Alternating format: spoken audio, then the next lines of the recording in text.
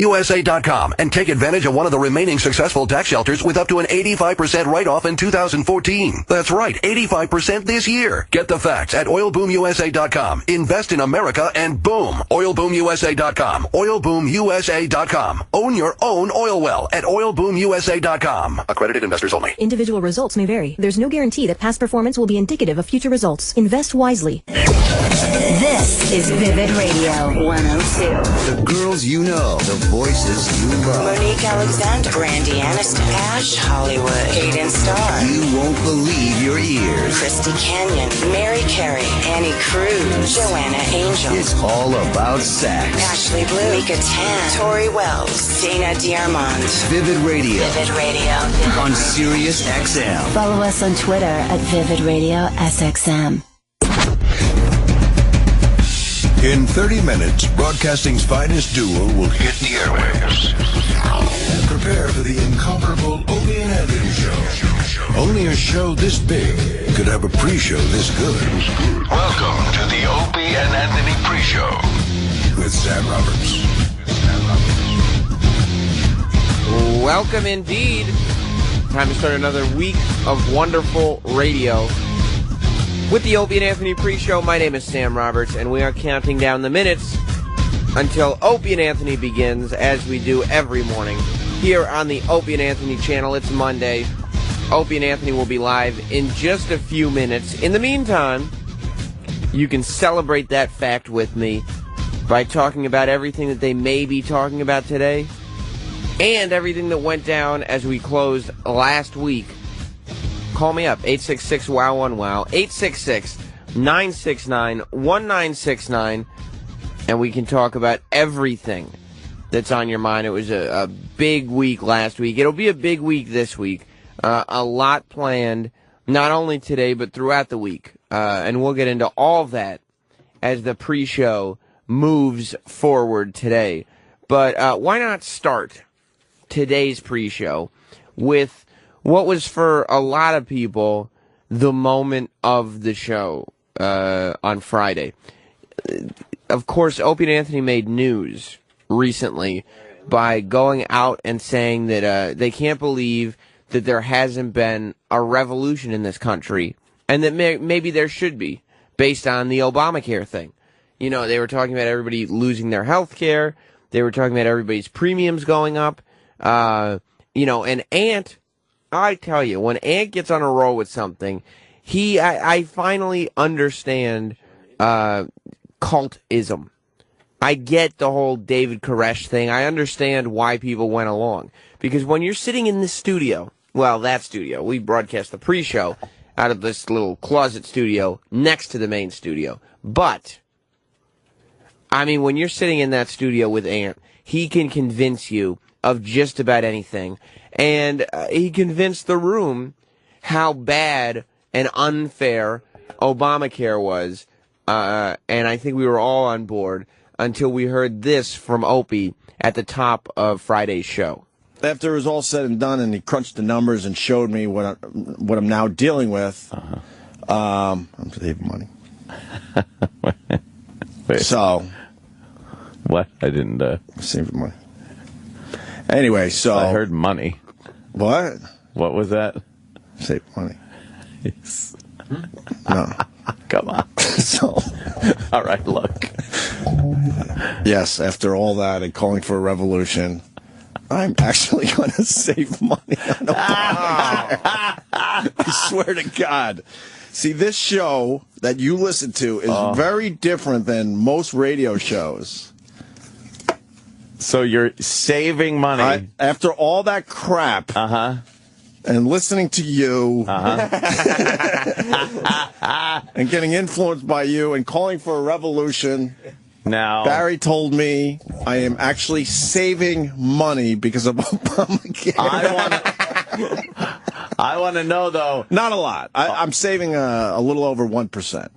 1%. That's kind of a lateral. And some of the numbers, are dropped, like premiums and such. What about deductibles? See, the premiums go down. The deductibles went down too. Deductibles went down. What about your co-pays?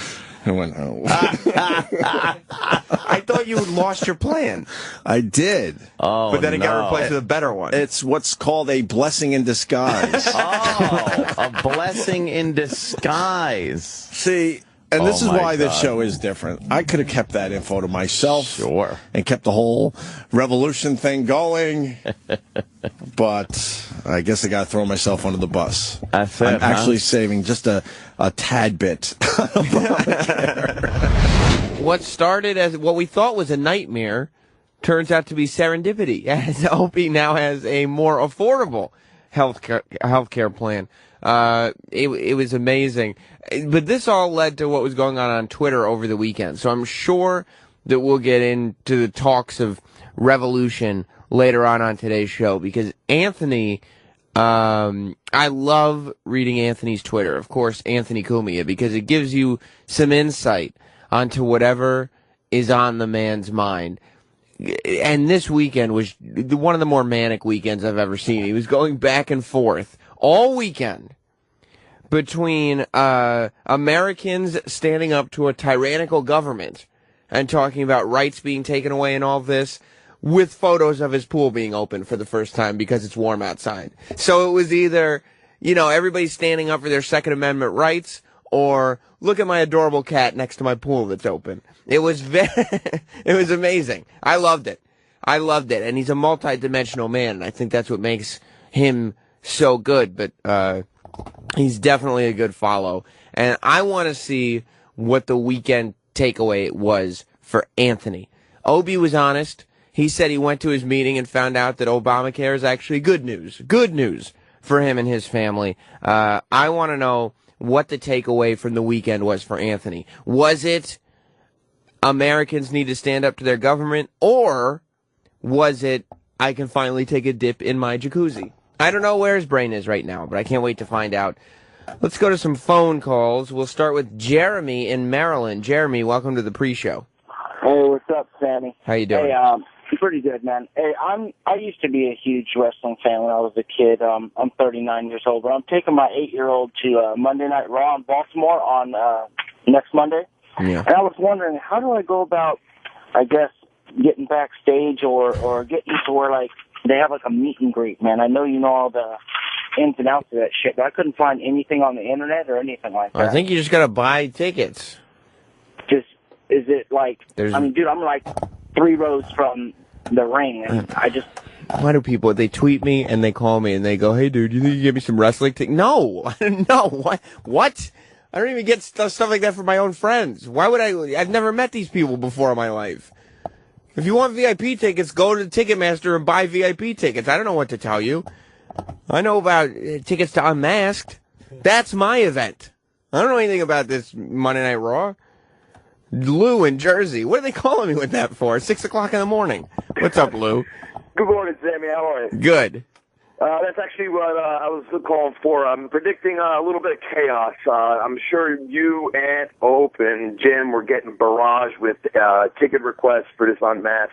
And I think it's going to get a little bit more crazier as the week proceeds. Well, of course, Unmasked with Opie and Anthony is going down on Thursday. And it's become a hot ticket because we're doing it at Caroline's Comedy Club, which means, only a few hundred people, less than 300, I think, can fit into the club.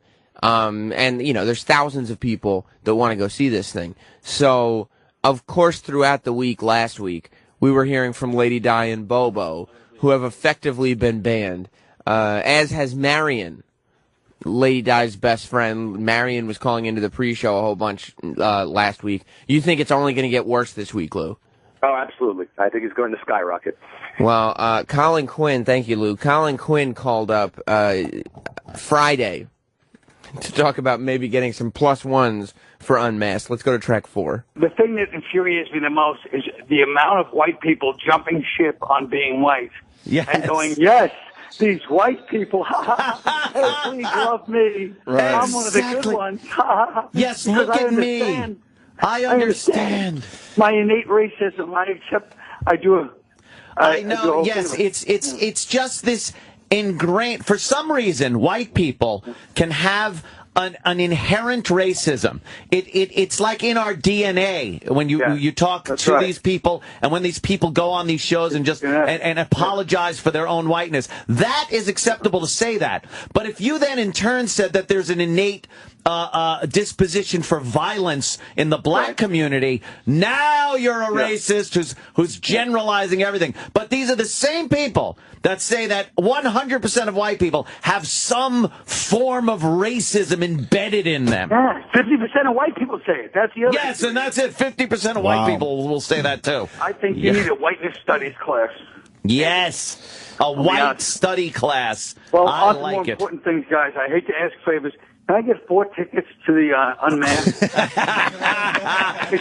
Now we need to know one who you're... for me and then 3 for some friends of mine that are big fans. I gotta know who the friends are you're taking those. Are they? What difference does it make, people? Are they bothering you? I would love to know that Lady Di and Bobo are bothering the shit out of you for tickets. Harassing Colin. I hope they're doing that. I love it. Oh, shit. Colin, I need tickets to the Unmasked. As of this morning, Lady Di, Marion, and Bobo are all still on the Bobo list. Unmasked is this week, and none of those people, not only are none of those people invited, they're all banned as of now. But I think Lou in Jersey was right. I think this week we'll see them pull out all the stops and try to get into this thing. I mean, we're hearing from people that we don't even know, like just super fans of the show that don't feel the need to call up all the time and make it about themselves, that are trying to get into this thing like crazy. So you can imagine people like Bobo and Lady Di who have no concept that the show is not just a showcase for them, not being able to get in. I think it's only going to get worse. The other big thing, you know, the Obamacare thing was huge on Friday, and that'll lead in nicely to where we begin on today's Opie and Anthony show.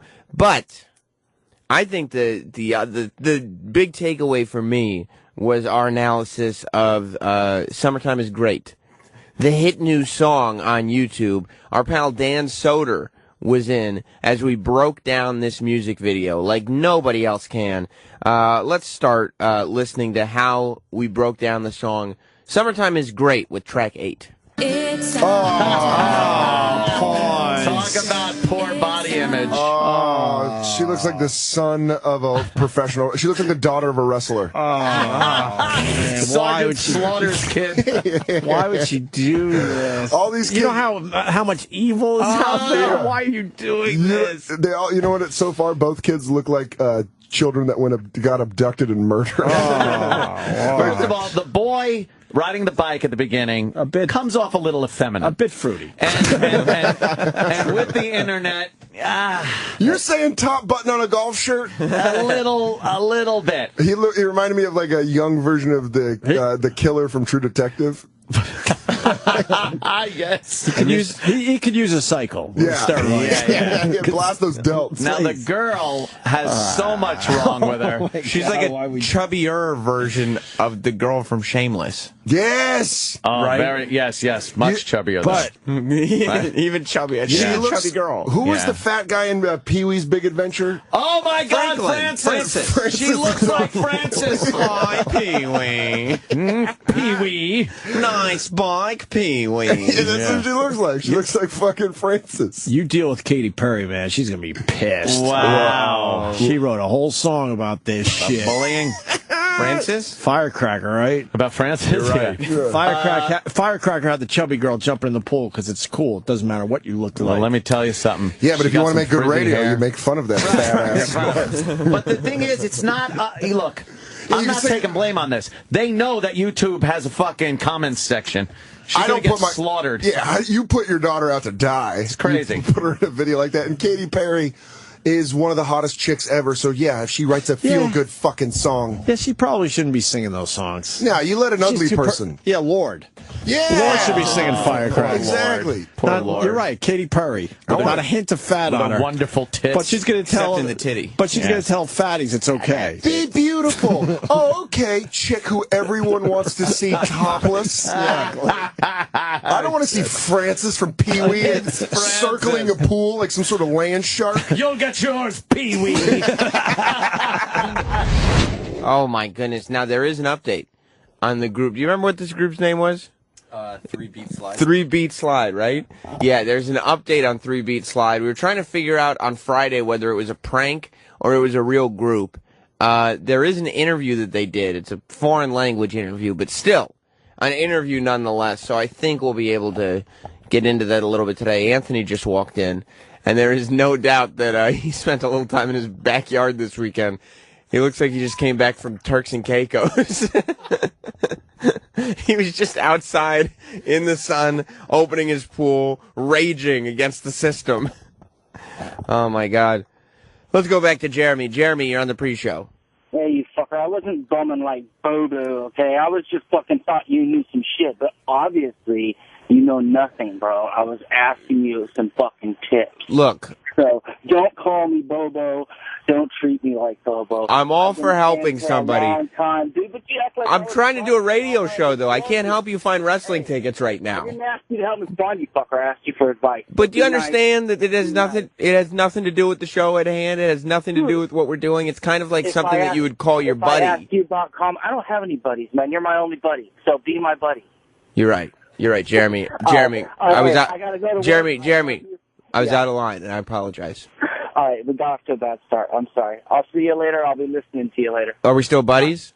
Yes, sir. All right, Not buddy. buddies, but we're buddies. All right, I'll talk to you later. Later. Thank God. Thank God Jeremy and me are still cool. Because that's one of those things that was weighing on my conscience. He was the guy who called in 10 minutes ago asking about wrestling tickets. I'm glad that we covered all that. Let's go back to the summertime video. Let's skip ahead a little bit to the big reveal of the father. Because to me, I think the real star of this band is the father that put these two little kids up to singing this song. Let's go to track 10. Here's this guy with a horrid comb-over, sitting on a cheesy motorbike. With obvious bad breath. Even though yes, it does look like it gets bad breath. We're not there. Playing an acoustic guitar on the side of a road by like a field. On a shitty, almost motorcycle. I would if I had a child playing sports and this guy was anywhere near him, I'd be like, I'm pulling him from the game. Yeah. I'm not letting my son play in this game. This guy has the hassle of having to tell all of his neighbors when he moves into town. Fucking old clammy hands that's moving in next door. He's not allowed to celebrate Halloween. Is this the father? I think it's the father. You know, if I shave my mustache, people won't be able to tell. You can tell he has really bad dandruff. Yeah. Yes, well, that comb over and everything. It's just unhealthy scalp. The beatings that you would take in school, based on that being your father, just on that being your father, so much worse than anything else you're actually doing in the video. Right. Let's go. Come on, guys. Yeah. Here we go. Well, if they didn't stop throwing so much ugly at us. Yeah, I know, they really are. We could mow through this thing.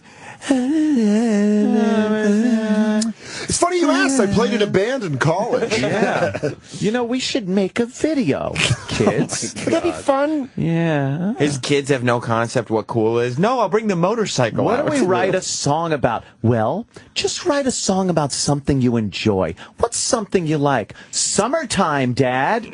We'll write a song about summertime. Okay, now let's write put a your song. clothes back on. We're going to show Alicia swimming. Yeah, get her in that swimsuit. We need to sexy up this video. His wife is yelling at him, I thought they took the video camera away from you. We have to move again. It really is a humiliating thing.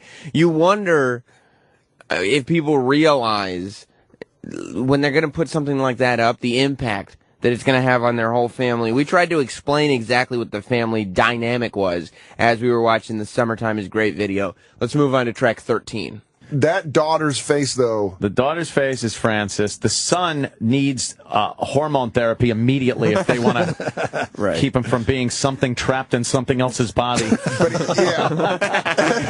But he does look like he's a transgender mid. He needs a strong shot of steroids. He could go either way. I would no steroid if it bit me in the neck. But this boy needs some. A rabid bat would bite her in the fucking neck. He really does look like a guy that's either going to be a billionaire or end up... Or a school shooter, like you said. Yeah. And the father just He's at the crossroads right now. He's going to be like Steve Buscemi and Billy Madison, just putting lipstick on and taking phone calls. And humming, it's summertime. And the father will be completely bald by Sunday. I bet he's bald by now. Right. The father's got that look of somebody in a prison interview that's going, I've made peace with myself and what I've done. With the Lord. Yes, with the Lord. And Jesus forgives me for just making all those people disappear. I realize I've hurt a lot of people. That's his look. We'd love to meet the kids. Oh, they're not here right now. No, their mother has them. Yeah, where's the mother? Yeah, I'd like to find out what I'm this telling you, family Who was story driving the golf cart at the end of the video? His lady friend that also lives in the complex. Yes. I thought it was a woman, though. It was. Maybe it was the mom's cameo. Oh, she's just my friend. You think the mom filmed it? You know we can never replace Mom. Yeah. This reeks of Jimmy Kimmel or Dead Mom. Dead mom. I think the mom is alive, and they're putting it out because they want the mom to see it, and come back and be like, "Oh my God, my super talented family is putting music out." Hey, do you remember should probably use that strategy? Maybe your mom will see the video. Do you come back? Do you remember when she'll know we're living at that apartment near that rest area off the highway? There's got to be something up with it. And how good was Dan Soder, by the way, on Friday? Amazing, always amazing. Let's go to everybody's favorite caller on a Monday morning. And, of course, I'm referring to Superfan Eric. Good morning, Superfan Eric. Welcome to the pre-show. Oh, Sam fucking Roberts, I'm so fucking fired up. I can't believe it. It's fucking Monday. Yeah. I got 5 days of work ahead of me. I'm going to be making fucking hoagies for the greatest city in America, the city of brotherly love, Philadelphia. My Phillies, they swept the freaking Marlins right back to Miami. Get them the hell out of town. My Flyers, we're coming after you, Sam. New York, you better watch out. All right, I'll watch out. My question is, what happens to people who want hoagies in the weekend? You said you got 5 days of work. What happens if on a Saturday I drive down to Philly and I'm looking for a hoagie? Listen, my place is open where I work. I don't want to say who it is. I'm not after cheap plugs. Right. I'm out to be the super fan. I'm all fired up. Hey, you never know. Some days I work on a weekend. Hey. Some days I work on a weekend so that I have off during the week so I can go to the Flyer games because that's how I live my life. I'm a super fan for Philadelphia. Well, Eric, it's always good to hear from you. Sam Roberts, professional broadcaster. I love you. Can't wait for Monday Night Raw tonight. Can't see what they have in store for the Ultimate Warrior. Listen, you're the ultimate professional broadcaster, Sam Roberts. I love you. F. Larry. Yay, my boy Todd from Burlington. Love you, buddy. I'll talk to you soon. Sam, good talking to you. All right, I'll talk to you later, Superfan Eric. The last time Eric did that, Todd from Burlington was on hold for the rest of the pre-show, on the main show, and on the post-show. I didn't pick up his call, but the message was, yes, I'm the Todd that Superfan Eric brought up earlier this morning. It's like, so what? His energy was a little low today. His energy was. It was a little lower today, but that's because it's a Monday. You know, Superfan Eric only gets more and more fired up as the week continues, so I can't wait. And quite frankly, I can't wait to hear from Todd from Burlington today either. Well, only a few minutes before the Opie and Anthony show begins. Now, we got a big show to get to today. If you didn't see this video that was going around all weekend, stay tuned. You're going to want to hear not only the audio from the video, but the show's take on it. There's this great Wheel of Fortune clip that's been going around. Maybe, and there's been a lot of good Wheel of Fortune viral videos, but this is maybe the worst Wheel of Fortune player there's ever been. We'll get into that. Some white rapper kid is posting a bunch of vines that Jim got turned on to, so we'll be playing a bunch of those. And this great news report from Minnesota. I guess Minnesota lost the NCAA hockey championship. And so this reporter for Fox Minnesota is outside on the street trying to do live shots in the middle of this riot, and these drunk college kids just won't leave him alone. Like, it's not like one or two of them. They're just all rallying around him. They're putting their hands on his shoulders. They're pushing him around. It's really one of the funniest things I've ever seen in my life. So, we'll get into all of that later today here on the Opie and Anthony channel, on the Opie and Anthony show. You heard in that last clip that we played of the summertime video explanation that Dan Soder was doing his Nancy Grace impression. We got into Nancy Grace on Friday and her theory on the Ultimate Warrior dying, and she just makes things up. She comes from a place of being completely uninformed. But I think the real takeaway was the doctor that Nancy Grace had on her show and the character that it turned into with the great Dan Soder in studio. Let's go to track 7, Sal. It ruins your cholesterol, raises your blood pressure. It can cause a lot of heart enlargement that can lead actually to an arrhythmia causing sudden death. Oh, man. Can you imagine if the Ultimate Warrior got taken out by cholesterol? That would be crazy. Yeah. I don't like this guy's doctor energy. Cholesterol. After all the years of just eating whatever I wanted, cholesterol, you're here. This guy's doctor energy is upsetting me, too. If he was my doctor, I wouldn't go back to him. No, I don't like it. Because he's like that fun, like science is fun energy. Yeah. You can learn about science. Science is everywhere. Shut up, doctor. Don't you have fun? Put a little dye in the water. See how it changes? Science. Shut up. Science is in a flower. Science in the trees. All around you. Science. I love it. I could picture that show, and it stinks. And then they're like, can you talk about steroids? He's like, steroids make people die. Only 1%.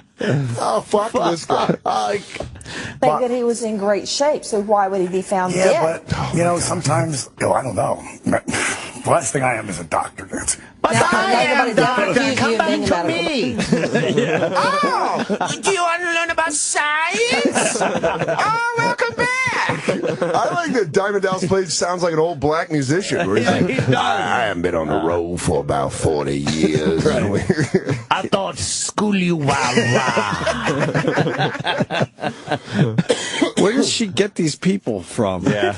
Well, she's trying to get Diamond Dallas Page to say that it's steroids. Right. And he's not going to say back that. up just slightly, because we were laughing hard out there. Piece of vinegar and baking soda volcano. It simulates how a real volcano explodes. But now, how does this, what does this have to do with the wrestler? It's like his heart was a volcano, and it blew up catastrophically. That may have actually been what happened. I think Dan Soder got to the bottom of stuff there. Let's go to Daniel in Pennsylvania. What's up, Daniel? Hey, how's it going, Sam? Good. Well, I was calling to complain about that summertime video. Yeah. And then you had on the Dan Soder clip, and I think you're the right person to talk to. You're the producer. Why is the delay so bad on the XM app? Like, I call in all the time, and you're like 15 minutes ahead by the time I get put on hold. That's the magic of the internet, Daniel. No, I know about the internet. The internet goes faster than that. It's a series of twos. Didn't you know that? Oh, I didn't know. I think there's not enough ones and zeros in the right orders. Right. Well, anyway, what I was calling about was that summertime video. Are you guys sure that that's not like a goof? Because I can't see that amount of ugly being like unintentional. Yeah, we were actually talking about that on Friday, and no, we're not sure that it's not a goof. The theory that we had was that Jimmy Kimmel put this together, and it's going to be one of his big reveals that he does from time to time. But I think that the fact that there's now an interview with this family, and it's like a Telemundo Spanish language interview, it makes me feel like it's more real. I don't know why, but it just, the fact that it's a foreign language interview and the fact that it exists at all, and it really does look like it came from TV. It doesn't look like it's a fake TV interview that they just put like, the graphics on some video editing program. It looks real. It's on their YouTube page, and we may get into that a little later today on the Opie and Anthony Show. Let's go to Russ in New Hampshire. Welcome to the pre-show, Rush. Hey, Sam, Rush. how you doing? Russ. What's up? Hey, so I was thinking, with these three retards that want to get tickets to the Unmasked. Of course, you're talking about Lady Di, Marion, and Bobo. those are the three retards. I really think that you guys should offer up maybe just one ticket and either do like a Hunger Games thing where they try and kill each other for it, and Lady Di could literally be the girl on fire. Or I forget the movie. Remember the one where they're all like these rich people that get these poor people with like diseases and stuff. They sit at a table and they kill each other off one at a time, and at the end somebody gets a ton of money. I don't remember that one or not. I do like your theory about making Lady Di the girl on fire. No, Lady Di, it's just like Katniss. Just here's some gasoline, and here's a match, and she just lights herself on fire, and we wheel her down 50th Street. They should absolutely do something where they completely sell their soul for just a ticket to a fucking stupid Unmasked. That would be funny. Thank you, Russ. By the way, Unmasked is going to air live. So for those of you that want to see it, that'll be on Thursday. But I'm sure that we're going to hear from Lady Di and Bobo, if not today, throughout the week. And maybe that's a good idea. Maybe we offer up one ticket. We light Lady Di on fire, like Katniss in Hunger Games. And then we see who really wants it the most. Because that's what it's all about. Well, listen, the Opie and Anthony show is seconds away. Big show today. The Reverend Al story continues. Reverend Al says he did not do cocaine. And some guy came out and talked about, in that period of time, how much Reverend Al loved having that mic'd briefcase around. Boy, did he love that briefcase. I'm sure we'll get into that. Billy Crystal is getting an FX show. And he said that he's bringing back some of his characters from SNL. I'm like, what? Nobody who watches television, who remembers Billy Crystal on SNL? These characters are 40 years old now. Write something. I'm sure we'll get into all of that and more once the Opie and Anthony show begins, which, as luck would have it, is right now.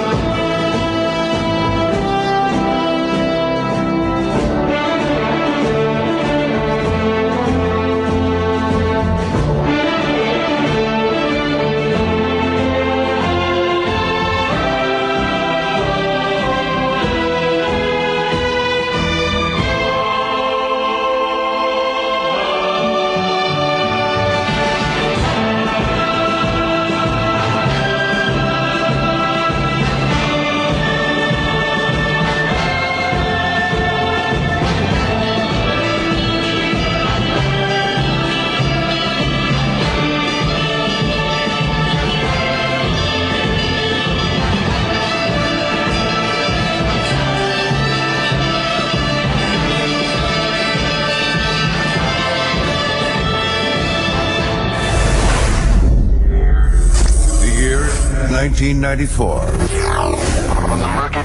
From the murky banks of terrestrial radio, a new hope begins to rise. Opie and Anthony are radio shock jocks known for setting up outrageous stunts. People sure are listening. Two Long Island natives who together would one day change the world as broadcasting's greatest duo.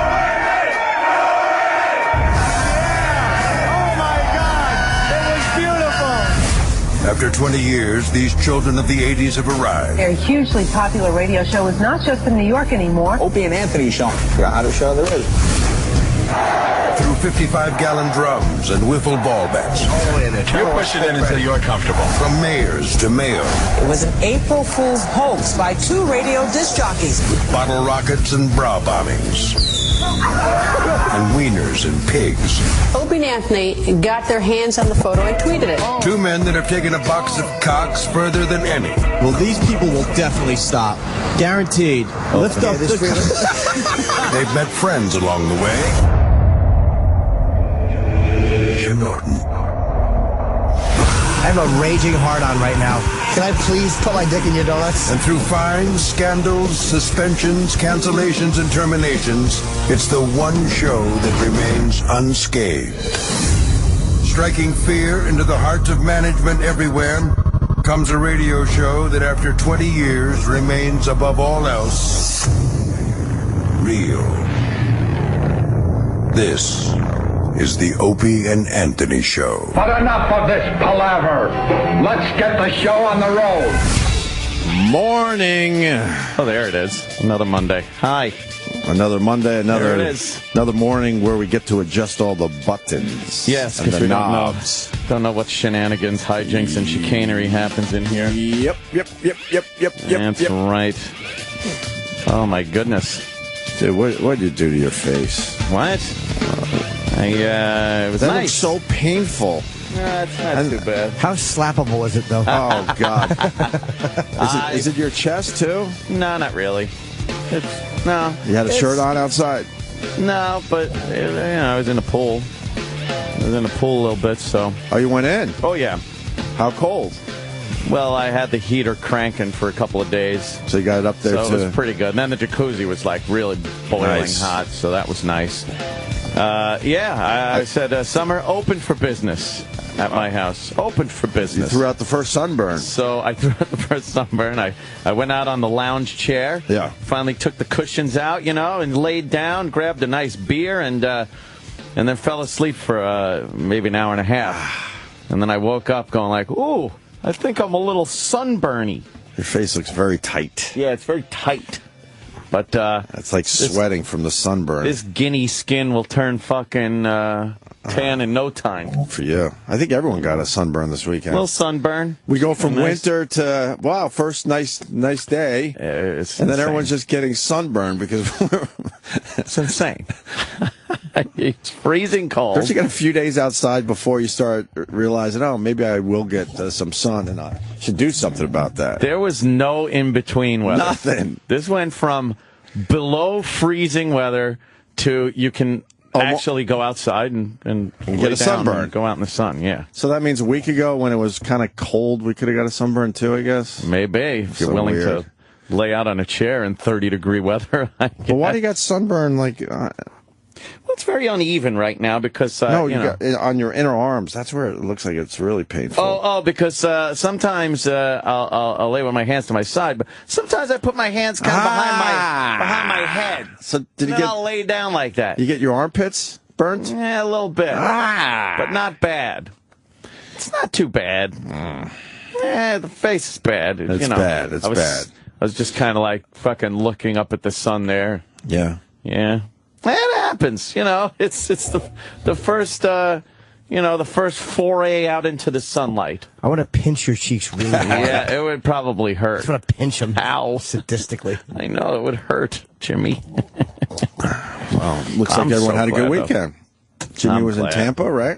Tampa was good? It was awesome. Nice. Yeah, it was a great club, and the fans they're hardcore down there, man. Yeah. I forget sometimes because we don't go out and do like all these road shows. But yeah, we have a lot of fans in a lot of different places. Huh? And they were really good. We just wouldn't know. We're in this box every day. Sequestered. We used to get out there a lot more. Yes, we did. You know, comedy tours and the like. I bet we could have filled a cruise ship up if I could just throw a random idea out there. Never happened. Why would you say that on a Monday? I know. I'm just mad again. Yeah. Heard you guys had a good rant this morning. Shut up. Boy. Shut up. Yeah, that would have been good. Then I wanted to do a couple other events before the contract ends, but they can only handle like one at a time. One, just slow down. One at a time. Whatever. I know. Whatever. What are you going to do? Whatever. I know a couple of the events you mean, and or at least one of them. And I want to do the Animation Fest, but yes, they can't figure out how to put it on the docket. That's a big one. Because we got the Unmasked on Thursday, and then there's some other thing, I guess, planned that we don't know about. Oh, yeah? Then they're thinking maybe a little trip up and down the East Coast. Oh. So who knows? We'll see. We'll see. Oh, my neck hurts. Uh-oh. I don't know. It feels like a bulging disc. What happened? Did you try to blow yourself? It's always good for some neck pain. Yeah, well worth it. It's one of those. I just try to blow someone else. It saves the neck. Oh, it sure does. You lose weight, too. It's one of those where you feel like a good stretch will get it back in place, but I just can't figure it out. Ain't working out. It's like the neck and the shoulders where that meets in the middle there. It feels like there's a fist. Ow. A giant monkey fist. I don't know what to do. Maybe a little Aleve. Right? There you go. Bubba! That'll get you going. Bubba Watson winning the Masters. Oh, he did? He beat that kid. I went for the kid, and of course he's got to lose now. Spieth. He's a 20-year-old kid. Came in second. No one cares about this. Why are we talking about it? No one really cares about it unless, like, you know, when the old Tiger was in there. Right. You know, that kind of made golf a thing. Yeah. But now everybody's like, oh, wow, who won? I don't know. Bubba Watson won it for the second time. That's a good story. No one really gives a shit. No? No one really gives the old flying fuck. You don't watch the golf? No. I was not watching the golf. The golf is good. Yeah? Yeah, you just relax. Watch a little. I don't know. I can't fucking find anything on TV. Hence, you know, why I watch Roots and things like that. There's just nothing. There's nothing on. I fucking rally around those channels. I got 8 million. Rally around the channels. Rally around the channels. I got 8 million services for fucking movies. Amazon, Netflix, fucking Fios, Kaleidoscope, Right. I got all kinds of shit, and you spend hours going through it all, and then you realize like there's nothing on. What's up with the movie channels? They gave up. HBO, Showtime. They gave up on movies, by the way. Good. I was going to mention that at some point. I went to the on-demand premium channels, right? And you go to like HBO and the Movie Channel and all that Showtime. They're not playing movies anymore. Or the movies are who gives a fuck. They're who give a fuck movies, and the list is very short. Like they don't even have. I guess they don't want to pay the rights to movies if no one's going to them for movies anymore. Like HBO is all about original programming and documentaries now, which is great. Which is great. They figured it out. Right. But if you're a premium cable channel, depending on movies, you're fucking done. I can't find kids movies. You would think they would at least have kids They have movies. a section for that, though. Do they? There's a section for kids movies in the on-demand area. That's not that great. Well, on demand, and you got to pay the extra. No. I mean, which is fine. Not on demand. We just with the premium channels and stuff. They're not that great. The kids movies. Yeah. No, not really. Some guy sent me like 20 to 30 kids movies, but your address on your envelope, it was so horrendous. Your penmanship was so bad. I don't even know how I got the envelope filled with the movies. And I'm frustrated because I want to thank the guy because it was awesome what he did for me. His fault. Like 20, 25 great kids movies for the car. Yeah. And I don't know who it was. His loss. So now everyone on Twitter's going to go, that was me. Yeah, it's me, please. So if you're out there listening, I got your stuff, and thank you very much. Yeah. I'm a big fan of envelopes, and that was a nice one. That was a nice fat envelope. Yeah. With lots of movies to preoccupy the kids. It's so I wind up like just playing fucking video games. Yeah. Because there's just nothing on. I bought that goddamn Xbox Connect Sports Rivals. Mm-hmm. What's that? It's terrible. Well, it's supposed to, it's you use the Connect, the Xbox One Connect, so you don't have your control. You're just moving your body and stuff like that, right? And control it. And I just wanted to do a little of that Connect bowling, because I remember for the Xbox 360, their sports package with the bowling and stuff, it was pretty accurate and pretty fun, cool, shit like that. And then I go to play it, and I just want to throw a little virtual bowling ball around, and you got to go through all, because they made like a game of it. Oh, God. Don't make a game of it. Let me just play what the fuck I want to play. So I had to go through this goddamn jet ski fucking part first, and all. I don't want to do that. I just wanted to bowl. Can you just bowl? No. No. They have to have an option where you can just bowl. I swear to you, I couldn't just turn the game on and bowl. Why? I had to go through the tutorial with this guy that's like, all right, now we're going to learn how to do the wakeboard jet ski thing. Like, I don't want to do this. And then I get out of it so I can try to find bowling or something. Mm-hmm. And then I realize I can't, so I had to go through it again. And he's like, all right, get ready. It's like it goes through the same thing and you can't get out of it. So finally, I was just like, Xbox, watch TV. And that was it. And cancel. I didn't even want to fucking deal with it anymore. Did you have to play tennis? I probably would have at some point. And I don't like the rocket tennis ball. I just want basic fucking games. But why would you have to go through all of it just to play one particular sport? Because they want to make a game of it. They want to make it like that's fine. With different levels and I know. But that's fine. But they should have an option where, all right, I don't want to play it this way. I just want to do the bowling section. They should. So were you on one of these wave runners? Yes. Did you look silly? I looked real silly in my living room. Did you have to squat down? No, I had to do this like back and forth with my hands for the handlebars, and then you squeeze your fist like this to work the throttle. Right. And then you lean forward or backwards to do tricks off the ramps. Right. And then you lean into the turns, and you got to go through the gates and stuff. But I didn't care. I didn't want to do that. I just want to fucking bowl. Just wanted to bowl a little bit. The Xbox 360 version was pretty good, pretty accurate. But I'm looking at this as you were talking, and Sam's got it on. I'm like, these are really good. But like as years go on, like we're gonna look back at this the way we look at Atari and laugh. Like I can't wait till it's just real people doing it. Or the other option is we're just at the end of everything. That's as good as it gets. Right. You think that's one of the options? It's like, no, 200 years from now, it's the same thing. It's as good as it gets. Or we might be just pushing our limits. This is just about it. That's about it. I love when people say that.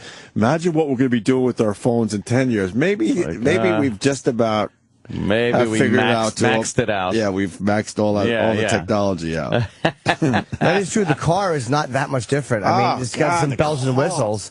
What's different about the car? You can see where you're going when you back up now with the rear view camera, and your kids can watch TV. That's about it. It's all improvements on what they had already, and then little improvements like the camera that technology just made natural to put in a car. Right. But it's still an internal combustion engine for the most part. You know, they got the electric cars, but who's really using those? It's still a piston-driven engine. Right. The brakes work the same way they have forever. It's all, the same. One runs on gas. You got heated seats, GPS. Right, all the bells and whistles. Bells and whistles. For the most part, you step on that skinny pedal, you go faster. Right. You step on the wider pedal, you stop. I back up down the highway now with the camera just because it's fancy and I can do that. I drive backwards. Great. Drive backwards with the camera. Yeah. Vocal commands would be cool. Yeah. Where you just go 72 miles an hour and your car just goes up to 72. How great would that be? Brake harder. That'd be good. No, they can't trust people with voice commands in a car. There's so much technology they could put in cars, but you're right. The reason they're not in there is because you just can't trust people. No. I'm sure completely automated cars would be available today. Right. You just can't trust people to fall asleep in the driver's seat and then, have your car drive, because the person would fuck something up. Mm-hmm. The machine's fine. But the person would fuck something up, not set something properly. True that. And stop fucking around with my Xbox. It turns on whenever you're talking. Oh, yeah. Sorry. Oh, that thing. Yeah.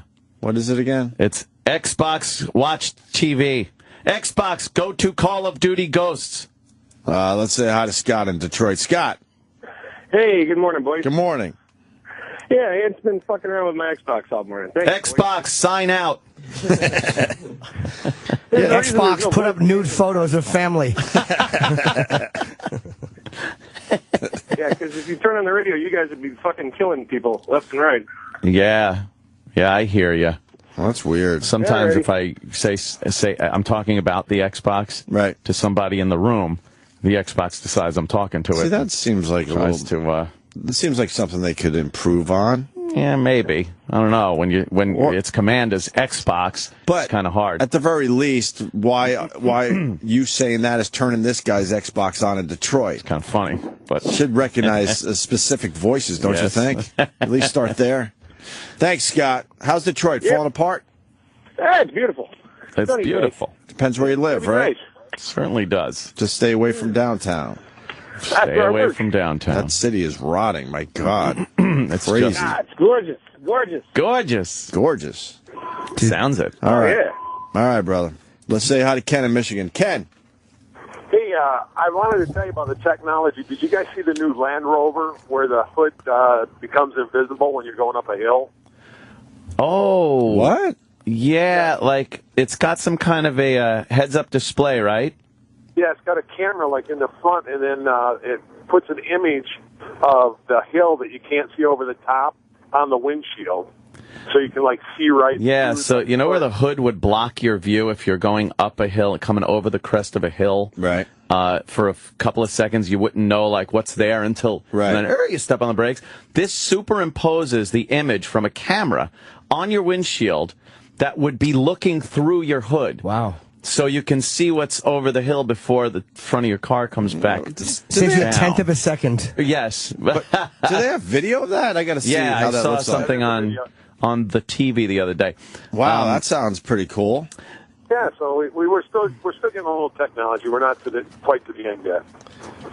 Yeah, the camera stuff is pretty cool. Yeah. I think the heads-up display still, they draw lawsuits by too many people looking at it. Somebody would crash and say, I was looking at my heads-up display. Sure. You have to press a button that says you accept all responsibility. Probably like that. Yeah, probably like that. You like have the to on GPS your nav, right? Yeah. on your nav.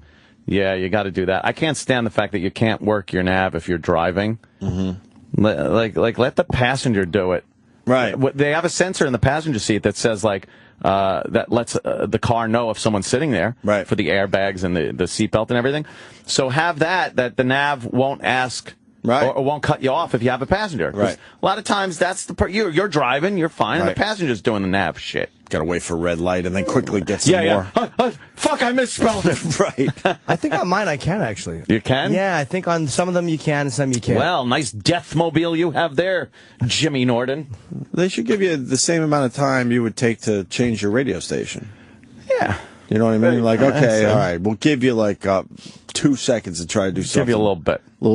Is that it? Yeah, we're looking at it right now. Oh, man. All right, it's going up the hill, and you can see it's almost like a reflection. Wow, you can see right through. That's pretty cool. Wait a minute. I don't understand. Yes, you can see right through. It looks like you're watching a little image on your hood. The hood doesn't totally go away. Yeah, I don't understand that. You're watching it on the hood. No, it's pretty cool. Silly. You can see your tires. What? Like this guy that made the video, why wouldn't he go up a really big hill? That was a little hill. That was a fucking tiny hill. Tiny hill, so it doesn't look that impressive. You know what they have now too, and I know Mercedes has it, and I don't have a Mercedes, but they have these technology where you can like look through infrared on your screen, and you could see heat imaging. So you could see somebody walking on the side of the street or in the shoulder of the road. You could see the green thermal image, right? Which is pretty cool. Yeah, I wish BMW had that. That is handy. Tell if a deer's going to run out in front of you. That's exactly maybe, it, yeah. You know, or some drunk on the side of the road. Yeah. Or black people. Oh, Jesus. They love to walk slowly across the street. I think the people that get hit the most, especially in New York, are Asians.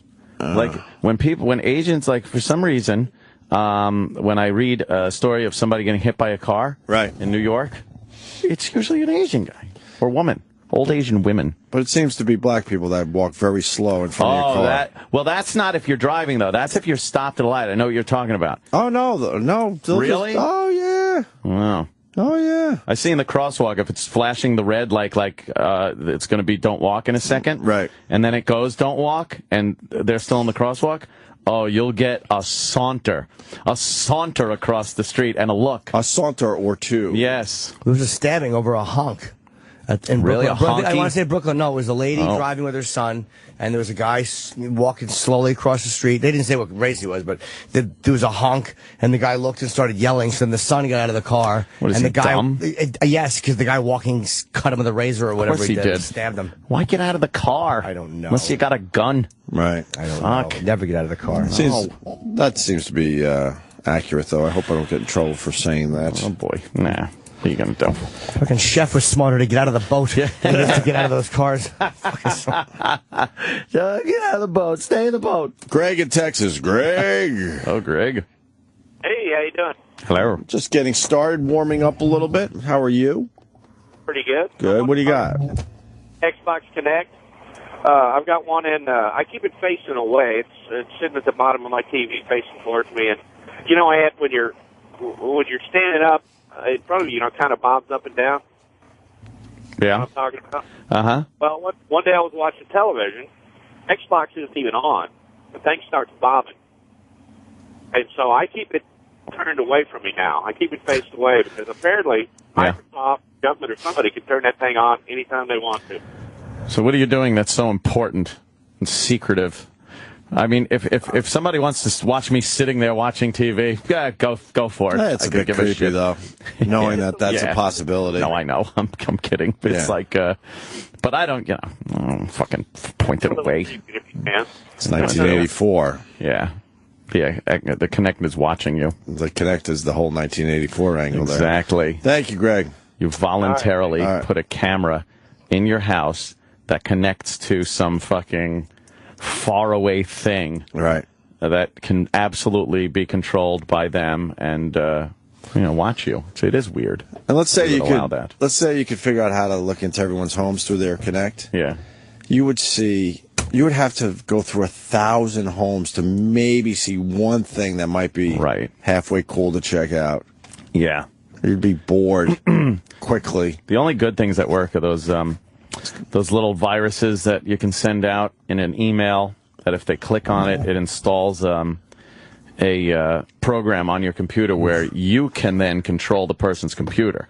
So you can turn the camera on without it even looking like it's on. So that if are there viruses that do that? Oh yeah, and they've caught a bunch of guys that have used this to get nude pics of girls. They got their computers in their rooms, and the laptop's opened. Wow! And they could just turn the camera on without it even looking like the laptop's on. How do they do that and override the light that's on a? I don't know. They fucking do it. It's all in their dumb little program. Wow. And they how do you know about this? I have friends in the business, let's say.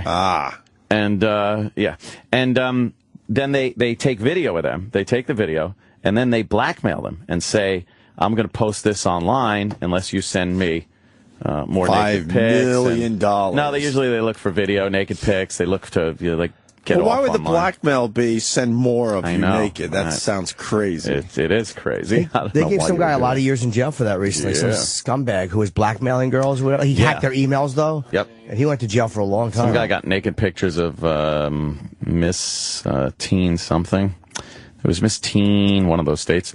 And, he got in trouble. Yeah, that's got to be He wanted more punishable. naked pictures of her. Right. She told on him? Yeah, she told on him. Good. All right. Let's say hi to Todd in Jersey. Todd. Hey, guys. Hey. So on Yahoo Tech page, I think it was, I think the car maker Peugeot is making a prototype of a car so that if you're stuck in traffic, a drone pops out of the roof of your car, flies ahead, and gives you a camera look out of like where the traffic ends. Oh, yeah, because that wouldn't cause a lot of accidents with drones a bunch falling of in front of drones cars and flying bumping into each other. out in the... As everyone, sets their drone off. Why not just have a giant periscope in your car? Nice. And that way you could lift it up and see further. I think we've seen videos like that already.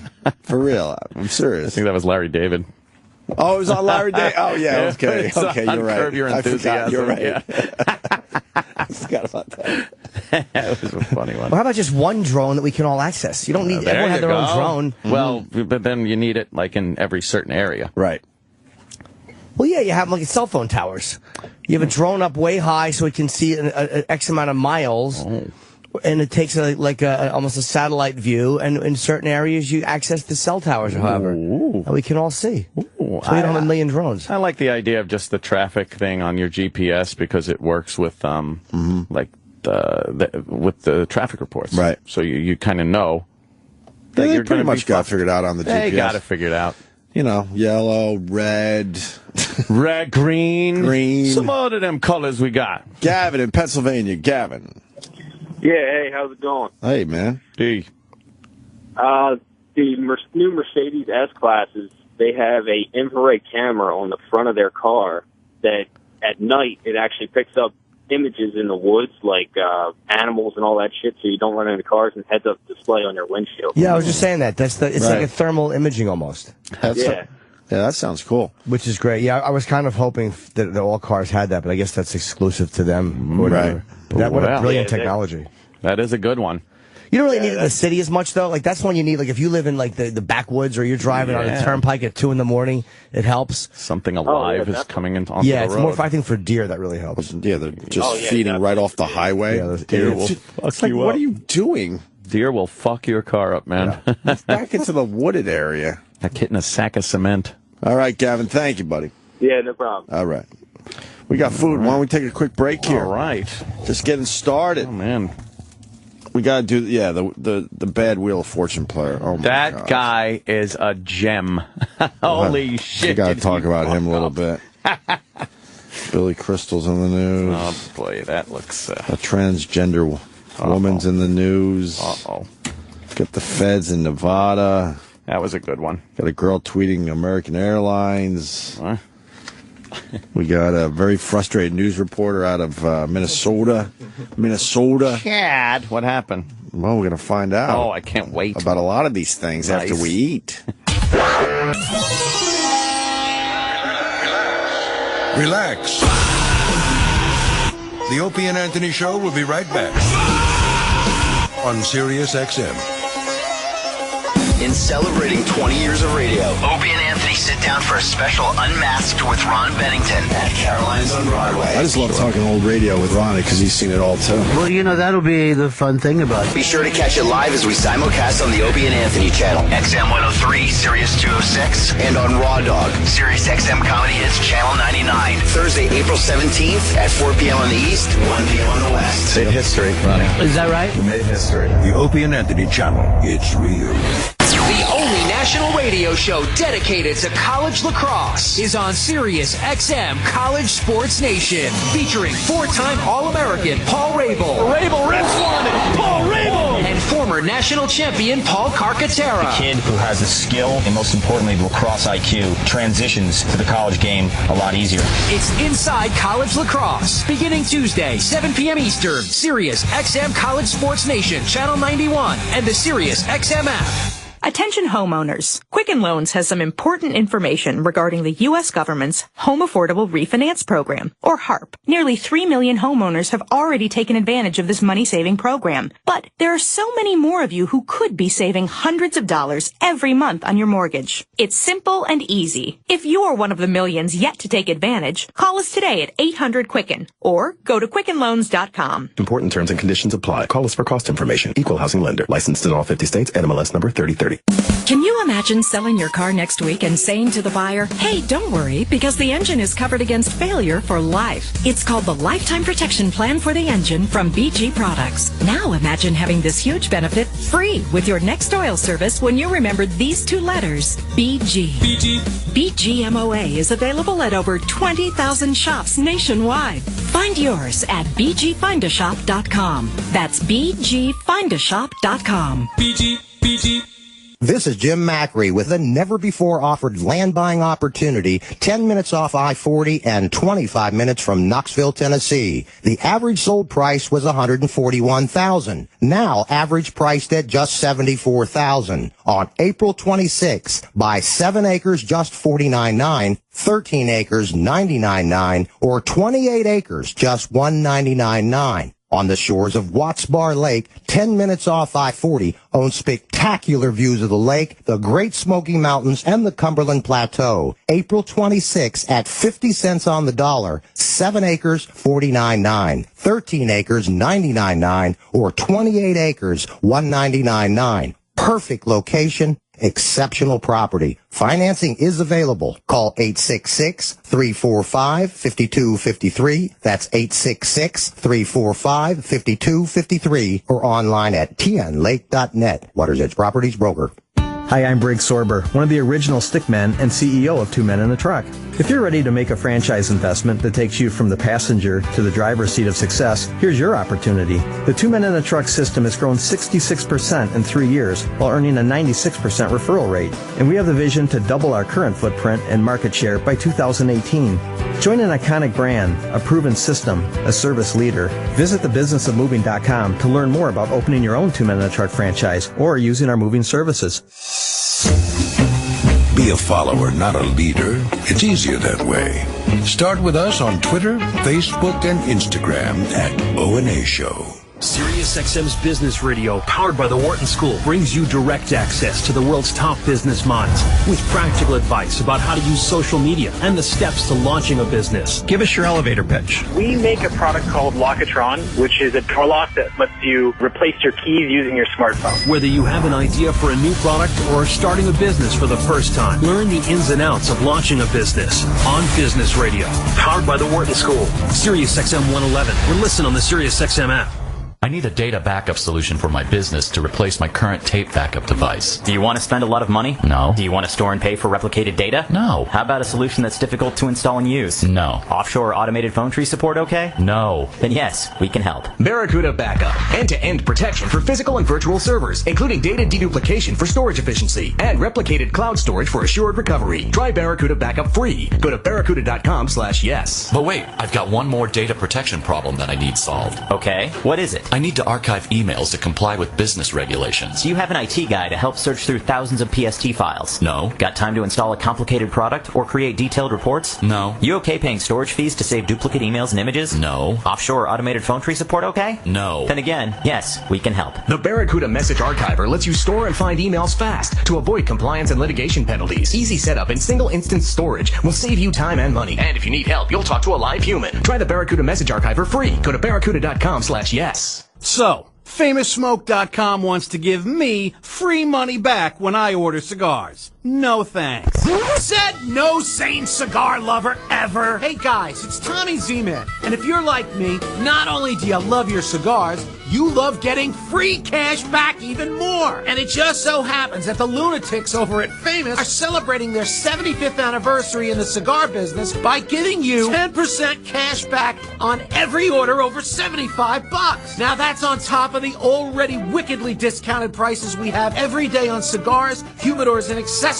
Some restrictions do apply. Famous offers a monster selection of the big name premium brands you love at prices that make it easy on the wallet. Just pick the cigars you like, add in the other goodies you need, and your cigars will be on their way to you. Lightning fast with your free 10% cash back. Just click the activate button at FamousSmoke.com. That's FamousSmoke.com. Hi, I'm Dan Mancini. I know you've heard me talk about my grandmother's authentic, all-natural, and delicious meatballs and slow-cooked sauce. But I bet you don't know, besides being all-natural and really delicious, my turkey meatballs are 96% fat-free and only 110 calories per 5-ounce serving. So don't walk, run to your local supermarket and tell them Dan sent you, and take home some of my Mama Mancini's all-natural meatballs. Mama Mancini's a meatball lover's meatball. Available at your local supermarkets. After 20 years of amazing people with their obscene ability to entertain on an unprecedented level, it's about time Opie and Anthony were celebrated. Combing through their 20-year history, this is an Opie and Anthony radio gem. Let's go to Brooklyn. It's Andrew. Andrew, what's up? I have a fun fact, too. Yeah. So the Space Shuttle Endeavour, the Space Shuttle Endeavour, the parts that the Space Shuttle Endeavour was actually... Wait. The what? Space Shuttle Endeavour. The Space Shuttle Endeavour. All right, wait. It's hold on. There's something wrong with the phones. Andrew, right? Yes. Space Shuttle Endeavour. That spacecraft was actually built to replace the Challenger, and the something about the Challenger. Huh? Andy, I can't hear. What? You can't hear him either. No, what ship was built to replace it? Endeavour was built to replace Challenger. Are we talking about? What are we talking about? It's about Space Shuttle Endeavour was built to replace Challenger, and the parts that were used. The what Endeavor? I didn't hear that. The Space Shuttle. Yeah, okay, but which one, bro? You talking which about one? The first one, and then there's another one. What? Because my. All right, the phones are working. Go ahead. You're gonna have to start over. Sorry. Start over. Andrew. Sorry, Go Andrew. ahead. This sounds really interesting. The Space Shuttle Endeavour, the shuttle that replaced Challenger Endeavour, was actually built with spare parts from the shuttles Discovery and Atlantis that were left over when they were finished build. From when what? They finished building both. The Atlantis. No, I said Space Shuttle Endeavour. It's spare parts. The parts that were used to build it. Excuse me. The parts that they used to build the Space Shuttle Endeavour came from... Said it again. Yeah, it came from... It came from Space Shuttles Atlantis and Discovery because they finished building... They finished producing the Space... Excuse me. Yes. Yeah, sorry. I'm sorry. I have a bad phone. No, continue. No, your phone's fine, dude. It's a good That phone. phone. That thing was messing up, though. So wait, I don't understand, though. You're saying the spare parts were used from Challenger? No, excuse me. I'm saying Space Shuttle Endeavour. The material that was used to build Space Shuttle Endeavour. But what about the other space? What's the Challenger? Yeah. So that was built to replace it. Endeavour was built to replace Challenger, and the spare parts, all the parts that were used to make Endeavour came from Discovery and Atlantis because they were finished, they already finished building them, and they stopped producing space shuttles after Atlantis. Right. Atlantis was built in 1985. So then, all right. So they took those spare parts and made what? Endeavour replaced Challenger. Wait, what's Endeavour? Space Shuttle Endeavour. Right. The material that they used to build Space Shuttle Endeavour were leftovers from Discovery and Atlantis. So the space shuttle. What did he say? Endeavour. Space Shuttle Endeavour. Right. Okay. All right. Thank you for that. Well, it is Fun Fact Thursday. Mush mouth. we all learned something from Andrew in Brooklyn. Yeah. Thanks. Thanks, Andrew. The Opie and Anthony Show is back on Sirius XM.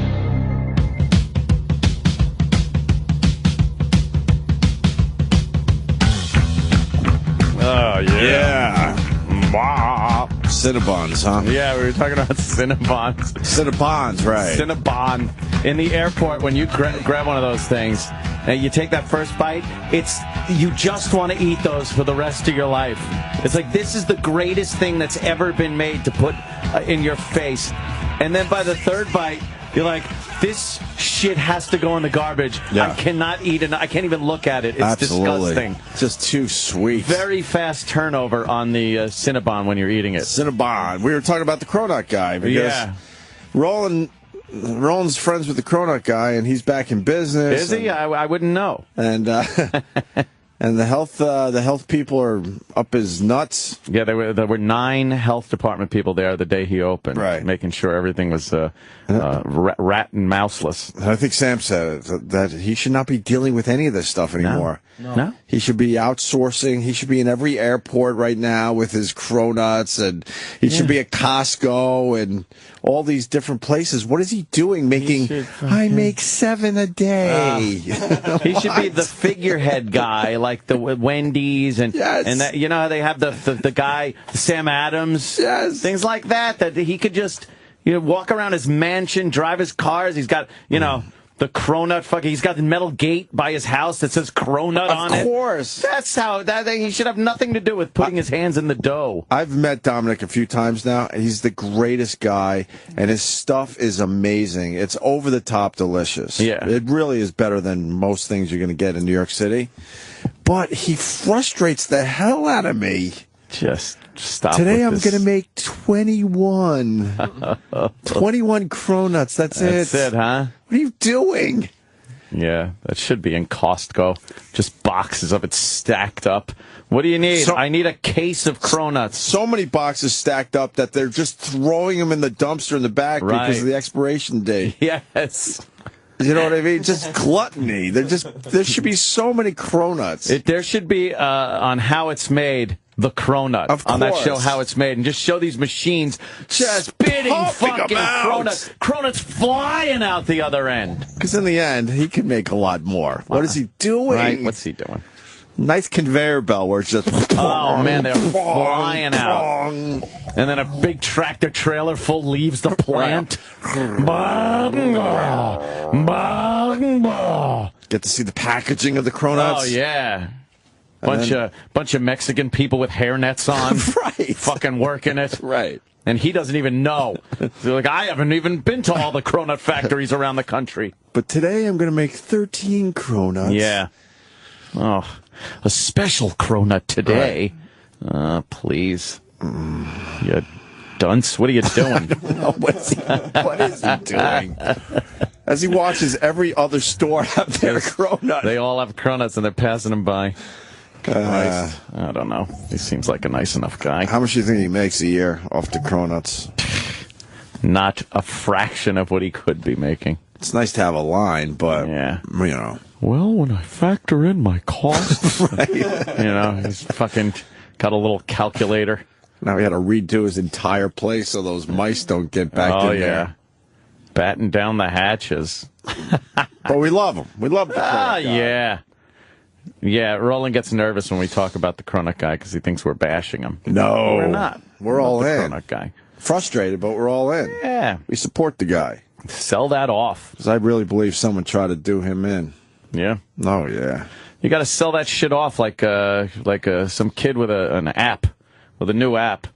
It's good, it works, everybody gets its attention, and then you find out, Google's buying it for $1 billion. Exactly. Like, what the fuck? What? I'm sure he's getting those phone calls, right? Too. Costco's on. I'm not interested. No, they're my cronuts. I want to just make 28 a day. Oh, come on. They're probably calling him every day. What an opportunity he's fucking wasting. Walmart's no, tell him no. I won't have my cronuts be. As he has that squishy thing, and he's with his hunchback, just slowly making them one at a time. Very artistic. With that love thing. Putting love in each one. You think Costco makes their stuff with love? That machine knows no love. That fucking cronut machine is spitting out cronuts on Christmas Eve, right? New Year's Eve. It doesn't care what day it is. If your hand gets stuck on the machine, there's just going to be some cronuts with your fingers in them. Right. Nothing stops going. It. The machine keeps a rolling. As he's just slowly mixing the ingredients in a bowl. Please. Costco is just rocking it. They should show some guy with a giant bag of, fucking powdered stuff, dumping it into a giant hopper. Exactly. With a big auger in there, and then he hits a valve and water shoots in. And that's how it should be made. Not this guy where he has a measuring cup. Right. A measuring cup. Come on. Just an average sized bowl.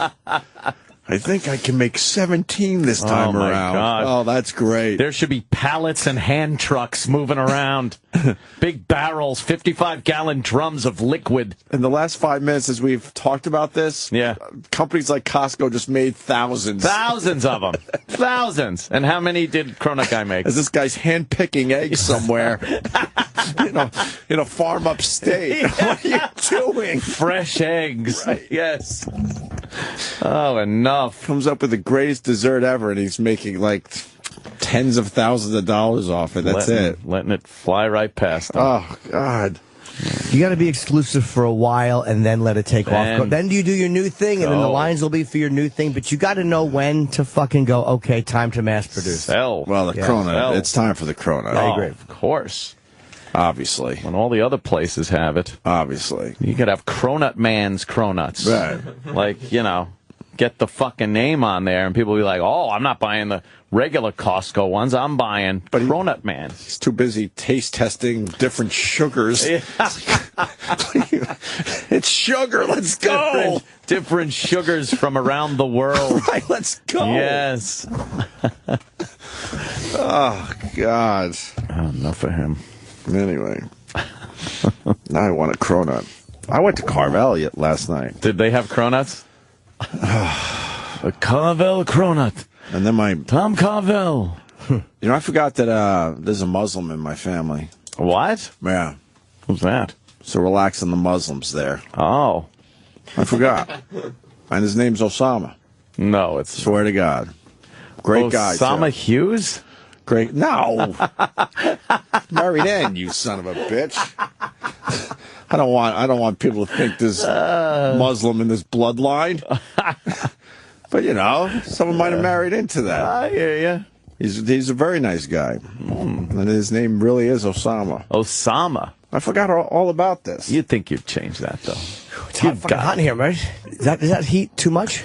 Yeah, we're trying to figure out the temperature. It's you could knock it down a little. I think they threw the AC on in here because it hit 70 degrees over the weekend. Oh, that might be. It was too cold. Now it's too hot. Yeah, so I think that's my fault. Maybe just touch it down slightly. The width of a human hair, if you move the little thing that much, it's crazy. I was called Nana because I was a little cold this morning. Oh, he said, is it cold in here? Maybe we turn the heat up. Like, okay, Nana.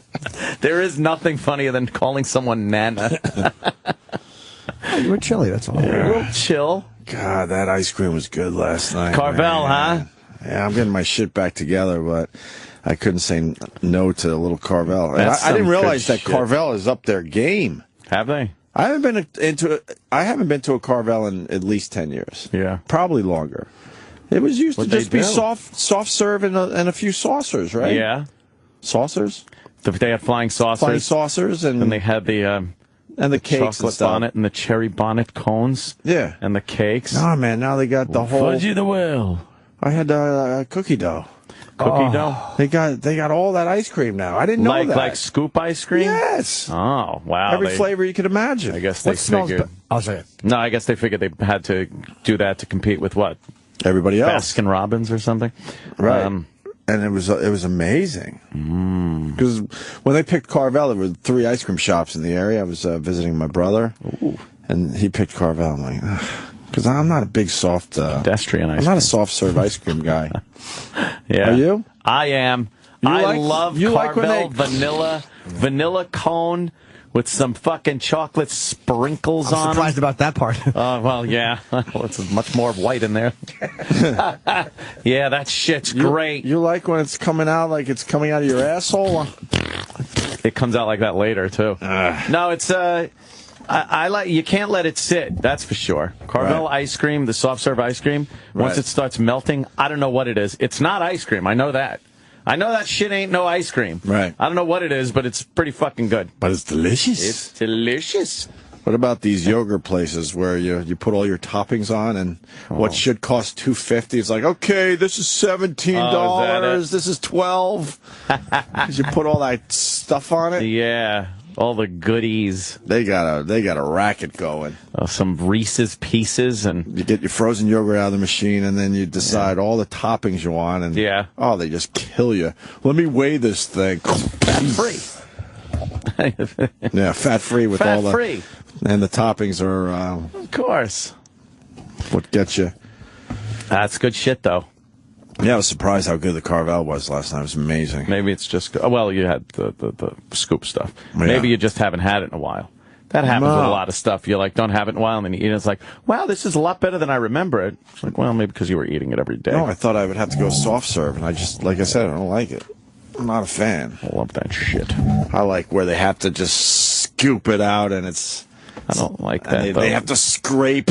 The scoopers in the water, and then it drips over their hand, and then it drips into the fucking ice cream from their hand. I can't take that. You can't handle that? No. Really? Yeah, like that scooper's dirty.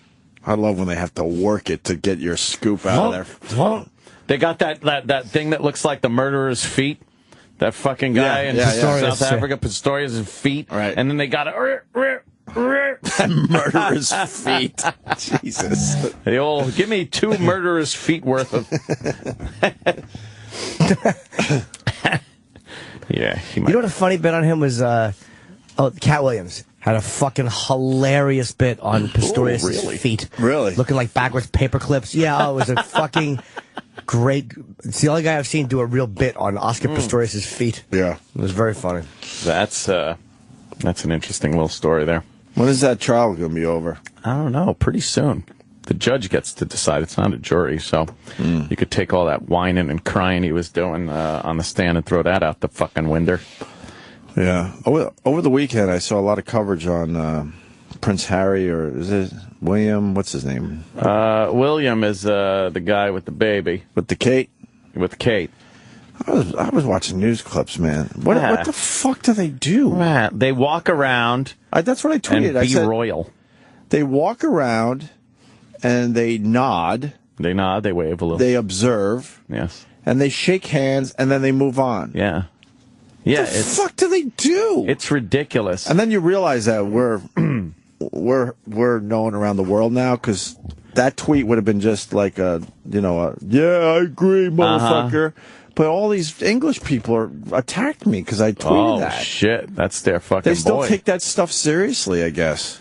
I think they attach a lot of charities to their names and stuff like that, and causes and things around the world are attached to their names, so they seem to be very charitable. They don't but do I don't anything. I don't think they personally do anything. They travel. They have to dress ridiculously nice. They nod, observe, handshake, and move on. They have to be very fucking, And then, nice. of course, someone is following that Prince William to, sweep up his hair as it falls off his head. Oh, is he losing his hair at an alarming rate? Yeah. Wow. Wow is right.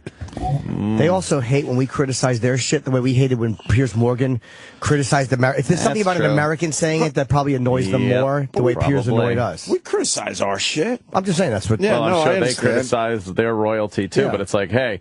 But why would they put up with that stuff? Tourism makes a lot. I think they probably think it makes more money than it costs. Maybe. So weird. It's so ingrained in their they walk onto way of life. They walk into a room or a classroom or a factory or a playing field, and then there's the guy that just explains everything, and they just like start nodding and observing. Just have to nod and look around, right? They look around. Oh, right, I see. Oh, okay. Yeah. And then they get on their knees to maybe shake a little kid's hand. Oh, yeah. And then they just walk off to the next one. They're gone. There's something about it this week. It was really just driving me nuts. Shit. Let's say hi to Johnny in Atlanta. Johnny. Hey, boys. For Johnny. Hello. Yeah. I've got a suggestion for a new flavor of cronut. It'll be the O&A flavor. We call it the Jonestown cronut. It's infused with cyanide, so you guys will quit talking about these fucking things. Jesus. Wow, that was I don't know. I thought we came up with a kind of a nice little bit about it. I know, but I mean, most people that are inventing things, they figure out how to mass produce it to get the payday. And this cronut guy is just not doing that. Yeah. Maybe he doesn't own the name cronut. Did he? If he didn't fucking get that name, maybe that's the problem. Maybe it would be a whole different thing if he tried to mass produce it. I don't know. He's like one of those artists, man. He's got an artist mentality. That's all. I think it's literally just he has an artist mentality. That's crazy though. And that's why he's such a good chef, because he has that crazy mentality. But it costs him money probably. But give up on the cronut. He's making new stuff all the time. That if you go down there, I'm telling you right now, there's stuff that tastes better than the cronut. But the cronut is the thing because it's got the wacky name. Right. It has that name recognition thing, you know. Right. But instead, he's like, taste testing creams from around the world and obsessing about getting his own milk made by one particular farmer in upstate New York. Right, like, right. You think some of these other places. He's driving hours and hours away to farms. Right. This, no. This cow got into an onion field. What's that? It's Napoleon Dynamite. Oh. Let's go to San Francisco. Chris. Hey, what's up, guys? I just wanted to say that last caller is absolutely full of shit. Oh. The cronut stuff is really fucking funny. Nice. Thank you for it. I'm just going to punch out. Thank you, guys. Oh, nice. I was going to ask about the car tipping thing. Is it still happening? But he did hang up. He hung up. He did exactly what he was going to do. He hung up. Man, I had one of those fucking dreams last night where I was in a lot of trouble. Right. You know, we've talked about those. Apparently, years ago, and I had just been going through life. Like, you think of these dreams, like, but apparently years ago, I had helped murder a couple of people and buried them. Right. One in one of my old friends from like the 80s, his yard. Right. And another one apparently in my own garage. And like they were starting to ask questions around people that I knew. They hadn't asked me yet, and I'm just thinking like, I am fucked. Right. I'm fucked. They're gonna figure out. They're gonna dig this up. There's evidence that, and then I'm thinking back to the day of the murders, and I'm like, what was I doing? I think I destroyed some evidence and stuff. I'm fucked. I'm so fucked. And then I wanted to like go where the body was buried in my garage and sniff around to see if you could smell dead thing. But every time I tried to do it, this dumb old bag that was walking her dog kept peeking in the garage. And it's like, I can't now smell here because she'd be like, oh, yeah, he was smelling at his garage. So you had to kill her, too? No. I just kind of was waiting for her to leave, but then she didn't leave. She leaned against something, and she's like, do you mind if I take my pills here? I'm a bit woozy. I was like, yeah, go ahead. Now I'm thinking, fuck, I can't smell for the dead body because this fucking bitch is taking a pills in my garage. Got to smell. Well, that doesn't have any type of psychological implications. No? You sniffing around the garage where the bodies are buried.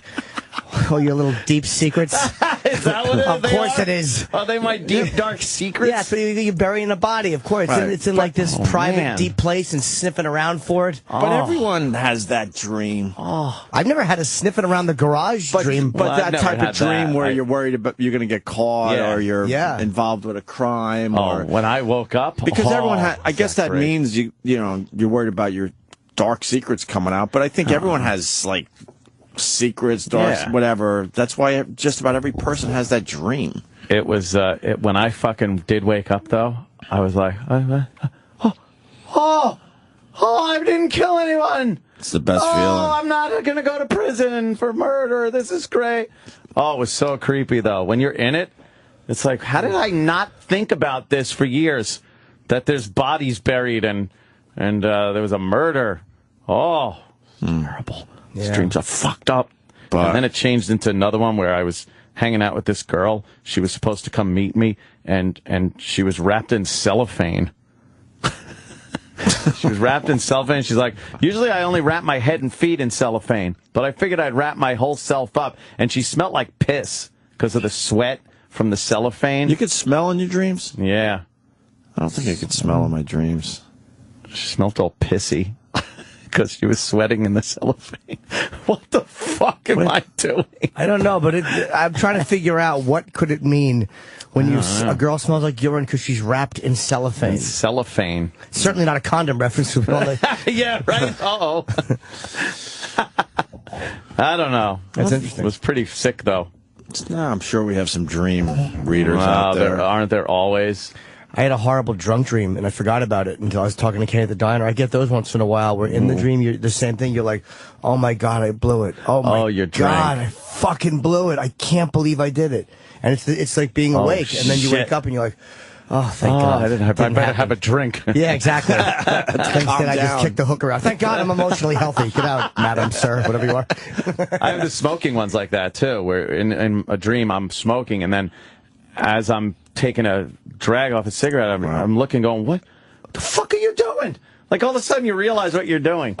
My go-to is that I didn't graduate college or something. Or like, I'm not going to get it all, together to graduate college. Well, that'll go away the further you get stupid. from college. You're only, what, 3 years? Thank you for, I know I look younger than I am, but it's about 10 now. Oh, okay, 10 years out. Right. Yeah. That'll go away. What's that about? Because in the end, it didn't matter I graduated from college. Yeah. I didn't really need the degree for what I went into, so. It's so weird, but it's like I'm missing like finals, and then like teachers tell me you didn't get this paper done. I'm like, what? And then the panic of running around campus trying to get all this done. I still have high school dreams. It's like, can't I just sleep? Maybe that means you're a last-minute person. Oh, You're a very last-minute guy, so maybe that's that panic of not being ready or not getting shit done. You think? Yeah. I got taxes to pay still. Yeah. Oh, fuck. It's today, right? I don't know. Today's the 14th. Oh, I got another day. You got till tomorrow. I'm good. Yeah, it's not tax day. We'll do our big tax day show tomorrow. Oh, we will. We're doing it from the post office. Let's broadcast live, from the post office. so we could talk to people that are getting in last minute. Boy, what did you wait for? We got a guy who's going to analyze your dreams, Ant. Thanks. Let's go to Oscar in Texas. Oscar. Hey, guys, what happens in dreams is very common. It's called, real association from what's happening in your bedroom to what you're seeing in your dream. And usually if you smell piss, it's because your cat Beavis has got his damp dick up your nose. It's damp dick up my nose. I've never woken up with Beavis's damp dick up my nose, so I don't think that's it. Anthony? Why are you smelling piss? It was just in my dream. I woke up and I didn't smell piss. Maybe you had to go to the bathroom. Maybe I had to take a piss. Maybe you had to pee and your body was trying to... I did wake up at some point and take a piss. But no one's answering the question. I don't think you could smell in your dreams. I could smell, definitely. You could smell in your dreams? Yeah. I don't remember, but why not? You're not really smelling. Yeah. Definitely. Maybe you think you're smelling, but you're actually not smelling in your dreams. Maybe, but in the dream, it feels pretty like real. Yeah. I was able to, All right. So many set locations, too. Like, I have sets. Like, I'm at this place again. Or do you? Or that. It's like, Or was that the first time? No, I remember different dreams from different times in the same place. How do you know? A lot of people say they dream the same thing over and over again at times, but maybe you're just dreaming that for the first time. Oh, shit. That's fucked up. How can you prove that you've been... Because I know there's one that's like the elevator one, and I know What's the elevator one? It's an elevator in a building that it's all fucked up. Like, you can't just go, you got to go take the stairs down to the first floor to get in the elevator from there, and then it goes up, but it always passes the fucking floor I'm trying to get to. It's a pain in the ass elevator. I thought it was the microphone. Uh-oh, what happened? Oh, was your mic stink? What was it? It's Jimmy's fart. I didn't fart. Oh, you didn't? No. You're making a face. No. No? Oh, my I didn't God. Either. Smell that. If you don't, I don't smell it, you don't smell it. Why is it hitting me first? It's going to hit you. He definitely farted. Look at his face. No, I don't know how I defend against it. I'm laughing. I'm not smelling anything, though. I'm not either. Jimmy, come on. No. You'll know if I fart. He'll know first, or I'll know. I usually pick up on him right away. Yeah. No, man, you farted. No, I didn't. Wow. It hit me. No. It went this way first. Mm-mm. It might be the microphone. Sometimes Mars doesn't spray them. No. No? I mean, I will laugh if you keep pointing at me, because I know there's probably one coming. Wow, I got hit with something. Man. All right, anyway, sorry. Elevator. Yeah, that's about that. But there's been so many dreams in that location. Name another set. Another set is dream that you haven't dreamt about in a while. It's a house, this certain house where there's it's like a ranch house. It's got a fireplace, got a front and a back door with the windows and the windows. If I look out them, can you see the rising sun? No, I see. There's always like bad people out there. Bad people trying to get in. And my gun never works in dreams. Never! It's just fucking, I have the wrong ammo, the trigger won't pull, or I got to pull the trigger so hard that the fucking, the bullet, I'm not aiming properly. Oh, Kenny? I used to have a dream like that, too, and that's common for cops to have. Is it? Yeah, like, I'd be... But I'm not a cop, you idiot. Walking up the stairs in a project. Yeah. And the door would open, a guy would be there with a shotgun, and I'd draw and pull the trigger, and nothing happens. No, boy. And then you wake up, because if you don't wake up, that means you get killed. Oh, right. You know. It's because it's dream... Sure, you wake up and you realize that you're at a place having your sperm tested, and you're shooting blanks, yes. Fear of impotence. Yes. All right, I just checked my Twitter. Pretty plus more on the Twitter. I don't think you could smell in REM sleep. That is why people die in fires. I'm not talking about smelling in real life when you're asleep. Oh, boy. Talking about you're in a dream. Right. And you can smell things that are happening in your dream. That person is an idiot. Yeah. It's not what we meant. Just adding it to the discussion. Yeah. But if you're in REM sleep, you can't smell? I don't know. I would assume, well, people do die in fires. Sleep right through that smoke inhalation. I don't know. Now we got to figure that one out.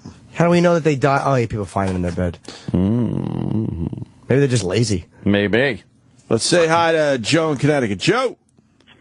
Hey, good morning, guys. Hey. Salt. Whatevs.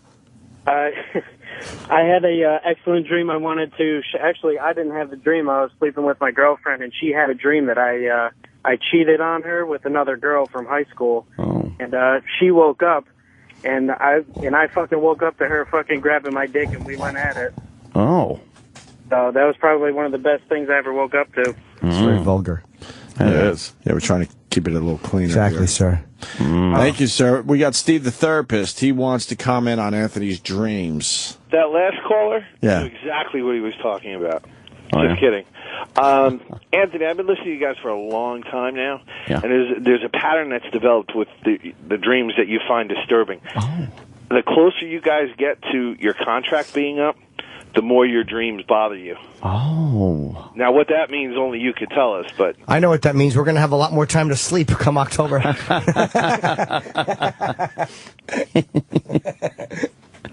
Oh, have you been graphing this, sir? No, I just... Charts? I charts? just listen to you guys very religiously. But Anthony's dreams tend to go around either remembering the past, being violent past, or secrets coming out, or being afraid of being injured and not being able to protect yourself. Like when you had that dream upstairs and your mother was in danger and you couldn't help her, you were in the attic or whatever. What? You remember that one? There was something happening and you were looking at plates or bowls or whatever. It was a whole weird... Which one was that? I don't remember. Oh. I find that Anthony's dreams generally project his thinly veiled, profound contempt for women. Oh, yeah? You have a lot of violent dreams, a lot of rape dreams. No, not a lot of rape dreams. You misunderstood what I said. You just talked about. No, it's dream rape, but it doesn't happen a lot. But if it does happen, like if I realize that I'm dreaming, because a lot of times, not a lot of times, sometimes, if I'm dreaming, I'll all of a sudden go like, holy shit, I'm dreaming.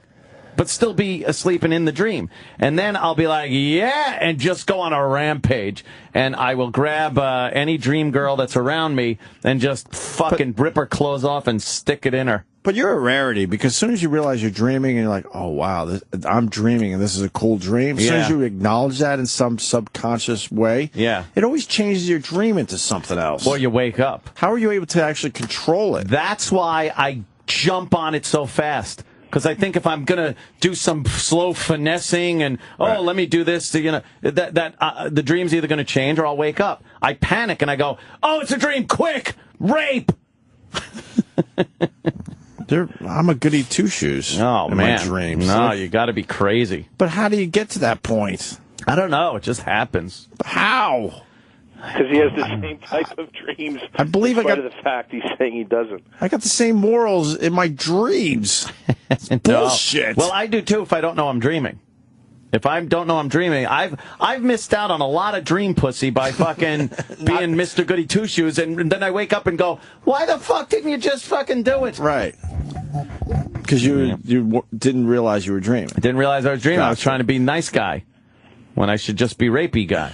All right, Steve, that was great. You really added a lot there. Opie, for whatever it's worth, your type of dreams, same exact scenario for me. Which ones? Always like they discovered I was 2 credits short of graduating, and I got to go back and take a class. And what a nerd dream! Exactly. I forgot I dropped my books in the water and couldn't read them over Christmas break. What dorky dream! I mean, I take Anthony's. I raped everyone with a gun and then wrapped her in cellophane and farted on her. Oh, you pissed on her. Tinkled on her. You think I'm enjoying these dreams? They're boring as shit. It's all slow motion. You're trying to get to the pencil sharpener. My pencil, bro. He only has a number 3 and a number 1 pencil for a test. Thank you, madam. All right, thank you. Let's go to Jared in Jersey. Jared. Jared. Hey, guys. Hey, buddy. Hey. Normally I side with Professor Anthony on these science-based questions, but I'm going to have to back Opie up here. How do you explain that you can wake people up with smelling salts if they can't smell in their dreams or unconscious? Oh. Yeah, what's that about? Maybe that's not a smell. Maybe that's a pain because the receptors in the nose are being aggravated more than stimulated by a scent or anything. Good rebuttal. Okay, I had no idea what he was talking about. He just threw it out there. That's great. Good rebuttal. He got caught with more info. He did. That's great. That's funny. Dan in New York. Dan. Hi, guys. The man? Yes, he is the man. The man. So there is a recent study that actually thinks that from an evolutionary perspective, dreaming is the reason why we have our fight or flight instinct. Mm-hmm. So while you're dreaming, you're running yourself through all these different scenarios and trying to figure out a way out of them so that when it happens in real life, you have a response. It's like the training mission on a video game. Yeah, I mean, there you go. When we're cavemen, it's running away from bears. When we're adults in the 21st century, it's what if I didn't graduate college, or what if the mob people outside my house? Well, unless you live in a certain area of New York, and still running away from bears. Stupid, terrible joke that was. I liked it. I can't. And they've had the right spirit. What, sir? They've done a study with mice where if they prevent them from dreaming, meaning they put them on a little inner tube in the water, and when they start to get into REM sleep, they slip through and they wake themselves up, so they don't dream for a couple days, and then they stick them in the middle of a field. And normally when they would run away, they just kind of stand around and do nothing. So they're probably tired. Yeah, they're exhausted because they're still tired. You're forcing them not to dream and not to sleep. Right. Because if they're falling through the little inner tube, that means they're not sleeping. Yeah, little tuckered out mice. They don't want to do anything at that point. Fall through the middle of a cronut. Right. Whoops. They're going to go back to the drawing board with that study. Yeah, I don't think that study's very good. How do you know mice even dream? Yeah. Think about the types of dreams you're having, and is it something that you're reacting to in a negative way? I mean, it's, I think it has some validity to it.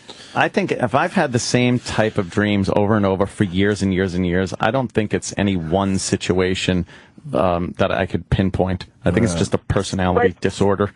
Yeah. No, that's you're what I probably think. reacting to that situation differently each time. No, I'm not. It's the same fucking thing every time. Yeah. The same fucking thing. The same cellophane-covered young lady smelling of tinkle. Oh, gosh. And then I didn't want anybody to see her, and there were a couple of people in a truck, and I had a pickup truck for some reason.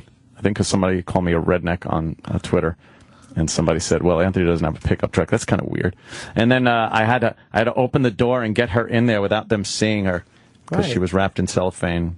But they could see right through the cellophane. Oh, maybe. So maybe that's what it is. This fear of being discovered, or this fear of your secrets being uncovered, but you feel like they're wrapped in cellophane and very, very visible, and you can't cover them. And then maybe the smell gives away. She smelled like piss. She smelled a piss, though. But that's a strong smell. It gives it away. Or you want to be a serial killer. Yeah, maybe. Maybe that's it. Yeah. Exactly. Or you're fucking, or you're having sex with a girl whose last name is Saran. Well, Jenny Hutt just tweeted me. Oh, yeah? Yay. Dreams are your mind's way of trying to work something out. That can be, yeah. Everything in a dream represents something else inside of you. Oh, yeah. I don't think everything does, though. Fucking one in the same places. I have like 10 different dreams, but they're all in the same places and same situations.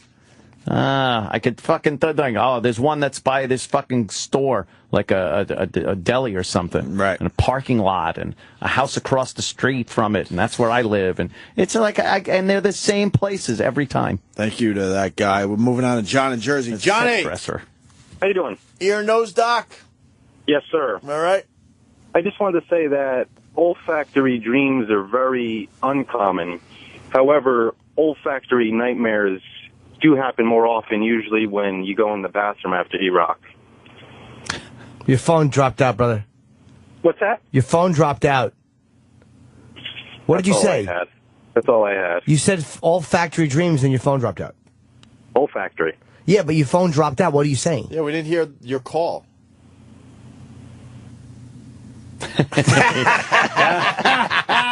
He hung up. Oh, he wasn't going to be party to that. But is it not common to smell during, like, how about when you're awake? Does it, like, happen, like, when you're awake? Oh, no. Was the last one you... No.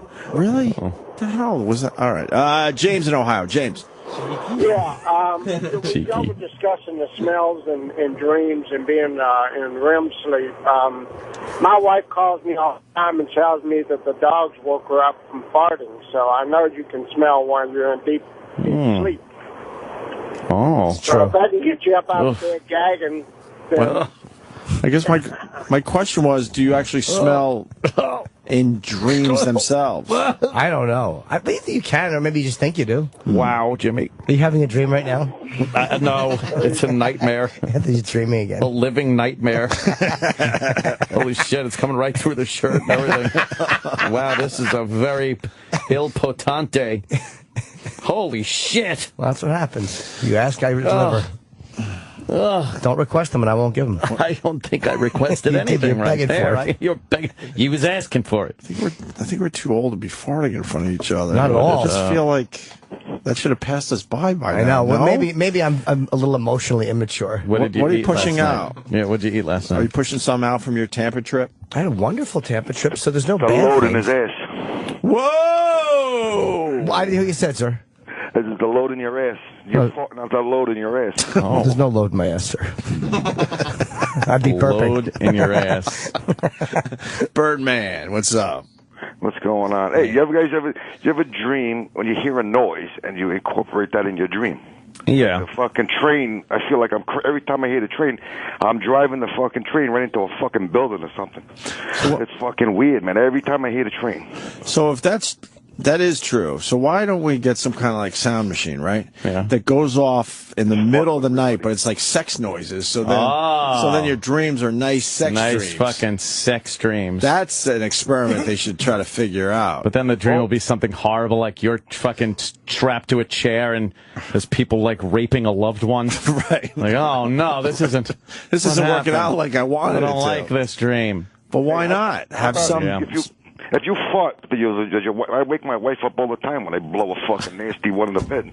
She wakes up and calls me a fucking asshole. I'm kind of with Probably loud, That's though. a class. Class sag. I woke up really mad one night because my wife was gagging and she said your farts. No, she said your God. She said my farts were fucking horrendous. Really bad. But I'm mad because I was in a nice sleep. Oh man, were you mad? So I'm with you with I mean, were you Birdman. embarrassed that you farted? I would be so proud of myself. I was just annoyed that now I was awake.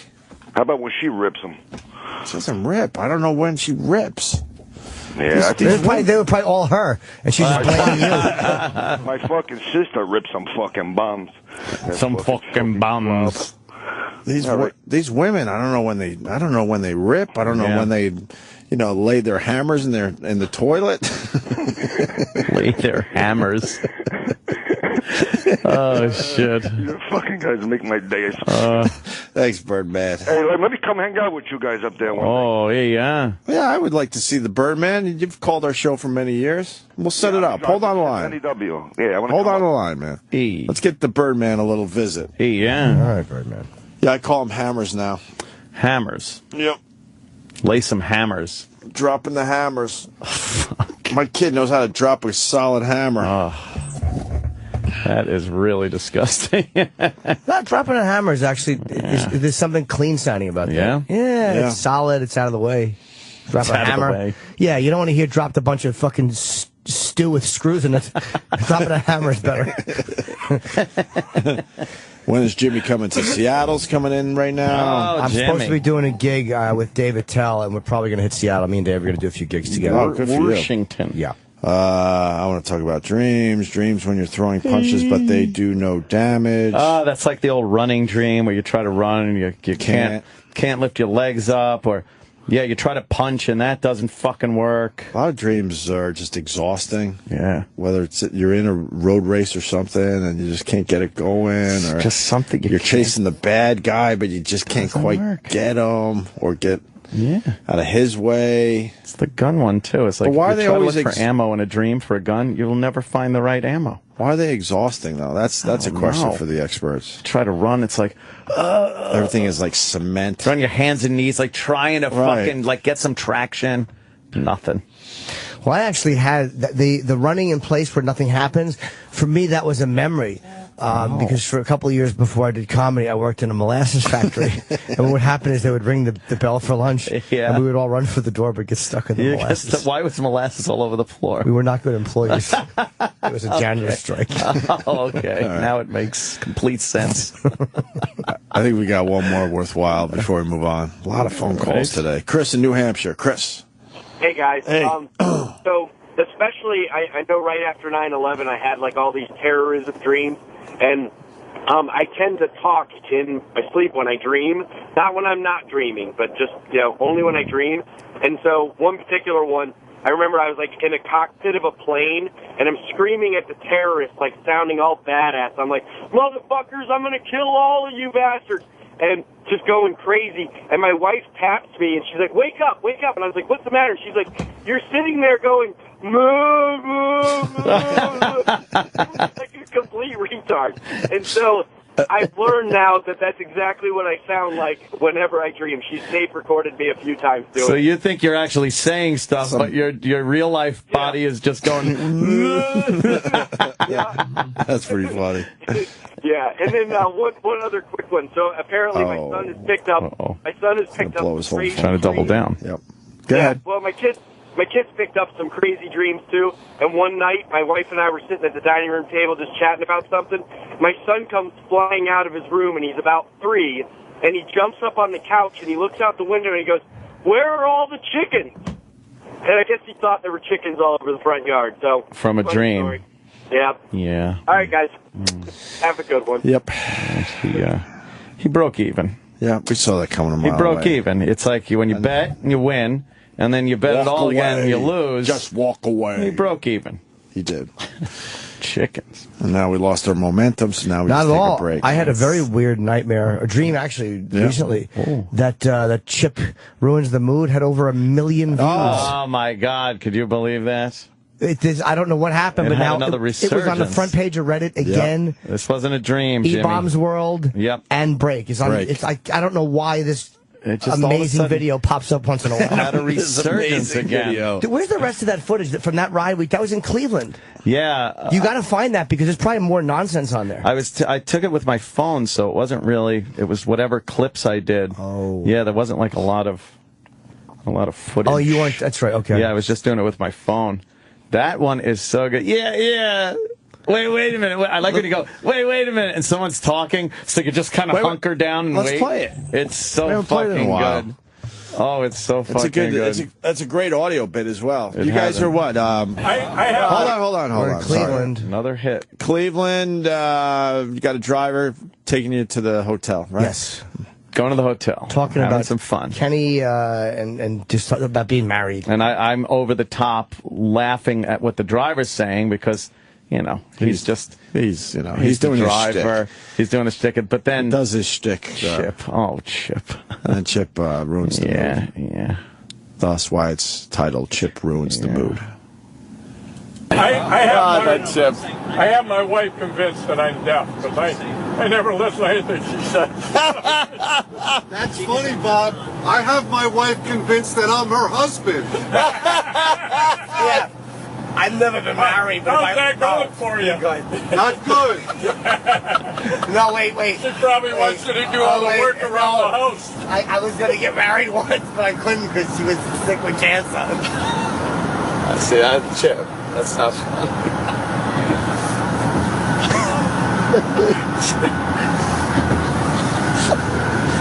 Pretty industrial. Very industrial. Oh, is that so fucking uncomfortable? Wait a minute. I like how you want to get in there with it. It's such a good one. Oh, my Remember we were playing the roster hip hop comments? Yeah. And one of them comments, because only me and Kenny you could see. And what'd the guy say? All those niggas look like birds? Me and Kenny. When it was on World Star Hip Hop, the comments were great. Yeah. It pops up once. I was just surprised someone tweeted me. It was on the front page of Reddit. It went everywhere again this weekend. Yeah. That's awesome. Mikey and Baltimore. Mike. Hey, fellas. This one will scare the shit out of you. I had a buddy who learned how to be a lucid dreamer. Hold on. Sorry. Go ahead. My friend learned how to be a lucid dreamer as a kid because he had nightmares that kept him up every night, so the sleep specialist taught him how to do it. So like a moron, I tried to do it myself just based on what he learned. And the problem I had, though, is I would feel like I was wide awake, like my eyes are open, I'm looking in my bedroom, yet I couldn't move for minutes. Yeah, I have that too. I've heard people that have had that. I've had that many times over the years, hundreds of times, maybe thousands. Yeah, you try to scream, you try to move, you just can't do it. It feels like an hour, but it's probably like 2 minutes. But, it's that REM sleep thing, I think. Sorry, but I think that's the way your body protects you from hurting yourself in your dreams. Crazy. Like you can't move because that way you don't injure yourself while you're dreaming. Yeah. Thanks, buddy. I'm punching out. Great show. Yeah, but that has happened to you, Jimmy? I can't tell you how many times I've woken up and felt like I know I'm like it's like a weird like whoa. That's what it feels like my whole body is buzzing silently, like buzzing, and I can't move and I can't do anything. Jeez. And I'm trapped. And it's a very real feeling moment. Like if I think of myself falling out of a plane, I'll feel the wind. It'll be an extremely lucid moment, but then I come out of it. Wow. That's just waking up, I think. Oh, man. Nothing beats that falling in a dream feeling. Whoa, you get all fucked up. What is that? Holy shit. Like I've been you're driving a car and you're going really much too fast for the road, and then you fly off a cliff. And that feeling you get when you're just like, oh, shit, I'm fucking falling. Right. Then you got to wake up before you hit or you die. Or you're really dead. I don't know. That's bullshit, by the way. Steve the therapist is back. Oh. Better than ever. Back. Jimmy's absolutely right. When you enter a certain level of sleep and you're dreaming, your brain releases a chemical that, in effect, paralyzes you, obviously, except for your breathing, so you don't act out your dreams. That's why in many of your dreams you feel like you can't run, you can't fight back, you can't chase after the bad guy, that type of thing. What chemical does it release? I wonder if that's tied into central sleep apnea. I don't know the name of the chemical offhand. Oh. Wow. That's so we're all paralyzed at some time during our sleep? Except for essential functions, yes. Wow. Like that. That's a little weird. Well, how come if you wake up, then you can move? Yeah. It's that instant that it goes away? It depends on the stage of sleep that you wake up in. I think everybody could probably remember waking up and it taking a second or two before they're able to move. The anecdote... Then how are we hitting our alarm clocks? Yeah. Well, if you got this paralysis, your alarm goes off, everyone hits it, hits that snooze quickly. Yeah. Well, it's the level of sleep you're waking up in. But But what if you're waking up in the middle of fucking this chemical with thing? all the people that set alarm clocks, you got to think a percentage of those people would not be able to hit their snooze alarm because they're still they still have that paralysis. Comment? Well, it's there's also the question of how long is the alarm clock been served before they wake up. Oh, come on. I won an award for fastest alarm shutter offer. Ooh. Where is it? Hanging up on the wall? Yes, it's just an alarm clock with a hand on it. Made of solid gold. That would rule. Yeah. I don't know. Oh, I'm thinking... You're with me on this one, Yeah, right? yeah. Yeah, there'd be a lot of people going, fuck, I can't hit that snooze alarm. Well, wears off instantly? Yeah, I don't know. I don't buy that. I think that's some kind of bullshit. Yeah, I say nerds. And then how come you can't roll over? You know, you roll over in your sleep. You fucking... How about we get Dr. Steve grab on the phone? pillow and fucking give it a Bite little... Bite it. Let's do a little Dr. Steve after the break. You know what? Dr. Steve knows everything. You're right. All right. And video of the Fart King. I don't know what that means. What video of me? Yes. Tom in Tucson, stay through the break if you can. We'll talk to you. Relax. The Opie and Anthony Show will be right back on Sirius XM. In celebrating 20 years of radio, Opie and Anthony sit down for a special Unmasked with Ron Bennington at Caroline's on Broadway. I just love talking old radio with Ronnie because he's seen it all too. Well, you know, that'll be the fun thing about it. Be sure to catch it live as we simulcast on the Opie and Anthony channel, XM 103, Sirius 206, and on Raw Dog, Sirius XM Comedy Hits channel 99. Thursday, April 17th at 4 p.m. on the East, 1 p.m. on the West. Made history, Ronnie. Is that right? We made history. The Opie and Anthony channel. It's real. When I was a little kid, I used to make believe, hey, the Billy Joel Show. And now, here it is for a limited time. Get 24/7 Billy Joel. The Billy Joel Channel. 5 songs. Rare versions. I saw the lights go out on Broadway. Stories from Billy. All of the characters in that song actually were real people. John, the bar's friend of mine, gets me my drinks for free. True. And music from his entire 50-year career. The Billy Joel Channel. Channel 4. And the Sirius XM app. Only on Sirius XM.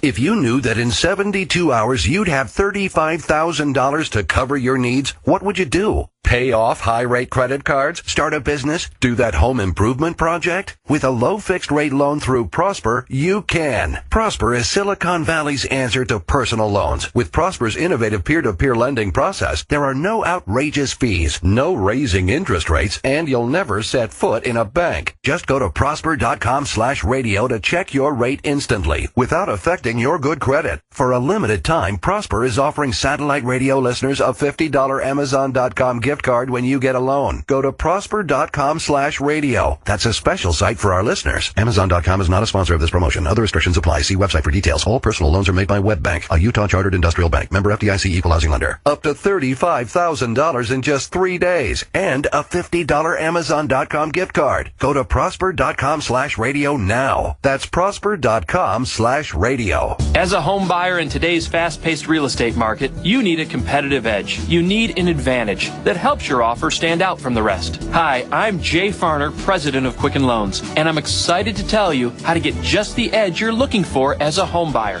This brand new program is called Mortgage First, and it's exclusively from Quicken Loans. With Mortgage First, the name really says it all. Unlike a pre-approval, we'll verify your assets, income, and credit to underwrite you up front, giving you the upper hand on the competition before you even start shopping. As a strong, confident buyer, you can stay focused on finding the right place for you and your family, knowing you're approved by Quicken Loans. To learn more about Mortgage First, call Quicken Loans today at 800-QUICKEN or go to QuickenLoans.com. That number again is 800-QUICKEN. That's 800-QUICKEN. Restrictions apply. Rate terms and conditions may change until final loan approval. This is not an offer to lend. Call us for cost information. Equal housing lender licensed in all 50 states. NMLS number 3030. Did you know that a Nobel Prize was awarded for a medical discovery that improves your sexual performance? It's true. Nitric oxide was discovered to improve your sexual performance. It also miraculously improves your heart health, blood pressure, energy levels, your immune system, diabetes, arthritis pain, even your memory and mood. That's why millions of men and women have begun taking nitric oxide boosters as daily supplements. And right now, we're releasing free bottles of Peak Nitric Oxide so you can discover the benefits for yourself. Be one of the first 100 callers at 1-800-939-5768. After extensive research and clinical tests, nitric oxide has been described as the miracle molecule of the 21st century. Taken once a day, you'll not only begin feeling years younger, but we'll also send you free test strips to prove it works. Discover how to get your free bottle of Peak Nitric Oxide and free test strips at 1-800-939-5768. Be one of the first 100 callers. 1-800-939-5768. These statements have not been evaluated by the FDA. This product is not intended to diagnose, treat, cure, or prevent any disease.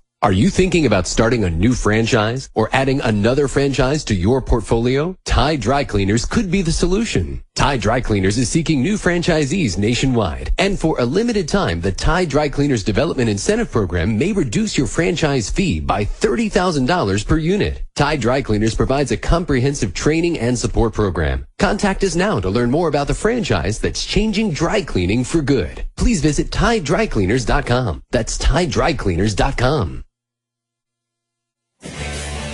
Meetings can be planned in advance.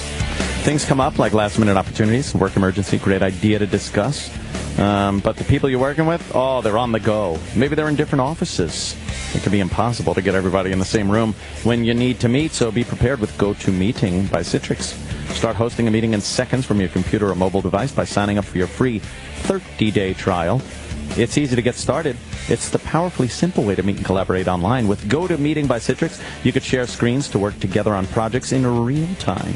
Just turn on that webcam. Now you're meeting in a group HD video conference. Oh, my God.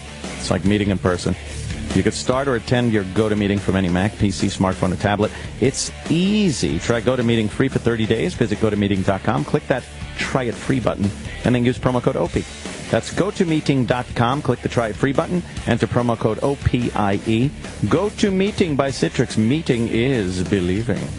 The only national radio show dedicated to college lacrosse is on Sirius XM College Sports Nation, featuring four-time All-American Paul Rabel. Rabel rips one! Paul Rabel! And former national champion Paul Carcaterra. A kid who has the skill and, most importantly, lacrosse IQ transitions to the college game a lot easier. It's Inside College Lacrosse, beginning Tuesday, 7 p.m. Eastern. Sirius XM College Sports Nation, Channel 91, and the Sirius XM app.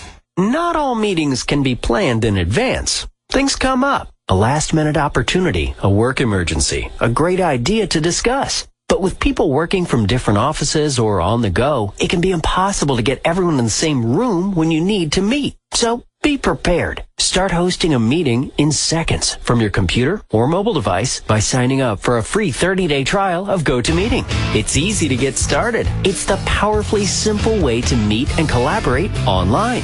With GoToMeeting by Citrix, you can share screens to work together on projects in real time. Turn on your webcams to turn your meeting into a group HD video conference. It's just like meeting in person. You can start or attend a GoToMeeting from any computer or mobile device. It's so easy. Try GoToMeeting free for 30 days. Visit GoToMeeting.com, click the Try It Free button, and use the promo code Sirius or XM. Remember, use promo code Sirius or XM.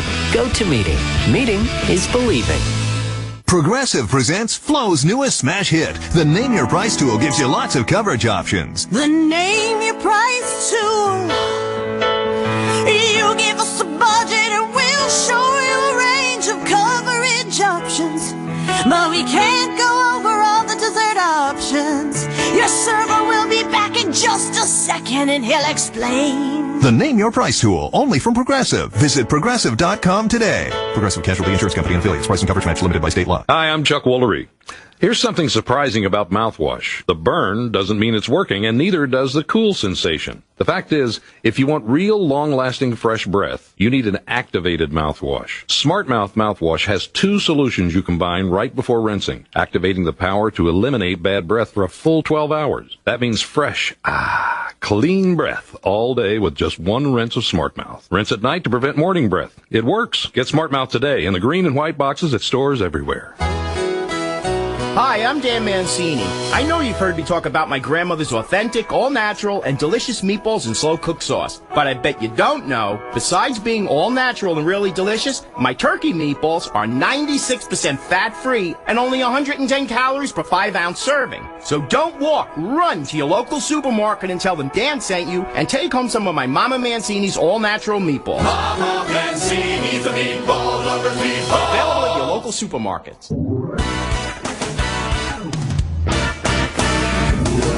Oh, you all know what that tune means. Oh, boy. Who is the only woman in your life to wipe your mouth and wipe your tears all at the same time? What? Your mom. It's Mommy. Don't you think she deserves a really great gift for Mother's Day? Steven Singer Jewelers has the perfect solution.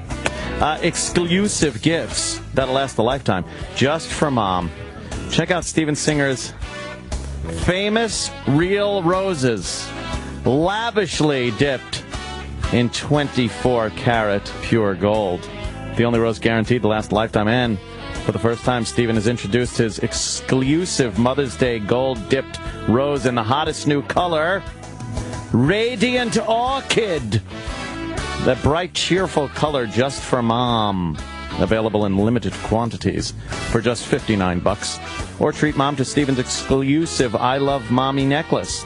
Silver and diamonds combine in a design you can't find anywhere else, starting at just $149. So make sure you take care of mom on Mother's Day from the biggest mother of them all, Steven Singer. Visit him online at IHateStevenSinger.com. Do it today. Get the Opie and Anthony Show when you want it. The Opie and Anthony Show is available now as part of SiriusXM On Demand at SiriusXM.com/on-demand or on the SiriusXM app. I'm mesmerized and horrified. Live radio at its best. Dude, do you know how stupid we've looked for years? The Opie and Anthony channel. All Opie, all Anthony, all the time. Wherever you are. Who's that old guy over there? Uncle Paul, with the creepy old guy stare. Uncle Paul, now he's coming over here, slowly limping down the hall. It's too late now, 'cause here comes Uncle Paul. Let me show you how to make a big boy love you. In today's episode, Uncle Paul reminisces about a young Macaulay Culkin in the movie My Girl. I was crying a lot in the theater when I seen that one. I couldn't see through my tears. I had such a big lump in my sweatpants. I love that movie. Look at that. You're all rough. You got leaves on you. Come here. Let me muss your hair up. Come here, Macaulay. Look at your denim coat. I cried so hard. He got the bees all over him. I was like, be careful. They're going to start stinging you on your penis. Got to get someone to suck the person out. You got little bee stingers in your penis. Why don't you come over here? Let me get the bee let me pull them out with my teeth. I'll rescue you. Who's that old guy over there? Uncle Paul, with the creepy old guy stare. Uncle Paul, now he's coming over here, slowly limping down the hall. It's too late now, 'cause here comes Uncle Paul. After 20 years, you would want a break too. But the guys are back now. Enjoy. It's the Opie and Anthony Show on SiriusXM.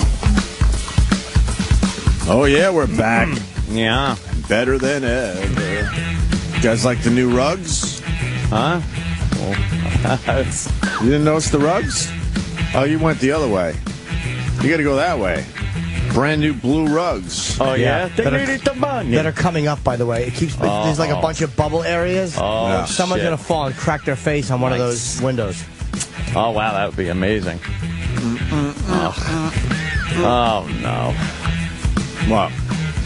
Leonardo DiCaprio at Coachella. First of all, that Coachella looks like the worst fucking place to be. Oh, my God. I know I'm way out of the demo. If Opie's Nana, then Grandpa is complaining about the kids' music. Way out of the demo. Yeah, who's at Coachella this year? Liddell Twittered pictures. I saw the lineup and was like, what the fuck? I know Fatboy Slim. That was about it. Jared Leto was talking at the MTV Movie Awards last night about wanting to head back to Coachella. Yeah, I saw that little segment. How were the awards? Were they good? No.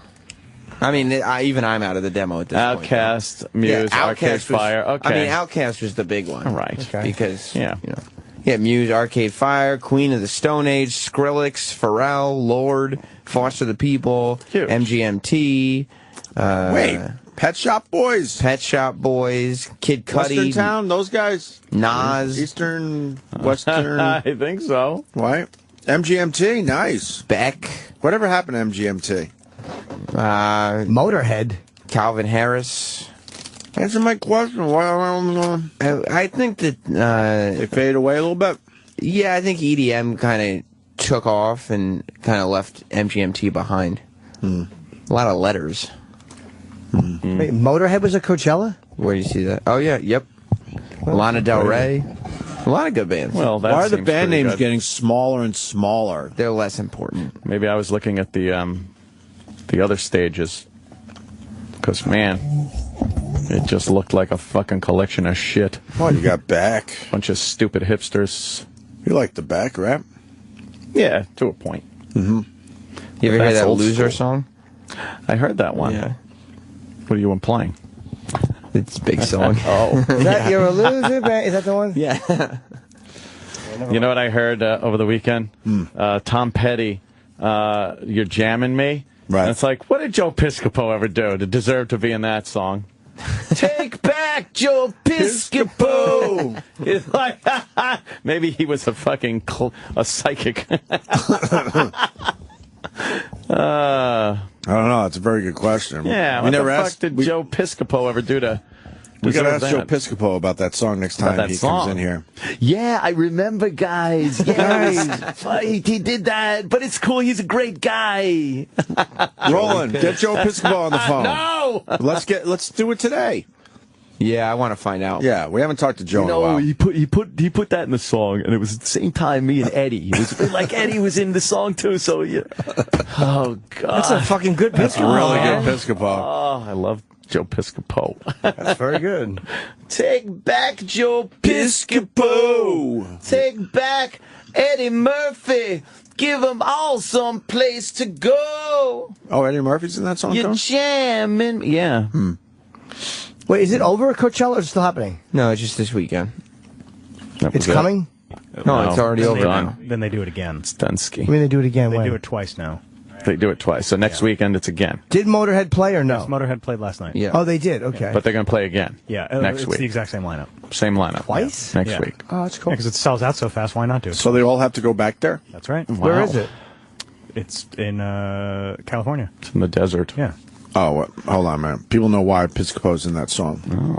Let's say hi to Gil, it looks like, in Atlanta. No, it's Bill, but anyways. Oh, Gil. Look how it's spelled. I know. All right. Anyways, Yeah. Petty said that he opened up a Washington Post style section, and on the cover of that, on the front page of that, was Piscopo, Murphy, and somebody else, and that's why he needed some names to put in that song, and that was all first thing he saw. And then Eddie Murphy had a big shit fit about it and said that he was pissed off at Petty for using his name. Was he bashing him or no? Well, it kind of No. was. Well, he's naming a bunch of stuff in the song that like is like bullshit, kind Right. of pop culture crap, and so saying Piscopo and Eddie Murphy, I could see that pissing him off. Who does he think he is? Yeah, Yeah, what the fuck was Eddie he? Murphy was at some press conference, and they asked him about that, and his response was, I don't give a shit what Petty says. I don't listen to his music because I'm black. I think he called him something too, like some bucktooth fucking hillbilly or some shit. Well, let's hear that part of the song. Right? Where is You're Jamming Me? You're jamming me. All right, guys, punching out. Thanks. Thank you. Remember this?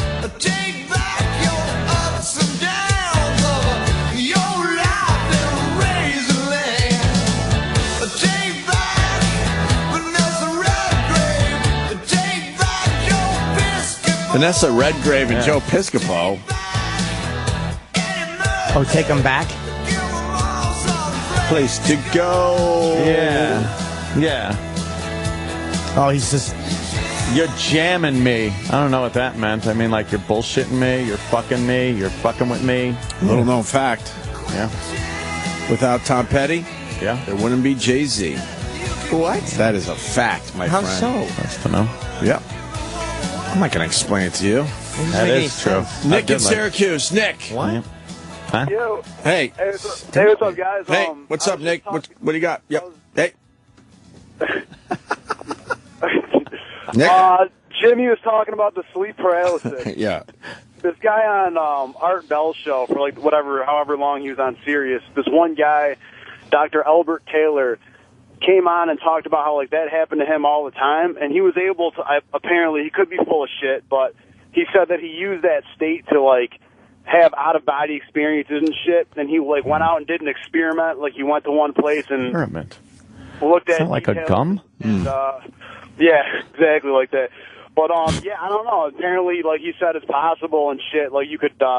He was afraid of it at first, then he like used it to do all kinds of crazy shit with it, go to different dimensions and all that. So I was wondering if Jimmy ever did that, or if he ever was planning on doing that. No, and neither did he. You know, it's just you feel like you can rise out of your body, though. I understand why someone would say it feels like that, but it's no, you don't have out of body experience. I swear to you, when I was younger, living with my parents, early teens maybe, I swear I have this. I felt like I left my body and walked into the bathroom. Were you comfortably numb? Is that it? There is no pain. No? No, but I have a memory that I feel like that absolutely happened. Huh. But I don't know how to explain it. Was I just dreaming? Could have been a dream. I felt like I went to the bathroom, but not with my body. How do you explain that? Did you piss yourself? You're just dreaming. Yeah, maybe you're just dreaming. It's a dream. Yeah. Especially when you're a kid, you don't even get the fucking what the dream is, so you think it's real. I don't know. Sure. Sure you do. You was just dreaming. I remember that, Gregorio. You thought I went to the bathroom. I was like, no, you're just not used to that pressure in your hiney. Oh, man. That was my finger. He doesn't even try to be subtle. I know. No, I was helping him. I was taking his temperature. Oh, okay. He had a fever. As long as you're helping. Your head was warm. Yeah. So I wet my finger and I put it in your bottom. I said, let me see how warm you are there, Gregorio. Oh. Your little feet was kicking in your PJs like you was swimming. It's horrible. This isn't fun anymore. Yeah. Quick question. When you took that out-of-body shit, like, were you able to smell it? Like you guys were talking about smelling in dreams? I don't even remember if I took a leak or any of that stuff. I just have this memory from when I was a child that I've kept with me for many, many years, where I truly felt like I left my body and for whatever reason walked into the bathroom. And I'm sure it was probably, just a dream or whatever, but to my... No way to know. I mean, it could be true, though. Who knows? And I always thought to myself over the years, wow, I really would like to do that again. It was cool. I remember one dream that I had when I was fucking like 5 years old. And it was when Casper the Friendly Ghost took a shit.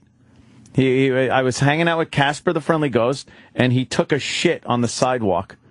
And I was like, Casper went to the bathroom. And you remember this from being 5? I remember wow. it was like, it's definitely the first dream I ever remember having.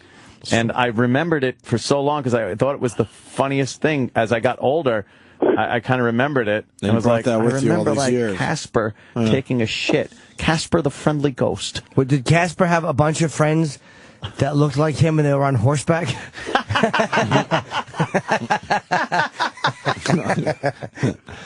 Let's go to Mark on Long Island. Thank you for that other call there. Marky! Yeah, what's going on? Hey, man. I'm in the clan. Yeah, in college, I used to take Adderall, and that shit would cause a lot of sleep paralysis, and I would take it to study. And I would see myself from across the room, and I would take naps in the study hall. It was weird. Yeah, you're probably just thinking you saw yourself. Yeah. All right. Punching out. Dreams will weird you out. Right. That's what it is. Yeah, exactly. Strange. I think a lot of people, when they have these spiritual awakenings and after death experiences, but then they come back, I think that's all some kind of a dream state thing. Once you start crossing wires in your head, you could, it can make you believe anything.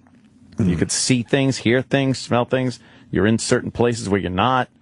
You confuse your memory of things with the actual reality of where you are now.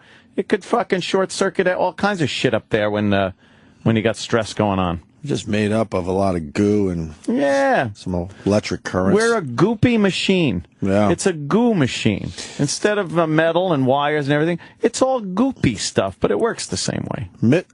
Bishop in Chicago. Bishop? Good morning, gentlemen. Hey. I've had the sleep paralysis probably 5 or 6 times in my life. It's the weirdest thing. You just wake up.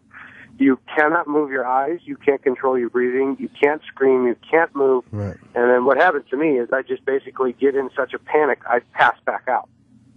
Whoa. And then wake up covered in sweat. And You then pass out? Yeah, it's just like such a panic feeling. Then it just all goes black, and then you wake back up, And every time it's happened, I've been just covered in sweat, and it's not a fun thing. Wow.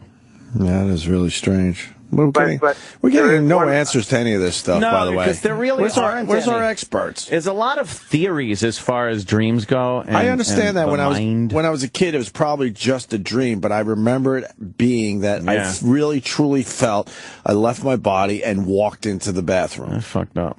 So just explain that. You can't just say, "Well, it's a dream," but why is it a dream to the point where you really believe you actually did that? Yeah. That's what I'm trying to figure out. I never forgot that one. It's one of the only things I really truly remember as far as dreams and things like that go. I had a fever as a kid, and I remember being a little delirious and thinking that I was doing certain things, walking around when I wasn't. Did your hands swell up like 2 balloons? Yes.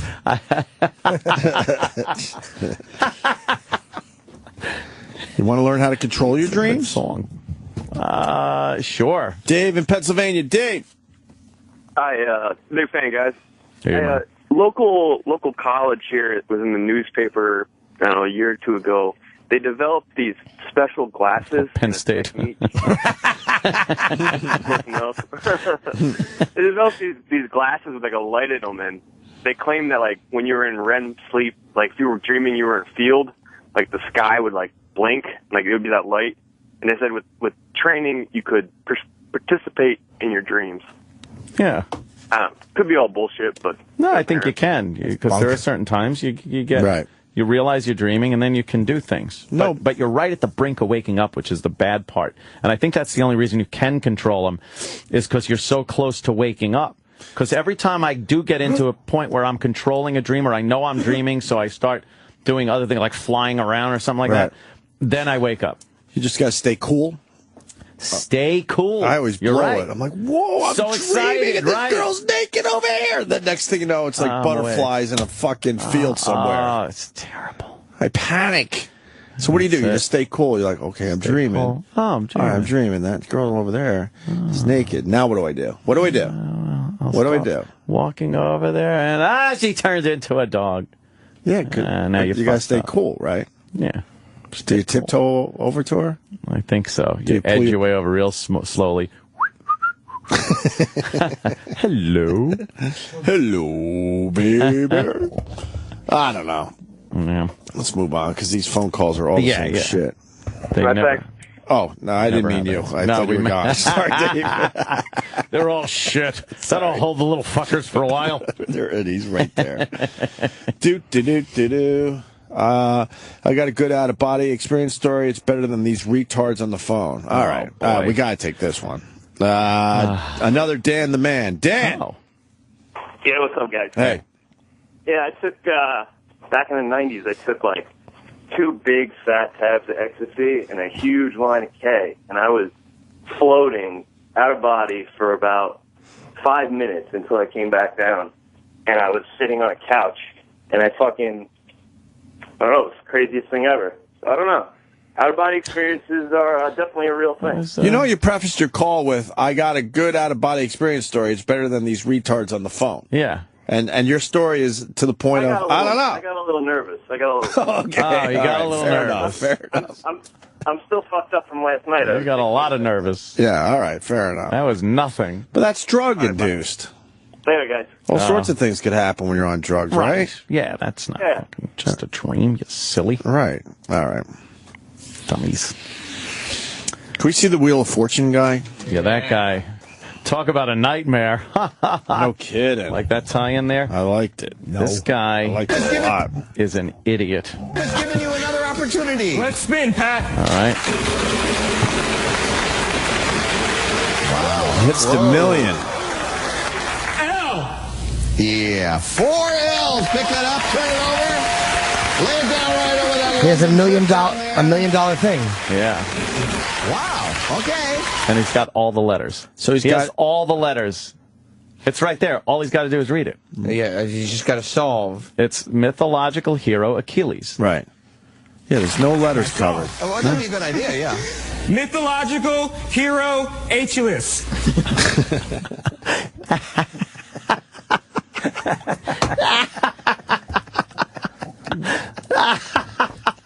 How much much would he have won?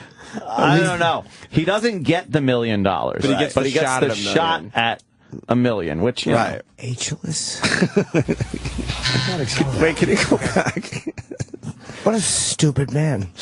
You're a stupid man. His face when the woman next to him solves it, and he's just standing there. His face is he is so lost.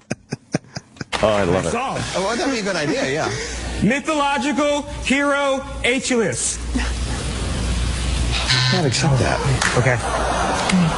I'll solve. Yeah.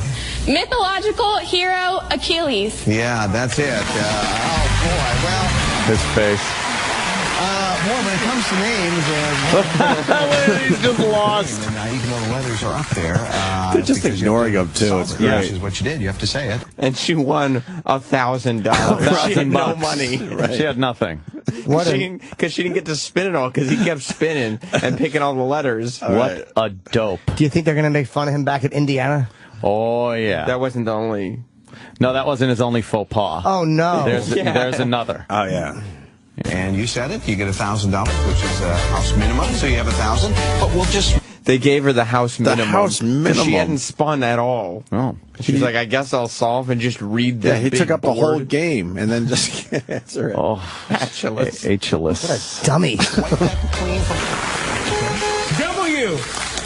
There's a W. Pick up that half car. He's getting all the fucking good spins, too. He got half a car. And then he spins and gets the other half. There's an L. Pick it up. Solve it and get a car. Wow. Solve it, get a car. Same guy. And he's going to make up. Guy. He's going to make up for where he flubbed, and it's going to be a happy ending. That's it. And look at the smile on his face. He got it this time. Wait, hold on. Pause real quick. I want to see what the letters are that's left. I can't see what's left. It'll show you. Oh, okay. Yeah. Okay. Because he's still going. B. Can I solve? Yeah. The world's fastest blank A blank. And he said C? He said C. Yeah. But the clue is person. Oh, okay, yeah. So it's definitely not. Maybe he thought it was the world's fastest CAD. It says the world's fastest, and we're looking for a person. Yeah. Blank A blank. So it's man without the M and the N. Yeah, of course. He thought it was car, but the clue is person. Person. The world's fastest cow. Maybe it was a Ripken reference, he thought. And, yeah, maybe. And so then it's going to go back to the girl again. And it couldn't be car because there's already an R on the board. Right, in world. So he really fucked this up. Stinks He's terrible. Yeah. The world's fastest man. Yeah, that's it. And again, the same face. How funny would it be if he just right hooked her? Yeah, just punches her in the face. And she had nothing on the board again. She just gets her minimum $1,000. Oh. Unfortunately, he screwed up again. In the game. Yeah, he screwed up a third time. And this is all one show. Right. Let's solve. Okay, Jim. He's gonna solve. He's gonna solve this. Hold on. On the spot decision. Ah, very good. On the spot dice spin.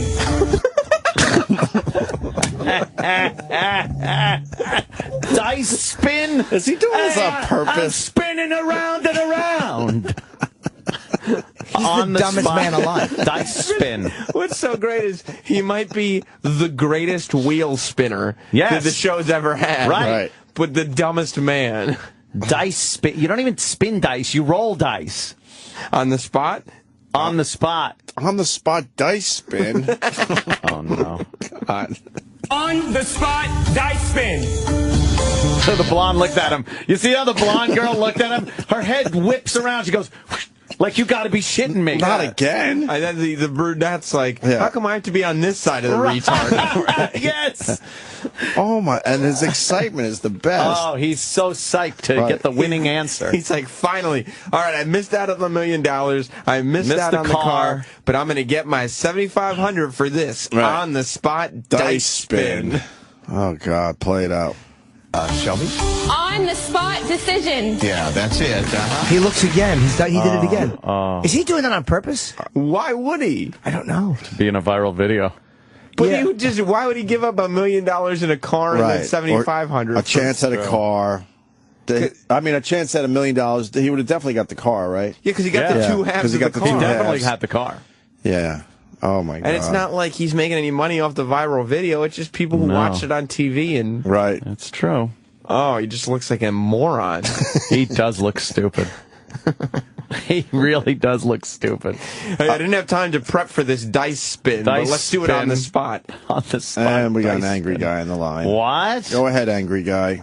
You dumb, fucking uneducated cunts. Look up this shit before you just play it on YouTube. Do some show prep. Uh-huh. He's an Ethiopian man. English is his second language. He's not the best at figuring out all the letters and all the words. Then don't play the fucking game. He got into the University of Indiana. Yeah. Right. He's on Wheel of Fortune. He's at a fine university.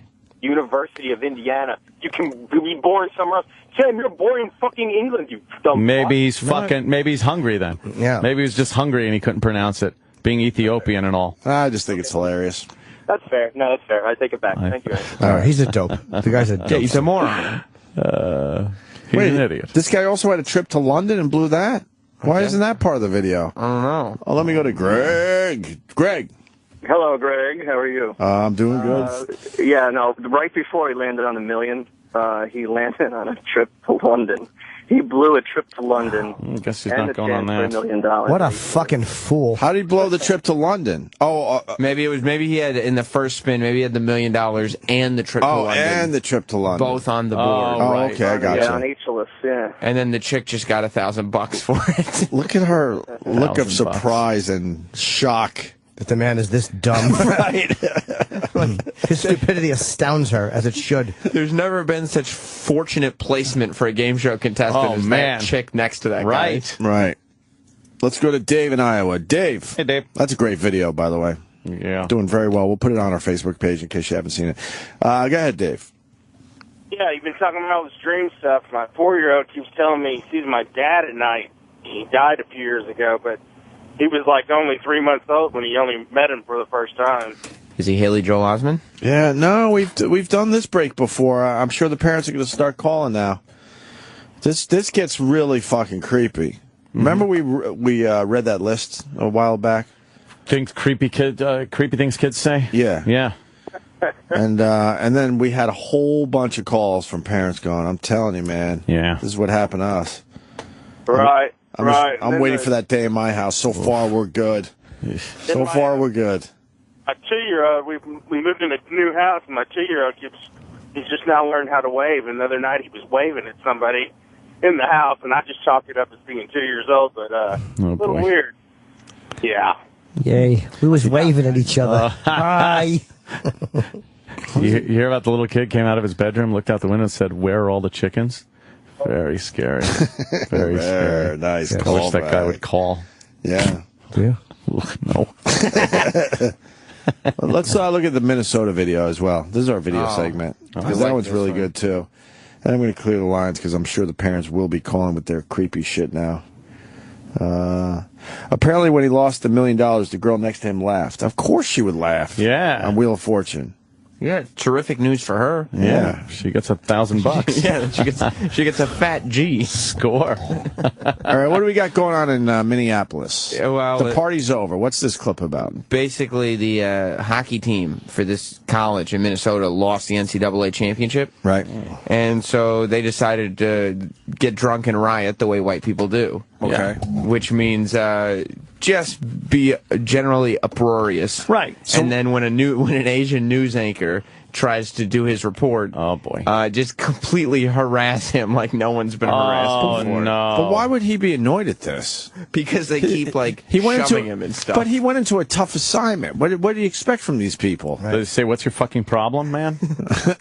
I also like that the news anchors at the desk, like he keeps saying, if you listen, he'll keep saying, "I got to send it back to you," and they keep going back to him. Oh, no. Yeah, I'm loving that he's out there. Yes. Have you seen this? No. Oh, it's great. They're normal service revolvers that they use in crowd situations like this. Let's go back to Jonathan. It looks like he's got something there that he wants to tell us about. Jonathan, go ahead. Tim, we're hearing shots right now. I don't think they're guns. I think that it sounds like pellet guns right now. A lot of people moving down running down the street. We saw another group of students running down this way. And they keep reaching for his arms and stuff. What was the guy saying? Did he say fucking something? Yeah, if you listen, they're just cursing the whole time.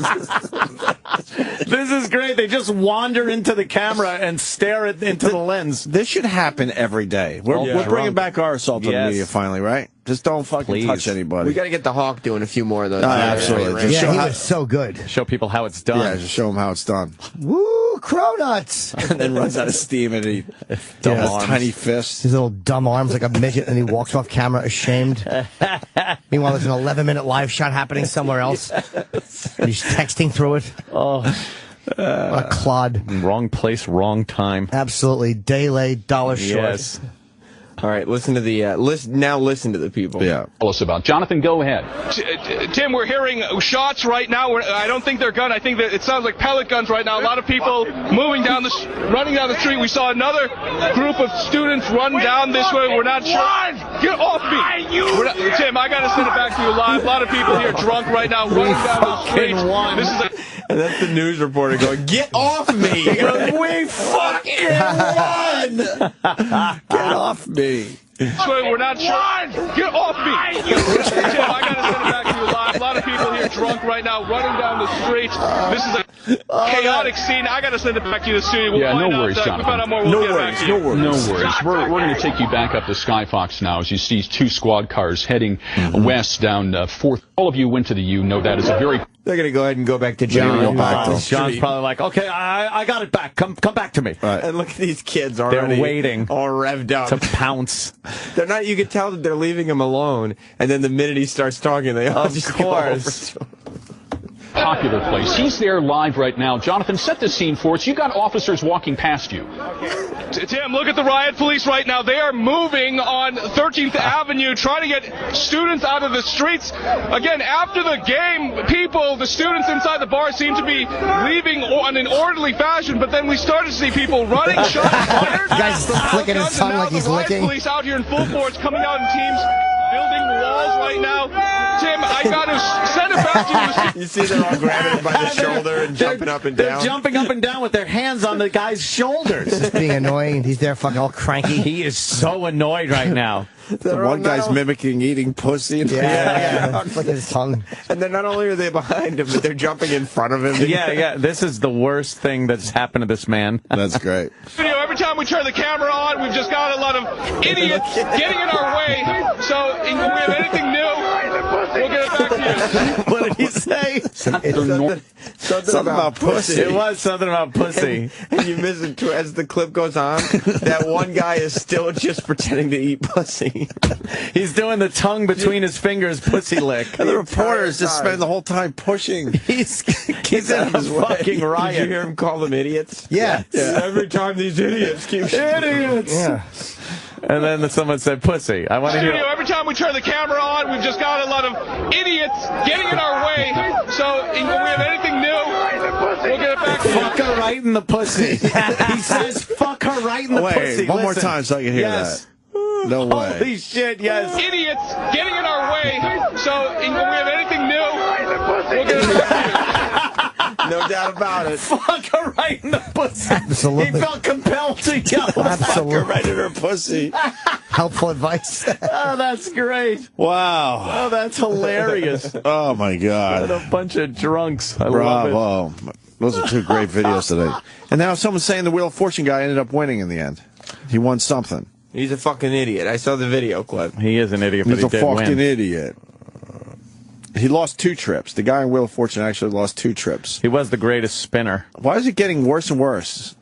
Steve, Chicago. Hey, how's it going, guys? Hey. That was the second trip he lost because that was a prize puzzle where the world's fastest man was actually from is where he was going to on the prize puzzle. So that would have been the second trip of that round alone that he lost. Ah, okay. He fucked up. Yeah, he was Suffice to say. Yes, it was horrible. Thank you, even sir. If he was from wherever the other guy said, yeah, that's still no excuse when he's going to like of course Ethiopia. Oh, look at this. He's just a fucking idiot. Evolution. Oh, wow. No. Bob Saget. It says evolution of Bob Saget, family man to filthy comedian. What do you call yourselves? The aristocrats. After a family has done something you don't want to do out of desperation to make it in show business. For years. And but it's not right. Family Man to filthy comedian. He was filthy comedian that went into Family Man and then that Family Man thing in the sitcoms. They're making him do the aristocrats joke again. No, it's together. Let's let them hear what run they this ask in theaters. I didn't know it was going to be in theaters. I had a daughter going. My oldest daughter, who is in this book, and she's been in my book signings, and she's beautiful. And she said, "I'm going into the theater now, Dad, to watch The Aristocrats." I remember it was a nightmare. I said, "No, don't go. Love you. It's full. Bye." And so it was an interesting time where people went, he's got a foul mouth, but I've been doing stand-up since I was 17, trying to get a job, and I was always probably not as blue as I was after that defining moment. I was also on Entourage at the same time. So there's these two. Oh, people, see, they don't know. Got to get the word out that he's not the guy from that TV show there. He's a dirty guy. People now know that. I know. Mainstream media, I guess they don't. Let's say hi to Dave in Minnesota. He wants to add a little more to that video we just played here of the TV reporter getting just harassed. Dave. Yeah. Hey. Yeah, you got to look like halfway through the video. You'll see one guy walking past the reporter, fucking with him. And then there's a line of cops that just come out of nowhere, and he spots him, and he's like a deer in headlights, and he just bolts it the other direction. Oh, really? Well, we did see when the cops showed up. Yeah. Yeah, they weren't really fucking with him as much. Smiling. Oh, it's great. I love those. I love all of those. Yeah, fucking videos are great when the reporters lose it. That riot was just a bunch of drunk kids, but the news made it seem like it was some crazy, dangerous, life-threatening situation. Mike in Minneapolis. Yeah, it seemed like it was all right. In a lot of those cities, the cops have like all the riot gear and all the fun stuff, but they never get to use it. Yeah, they want to really break it in a little bit. So if there's like a gathering of people committing shenanigans, you got to put on the helmet and get the fucking clubs out and the shields and start racking a few heads. Breaking in your new glove. That's, right. Breaking in the new glove. For spring. And it gives you a few fun stories to tell in the locker room, things like that. Let's go to Sandra in Cincinnati. Hi. Whose birthday is it today? Oh. What? Oh, boy. Cincinnati. Big star coming out of Cincinnati. Marge Schott. Marge Schott's birthday. Nope. I don't give a shit about baseball. Pete Rose, 73. Pete Rose, come on. Pete Rose is 73 today. What do you got there, Sandra? Well, when my grandma died about a year ago, about a week after she died, my daughter was playing on my phone, and she said that she was talking to Grandma, and that she said that she loved her and wasn't sick anymore because she had cancer. Oh. And I just was like, whatever. It's probably just she's repeating what we told her. Uh-huh. Well, about a week later, we had dinner with my other family and my niece, who's about the same age as my daughter. She was like, yeah, I talked to Grandma on the phone the other day, and she said that she wasn't sick anymore and that she loved us. And I was just like, holy shit. That's well, Grandma got a new repertoire. Exactly. Telling the kids all the same shit. Grandma's a bore. Right. A redundant bore. That's the Twilight Zone. I remember that one. That was the one with, it was the kid Billy Mooney there from Lost in Space. Wow. His grandmother died, and he kept getting phone calls from her. And the grandmother was trying to get him to kill himself. What? So he would be with the grandmother. Sure. And the father and mother are like, what the fuck? Knock it off. So then the kid, he does it. He jumps into the fountain out back and drowns himself. And he's laying on the ground, and they're like, oh, we can't get, the EMT guys are like, oh, we can't get him back to life. And then the father gets on the phone, the little toy phone, and starts going, Mom, please don't take our boy. He has such a long life. And then you hear, my God. And the kid comes back to life. Because the father was like pleading with his mother to not fucking take the kid. That show was brilliant. That show's great. It holds up too. It absolutely does. You can still watch those, and it's just as chilling or fucking captivating to watch. I love it. Thank you, Sandra. Thank you. Have a good one. We got a therapist. He's going to explain why children can speak to dead relatives. His name is Gorilla Bob, and he's calling from the Jersey Turnpike. Oh. Gorilla Bob. Yeah, hello, boys. Yeah, I'm a therapist. I know why children can see, or babies really can see, all of those dead relatives. Oh. Yes. We're eagerly awaiting. Yes. I'm not explaining it to you. Oh, what? Why would you? That's Opie's new bit. I'm the new bit guy. Remember with Beck? Goodbye, boys. What the fuck? That was like a bad edit of 6 phone calls. I don't Yes. but I don't understand. I don't either. New bit guy. He's not going to tell us? Is he the guy that calls up and says, I know this, but then doesn't tell us? Is that his character I think now? I said that one time. Yeah? As just maybe. quick little... Maybe he ran with it. I guess. All right, Jim on Long Island. Jim. Right here. Oh. What's up, boys? Hey, buddy. Hello. You there? Yeah, yeah, we're here, waiting. Yeah, listen, so the other day, my 2-year-old nephew, he's in the crib, and all of a sudden I hear him going, Tattletale, Castor Earl.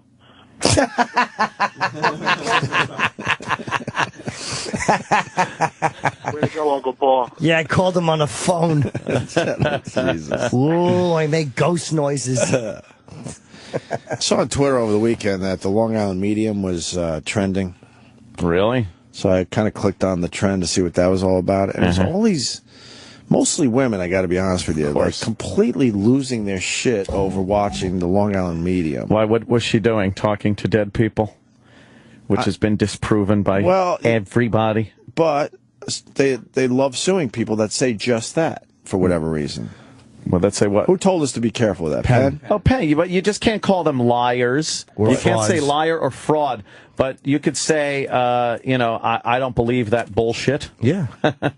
But who's still buying into that? And you could say, I'm sure a few of my family members. I should shut People up. who are very hopeful. I've never seen people that have definitively proven that they talk to dead people, and I've seen a lot of people who have definitively disproven. Like Penn is brilliant when it comes to that shit, right? And how they do it. But it's amazing. But I mean, like, just how she gets vague information, and people are still Always vague. are still holding out hope. It's like, why does she have vague signals coming from the beyond? You know what the greatest thing for these people has been? The fucking internet. If you have an appointment, if someone calls you with an appointment to fucking have a reading done about your dead relative, and you just Google their name, or go deeper, fuck Google, it's a business expense at that point. You go into their records, find up their Ancestry.com. files, Ancestry with their death records. Yeah, exactly. Right. Ancestry. Shit like that. You could get so much information. Anyone could seem like an amazing psychic. Yeah, you would absolutely blow someone's mind. Yep. But to still believe, and when she's like, I'm thinking of, he's kind of, I think he's trying to say, it starts with an S, and everyone just stares, so she knows, okay, it's not an S. Well, no, not an S. It's a P. Ooh. And then she sees someone like jump up a little bit. Yeah. And people still buy into that shit. John Edwards shit went on his TV show. He used to make people fill out stuff. Right. Like they didn't show that part. Go to Twitter and put in Long Island Medium as, I think that was the hashtag. You got to read some of these tweets. Yeah. People they lose their minds over it. Yeah. They're dopes. They deserve what they get. They deserve what they get. They're dopes, right? They're fucking dopes, and they deserve what they get. There was only one good medium. Her name was Rhea. Yes. And I remember telling her once, well done, medium Rhea. We heard you. I think she spelled out Long Island, by the way. We heard you. Loud and clear. Yeah. That's really bad. It's your face, though. You're hurting today. You're hurting. I like to pick up a nice raw steak with both hands and slap your face as hard as I can. Smack me across my sunburned face. With a nice raw steak. Oh. Yeah, if you're tuning in, Aunt's face is like beet red. It's calmed down a little bit in the supposed to be last couple hours. Like 74 today and sunny, so I'm going to be out by the pool again. Nice. But I'm going to put a little lotion on this time. Or something that resembles Yes, so your tonsils don't get burned. Lotion. Did you see my picture that I tweeted of Mr. Brady? No. From one of the episodes? No. When did you tweet it? Apparently, yesterday. Oh, I saw. Apparently, Mr. Brady in one episode was wearing an apron. Right. And he was cooking something. And then Jan was doing her spastic tap dancing. Right. And she knocked into what he was cooking. which was some batter stuff, and it hit the floor and sprayed up on him. So he's standing there in an apron looking down with this white creamy stuff all over his shirt. And your tweet was just nice. I just put I put it I said, foreshadowing or something. Foreshadowing, right? Question mark, because he had cum on him. Sam, read some of these. Start with that plain Jane one I see. In the red. Down right here? there. Start with that one. If I could meet anyone, it would be Teresa Caputo. I freaking love her. She is amazing. Hashtag Long Island Medium. I honestly think she changes lives. This person is she dumb. might. I mean, in all fairness, she might change people's lives, but it's all, in my opinion, complete bullshit. Right. She's not talking to any dead people. Oh. This person says, I get some people think hashtag Long Island Medium is fake. Regardless, the things she does for people is amazing. They need what she gives them. This person says, hashtag Long Island Medium. I love you, Teresa. I'm your #1 fan. I wish you can tell my grandma. I wish you can tell my grandma that I love her and miss her so much. Thanks. God bless you. Well, you just did. She's got Twitter. If it's heaven, it's got to have everything, right? Of course. So Grandma's got Twitter. Don't worry about it. This episode of hashtag Long Island Medium is hitting too close to home. First time I ever cried this way watching something on TV. Ugh, God. That's what I'm saying. That's what I'm saying. Because they're believing what she's putting forward. How does she sleep at night, you think? They're just dopes. People are dopes. She probably just says, well, you know, I know it's entertainment. Or maybe she says, I'm helping people. Because Yeah, she probably spins in her head like, well, I know that I don't actually have these powers. Yeah. But in the end, I think I'm helping them get over this. It amazes me that people don't know that these powers don't exist. It's amazing to me that there are people that believe shit like this. People are stupid. When you can tell when you watch videos that people post. Check this out, it's amazing. And you look and go, no, a plane can't land with one wing. Here we go. Here we go. Let's go, RC. RC in Indiana. RC from The home of that Wheel of Fortune dope. Yeah, Wheel of Fortune dope. It's fucked up. I went to IU for a little bit, so Tom Crane's embarrassing our basketball team bad enough. Talking through a tire tube or something. Yeah, what are you talking through? I'm talking through a cellular phone. Ooh. Sounds bad. No, it really sounds bad, for real. It's a cellular phone. Well, I'm actually traveling to North Carolina right now. All right, drive safe. Be good. God bless. He says, but you were at a John Edwards reading and it was pretty fucked up. What made it so fucked up? The fact that he knew that I called my grandma Nana. Which, I heard you guys say earlier. That He knew you called your grandma Nana. Really? What a great cold read that is. Nana, Grammy, Nana, I'm getting something. Right. Mima, Mimu, Mama, Papi, Poo Poo. Yeah, and the funny thing was, I didn't even have a dead grandmother. Okay, you're fucking around. Good for you. Yeah. In my humble opinion, he's a complete and utter fraud. Yeah. Yes. I just find it hard to believe that anybody can communicate. I wish all that stuff was believable to me. That'd be great. I wish I could believe it. That'd be Because amazing. it's such a nice, reassuring thing. That would absolutely prove that there's life after death. That would be an amazing thing for everybody. Let's go to Tom from the float place. Tom, where's your float place? Long Island? Yes, sir. Long Island. It's in Farmville. It's opened up in November, man. I'm supposed to go, right? Yeah, I'll send you. I was supposed to send you some stuff in the mail. I'll get it out to you ASAP. I've always wanted to float. I learned about floating from Brother Weeze back in the day. What is it? One of those chambers that you lay with in all that salt and shit. So sensory deprivation, or is it? All the salt makes it where it's impossible to go under the water, and then you close that cover up, and it's nice and dark, and you kind of chill out. And then Joe Rogan obviously loves to float as well, so I definitely want to try this. Yeah, you should. It's about 150 gallons of water, and there's 900 pounds of medical grade Epsom salt. So you actually float on top. You don't have to try. You don't have to hold your breath. You just sit there and float. Is that wild? Yeah, that's fucking wild, huh? So I'll send some stuff over to you. But, all right, I'll try it out next time I'm out your way. I bet you're pretty salty when you get out, huh? I would imagine so. There's a shower right next door to the tank. You just step out. Oh, yeah? Into the shower. Glory Yeah, glory hole in the side? There is actually. Oh, nice. Funny you mention that. Right. You guys were talking before about Penn Jillette and what you can say and what you can't say about people, and I remember exactly what he said because I use it day to day whenever I comment on people. You're allowed to. You can say like, "Oh, that guy's a fucking asshole," or "That guy's out of his fucking mind." He said the pivotal thing is if you curse when you're insulting them or when you're commenting on it. That's the biggest thing. So when you talk about like the Long Island medium, you can't say, "Oh, she doesn't know." You can't say, "Oh, she's a fraud," but you can't say she's a fucking lunatic or she's a fucking fraud. Well, I could say, in my humble opinion. Yeah, you could say that. Yes, sir. I believe. Yes, sir. I learned that a long time ago. As long as you say, in my humble opinion. As I see it. As I see it, right. Yeah. Thank you, buddy. All right, cheers, Wes. All right, man. Let's go to Bob in Texas. Bob.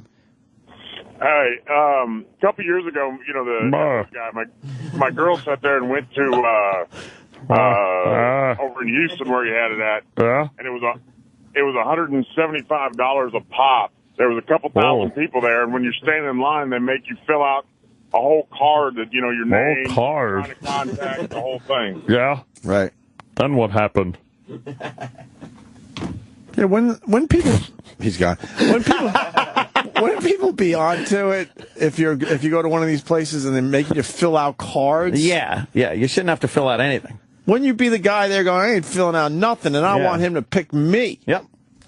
Or just lie on the card. But I bet you if you're defiant like that, they figure out a way to get you out of the taping or because something, they're too. desperate people that want to contact loved ones. What's the matter, Jimmy? What happened? You okay? Are you okay? What happened? Are you okay? Oh, no. Are you okay? Want to go to break?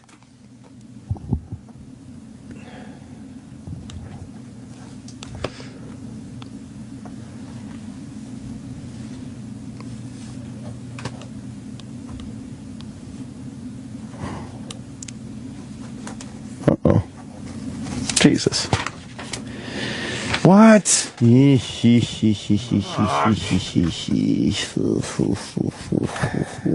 that's not good.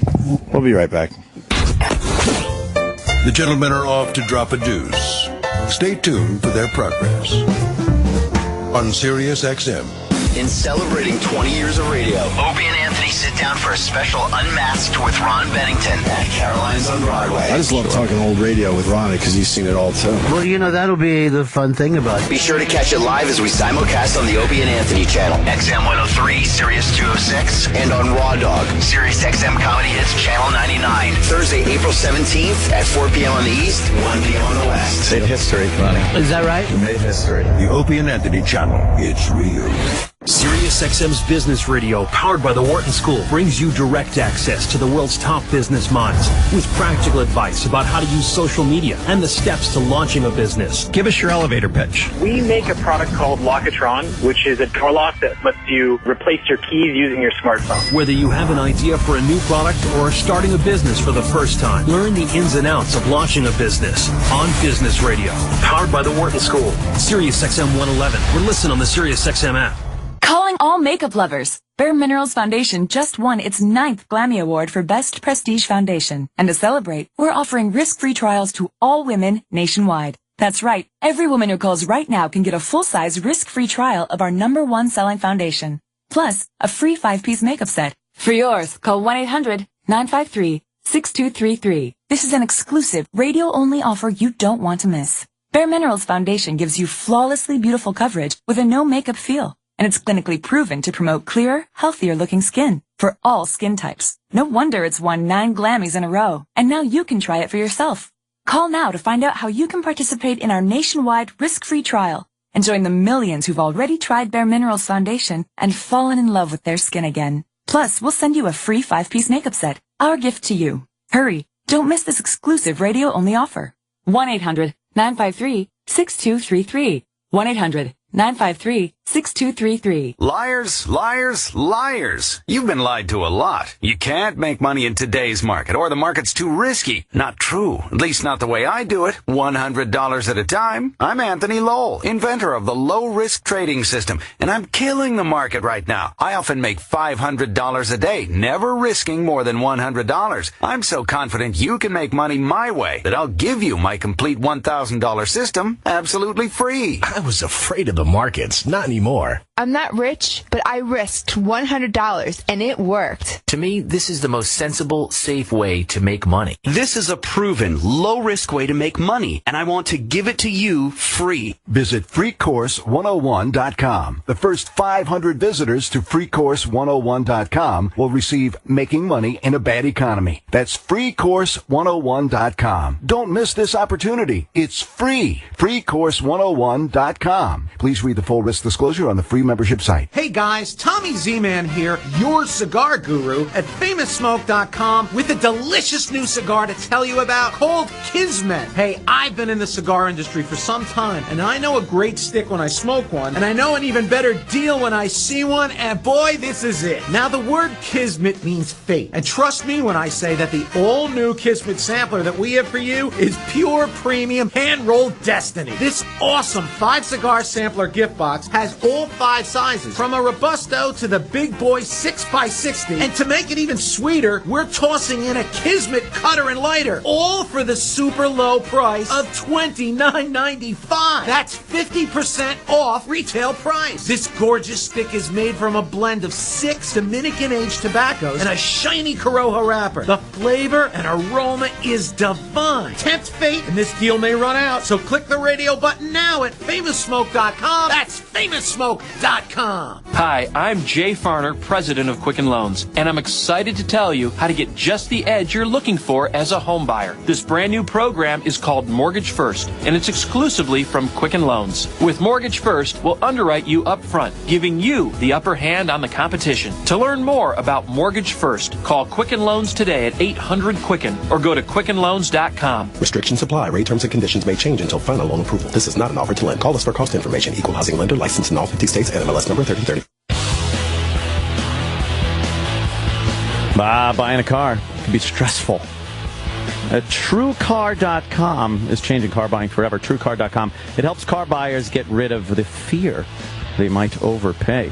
Last month, nearly 45,000 cars were sold by the TrueCar certified dealer network, and TrueCar.com users saved an average of $3,046 off of MSRP. When you're ready to buy a car, just follow these 3 steps. First, go to TrueCar.com and find out what other people paid for the car you're looking for. Second, register at TrueCar.com to see upfront pricing information and lock in your savings. And third, simple step, just print out your TrueCar savings certificate and take it to the TrueCar certified dealer for a better hassle-free car buying experience. Some features not available in all states. Every day, TrueCar.com users receive negotiation-free guaranteed savings. Save time, save money, and never overpay. Visit TrueCar.com today. That's TrueCar.com. I mean, when I was a little kid, I used to make believe, hey, the Billy Joel Show. And now, here it is, for a limited time. Get 24/7 Billy Joel. The Billy Joel Channel. 5 songs. Rare versions. I saw the lights go out on Broad. Stories from Billy. All of the characters in that song actually were real people. John the bar's friend of mine, gets me my drinks for free. True. And music from his entire 50-year career. The Billy Joel Channel. Channel 4 and the Sirius XM app. Only on Sirius XM. This is Bob Diener, president of GetARoom.com. We've got an amazing spring sale going on all over the country, from 40% off the rates. Here's how it works. Go to GetARoom.com. Enter your travel dates and your destination. You'll see the lowest online rates coming up, and they'll be slashed out, and then you'll see the sale rate, up to 40% off. Great hotels in New York City, like the Wellington, from $111 a night. In Orlando, hotels like the Flamingo Water Park, from $42 a night. In Vegas, a huge deluxe suite at the Luxury Suites International at the Signature MGM, from $89 a night. In Miami, hotels like the Lorraine, from $111 a night. In D.C., the Capitol Skyline, from $125. In Chicago, the Allerton, from $129. In Anaheim, the Jolly Roger from 88. GetAroom.com. Get a room, get a room, get a room.com, get a room, get a room.com. Do you want to get rich, but carefully? This is Jim Cramer, and I've opened up my multi-million-dollar portfolio, and you can see the stocks that I buy for my charitable trust. I'll tell you before I buy, and I'll tell you before I sell. If you're ready to declare your financial independence, you're ready for the Cramer Edge. You can see Jim's portfolio for free. And if you subscribe, we'll send you a free copy of his new book, Get Rich Carefully. Go to getkramer.com. That's getkramer.com. DaveSmith.com feels the need to give you a new 2014 Jeep Cherokee. Go online to DaveSmith.com and enter to win a new 2014 Jeep Cherokee. Call 800-635-8000 or go online to DaveSmith.com and check out the great deals on over 2,100 new Dodge, Chryslers, Jeeps, Rams, Chevys, GMCs, Buicks, Cadillacs, and top quality pre-owned vehicles. DaveSmith.com. Get a great deal today.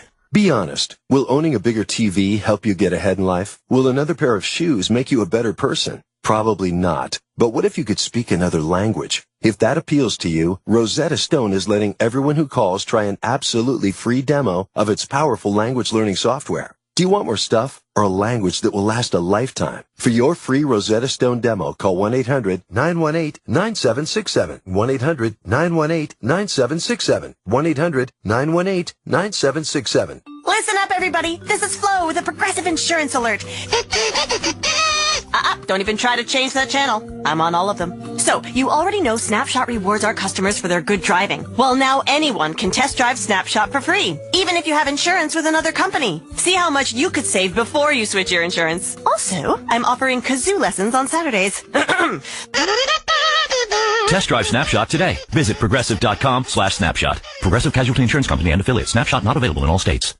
A public smoking announcement from new Zoom e-cigs. We're here to spread the word about overcrowded smoking prisons. In airports across the land, smokers are unjustly detained in glass cages filled with eye-watering smoke on display for all to see. We say no more time in the smoky pokey. With Zoom e-cigs, there's no smoke, no smell, just flavor so bold you won't believe it's an e-cig. Together, we can free our flavor. Flavor beats fire at zoomecigs.com.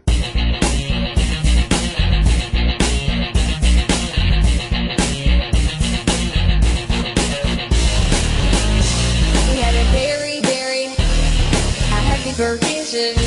We had a very heavy, vacation. We had a very heavy vacation. We had a very heavy vacation tonight. We had a very Garrison. Right, let's go ahead. Garrison tonight. We had a very Garrison.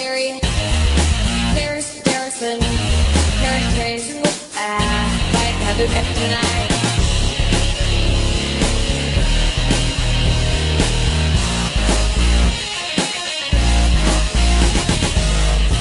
We had a very Garrison. Right, let's go ahead. Garrison tonight. We had a very Garrison. Right, have it tonight. We had a very vacation. We had a very heavy vacation. We had a very heavy vacation. We had a very heavy vacation tonight. They're rich, and they pee, but they're done. Welcome back to the Opie and Anthony Show on Sirius XM. Sorry about that. Well, it's completely reasonable. Jesus. Yeah, I got a call. What happened? I didn't. That wasn't a radio tease. I got a call from Jim Florentine. I knew it was bad news because he wouldn't call me on the air. Yeah, you ran out of here. I knew something was up. And Otto died, and I just couldn't say it when I came back. Yeah. I didn't. Obviously, it's always hard to say that, but I physically couldn't say it, so I wrote it down. But it wasn't to be mysterious. So it wasn't some stupid tease. I don't know what he died of. Apparently, he had taken a nap and just didn't wake up. Jeez. He was 53. That's pretty bad. It's terrible. Fuck. We've known him a long time. You've known him forever. Fucking you comics, Jesus Christ. Yeah. Fucking believable. I don't know if it was tied into what had happened where he was in the hospital for a while. Yeah, he was in the hospital last year, was it? For a while? Almost, was it almost a year ago. Or something? Meningitis of some sort, yeah. Yeah. So I guess his girlfriend was calling people, and this was just the first I heard of it. It's just heartbreaking. No shit. Wow. Yeesh. That's just out of nowhere. Yeah. That shit just blindsides you. He was a funny fucking guy, man. Oh, I mean, we always say that about people when they die, of course, but yeah. Otto was a funny fucking guy. Yeah, I don't think no one made me laugh harder than him. No one. That. As so a guy. Fucking funny. So inappropriately funny. I love it. God. Yeah. Oh boy. That break we did where he talked about the fucking lady from Wizard of Oz dying. Right. Get me some twisty ties and I don't remember, hay. There was something he said. It was such a brutal. Yeah. Right. It was fucking brutal. Oh, man. Oh, boy. Oh, boy. Jeez. It's like, what do you say? You don't even know what to say. I know. It's It's horrible. just fucking, it's a bummer, as they It seemed like say. he was doing, pretty good, too. Yeah. Got over that illness, which was extremely scary for him and everybody else. He was in the hospital a while. Wasn't it? Yeah. He was in Canada for what? Was it for the comedy festival? Oh, I don't even know what he was doing. Yeah. Then you fast forward, he came in here looking great, all rested and tan and feeling much better. Yep. Gee. We were just, I mean, you always say that when you die. We were texting the other day, back and forth, doing Bob Levy and Clockwork Orange. That was the last thing we were talking about was Bobby. It was fun, too. Shit. I realized when I was texting him, too, like, I'm such a perv with my phone, and I'm such a piece of garbage, but I'm like, it's so nice to be just texting a friend Just and funny. having some laughs, like, not... Funny stuff. Yeah, Right. like I had an odd revelation while I was doing that. Like, it's so nice to be texting healthy and just having some fun together. Right, not Some just laughs. looking for pussy or Yeah, like trolling. It made me feel really normal and healthy. Just yelling at somebody or something. Yeah, just having some laughs. Did some amazing stuff for this radio show. Did our comedy festival and yeah. I knew him way before then, though, when he was performing at Fast Eddie's in Huntington. Oh yeah, he was in. He would just in Huntington.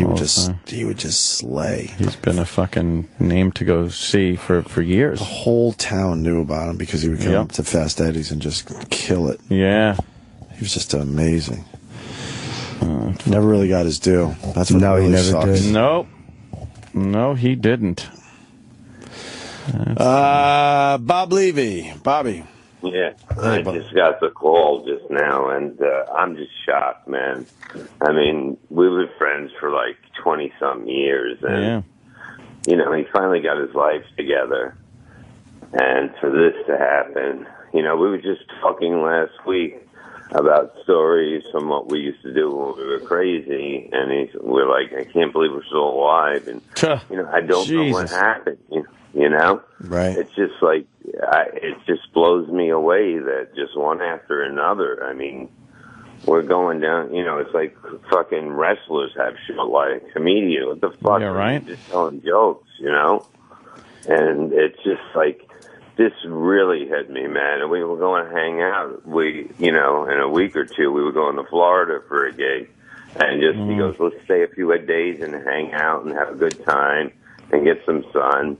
And I was like, yeah, man, that sounds great. And it's just like fucking unbelievable because, you know, he was a legend in this business and always will be known as that. Mm-hmm. And that's got to be kept up. You know what I mean? Yeah. He may have been more underground than most people, but most of the people that are underground are better than you see on TV. So when you pop up on other comics' favorite comic lists, you know, like he was always on a lot of people's lists. When you talk to comics about who was fucking hilariously funny, fucking Otto, right? You know, Bob, how was he doing lately? I mean, he was on our show, I don't know, not that long ago, and he looked great. Yeah. Yeah. Like he call me up and he goes, "It's all right to have a couple of beers, right?" You know, and I was like, you don't need to drink. I mean, but, he just wanted to sit in the yard, and like he was basically sober. He was off the coke, I mean, and I just hope it's not, people fall back. I haven't fell back in, almost 4 years now. But, it could shock your body and that shit. But I just, you know what I mean? I just hope he went peaceful because, I mean, like working with him, like it was the greatest thing because we used to go to Pips to work, right? Right. And that was a well-known comedy club. A lot of big stars came out of there. David Brenner, you know what I mean? Dice, and many more. And we played there one weekend, and he looked at me and he goes, "We made it." You know what I mean? Right. Because you see, in comedy, most fans think you make it when you got it on TV or something like that. When most of this shit on TV, they couldn't follow me with their fucking dick in their hand, okay? So they ain't fucking nothing compared to us. And it's just fucking, it's just so shocking when I got the call. Like, it's just like, when you just talk to somebody and you're just talking about the future and saying, let's team up together. We'll get Roger to get us some dirty shows, Yeah. And he seemed so fucking happy, you know what I mean? Because he loves working. We always had fun working, I have such great... I'm writing a book now, and we were going over stories that we did together when we were partying, when, like, after a show, we got a gram of Coke, and he made me bring George home first before we did it because he couldn't sit in the trunk. And that was like years ago. But he's clean. You see what I mean? When you fucking get your shit cleaned up, you can talk about it and laugh at shit. Right. And this is fucking shocking. You know what I mean? For somebody that I've known since fucking I started this fucking thing and looked up to and was the nicest guy. If anybody says a bad word about Otto, you don't fucking know him or you're a fucking asshole. Because off stage, that guy, he might have been the filthiest motherfucker. And I was just bragging to him about him to someone the other day. I go, he is the filthiest motherfucker out there, but he is hilarious. And you can watch him over and over. Yeah. And it's just really fucking shocking that fucking this shit is going on, man. I don't understand it, man. I mean, I'm like fucking lost right now because I just got the phone call and. Yeah, this shit's always like, fucked up. You just don't know what to do or say. Right. Just walk around in a haze. Yeah, it's like you don't know what to say. You don't know, like, what the fuck do you say to his girlfriend? You know what I mean? Yeah. I mean, the way I look at it, you got to take care of her, do a show, you know what I mean? Fucking raise some money, you got to do something in his name, Yeah. He was a fucking legend. I don't give a fuck if, you know what I mean? All these douchebags can get on fucking TV or whatever the fuck with their shit material because they got a pretty look or something like that. But let me tell you something. The real fucking legends are the ones that fucking go out there and bust their balls every night and fucking kill in front of people. Yeah. And there should be something, a fund made up for him where his name would carry on because, I mean, he did mean a lot to a lot of fucking people. And, of course, you guys. I mean, he fucking loves you guys. He's always talked about you guys, Right. Because you guys are fucking real, He was fucking hilarious on the show, too, yeah. Yeah, he came to you guys because you guys are fucking real. He's a real fucking person. He's not into the bullshit Hollywood. That's why he came to you. I gotta tell you that George thing was creepy though at times. I remember. I remember at NEW. He comes in the early days when we didn't know him that well, and he's just killing it for us. And then, like, in between breaks, he always loved reading the newspaper. Otto loved getting knowledge. And he's reading the newspapers while we're in break, and I look over, and then I kind of, like, get Ant's attention. I go, you got to look at this. What is he doing? And he's reading the newspaper, and George is reading along with Otto. Like, he's moving George's head and stuff. And moving his eyes, like, back and forth. And I never forgot that because I'm thinking, oh, my God, he's not doing this for anyone. He doesn't even realize we're looking at him right now. He's reading. And I'm like, what is that? I'm like, what is that about? Well, that's what it is. It becomes like, it's part of you. Right. You know what I mean? Like, to him. And, like, when he was done with his set, like Norton can tell you, he would wrap his doll up, his head up, like, like an Iranian or something like that. So it was comfortable. It had, like, the headgear on it. But it always had to go home before we went out after a show. Man. And he always had, like, Rodney loves him, okay? And he always had, he goes, listen to this message. We always, every time we went back, we listened to it. And he's like, hey, kid, I'm telling you, you know what I mean? Let's go. You got it, You're the man, you make me laugh, But, I think he was somewhat a little bit afraid of success. Yeah. But the whole thing is that you can never sit down with a guy and just like a sweetheart. You know what I mean? Right. Like, there's scumbags in this business. You know what I mean? But, I mean, nobody could say that about him. I mean, he was a true fucking person. And, it's just you wake up and you just fucking, I'm listening to you guys. I finally got my schedule set up, and fucking I got a call, and I'm like, this has got to be a fucking joke, because we were just talking last week. We're supposed to go to Florida next Saturday. Right, and I'm like, fuck, we were going to hang out and that shit. And sucks. fucking, I'm just like, I don't, you know what I mean? It makes you think about everything, It's just fucking heartbreaking. You it's never know. A guy who never got his due in the business. And, he's just another funny guy who the business just did not give what he deserved to him. Right. He was another funny guy with all these fucking mediocre motherfuckers because the critics like him and because they carry the right narrative or ideology. And a brilliantly funny guy like him.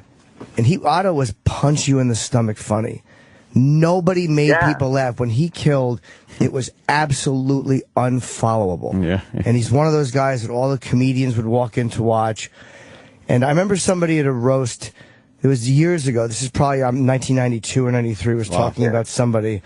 And they said, they mentioned, what did he say about Otto? He said something about you'll notice that the comedians in the room, he was a roast that the public was at, and he said, and you'll know who the comedians in the room are because they're the ones in the room who are not laughing until Otto is on, and then they're going to be the only ones who are. And I always remember that as such a great description of mixing Otto with comics and the public. Right. And he would just come up and... That's what he always said. He always said, how come these pieces of shit are on TV and we can't get a fucking special? You know what I mean? Yeah. He goes, it's because, you know what I mean? Like these MTV guys, they got 15 fucking minutes. They're fucking selling out. Are you fucking kidding me? Comedy is a fucking, like, when, like me, Jenny, Otto, Florentine, everybody that that's fucking anybody that's fucking powerful and knows comedy. It's just such a shitty fucking business because they put out shit on TV, yet, you know what I mean? So people don't go as the clubs. They're like, if this is what's in clubs. No, that's not what's in clubs. Yeah, We're in fucking clubs. Right. Come and see fucking real comedy, man. It's not some fucking 18-year-old fucking girl that has 15 fucking minutes. Ooh. It's just one of those things. Thank you, brother. I'll talk to you soon. I'm sure I'll see you before the thing that's... Bob, thanks, man. Something to help out the family with. Yeah. All right, Bobby. Take good, it brother. easy, Bob Levy, It's who was just- very close with Otto and George. Jimmy just told us that Otto died in his sleep. Yeah, I got the call from Jim in... during the thing. Right. It's really weird to not be able to say that, you know, I just couldn't say it. Right. It was, you know, whatever. We all act weird when we hear that, and then you take a couple minutes. But it's just terrible. Do you remember the first time you met him or saw him? Yep. It was in the Varsity Pub, and it was before I did comedy. I was just starting, and me and my buddy would go to watch shows. That's where I first saw Florentine, and guys like Quentin Heggs, and that guy Jeff Zabrowski, who I did get an update on, by the way. He retired and won some kind of lottery. Oh, really? Yeah, he's doing good.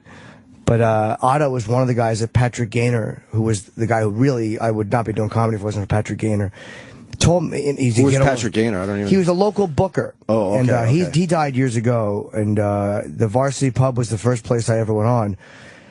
So I would go and watch the shows on the weekends. I would never heckle the comics. Sometimes Patrick would let me like introduce the show just to get me on stage before I ever performed, and that's where I saw Otto for the first time. And it was like seeing Zeppelin for, you know.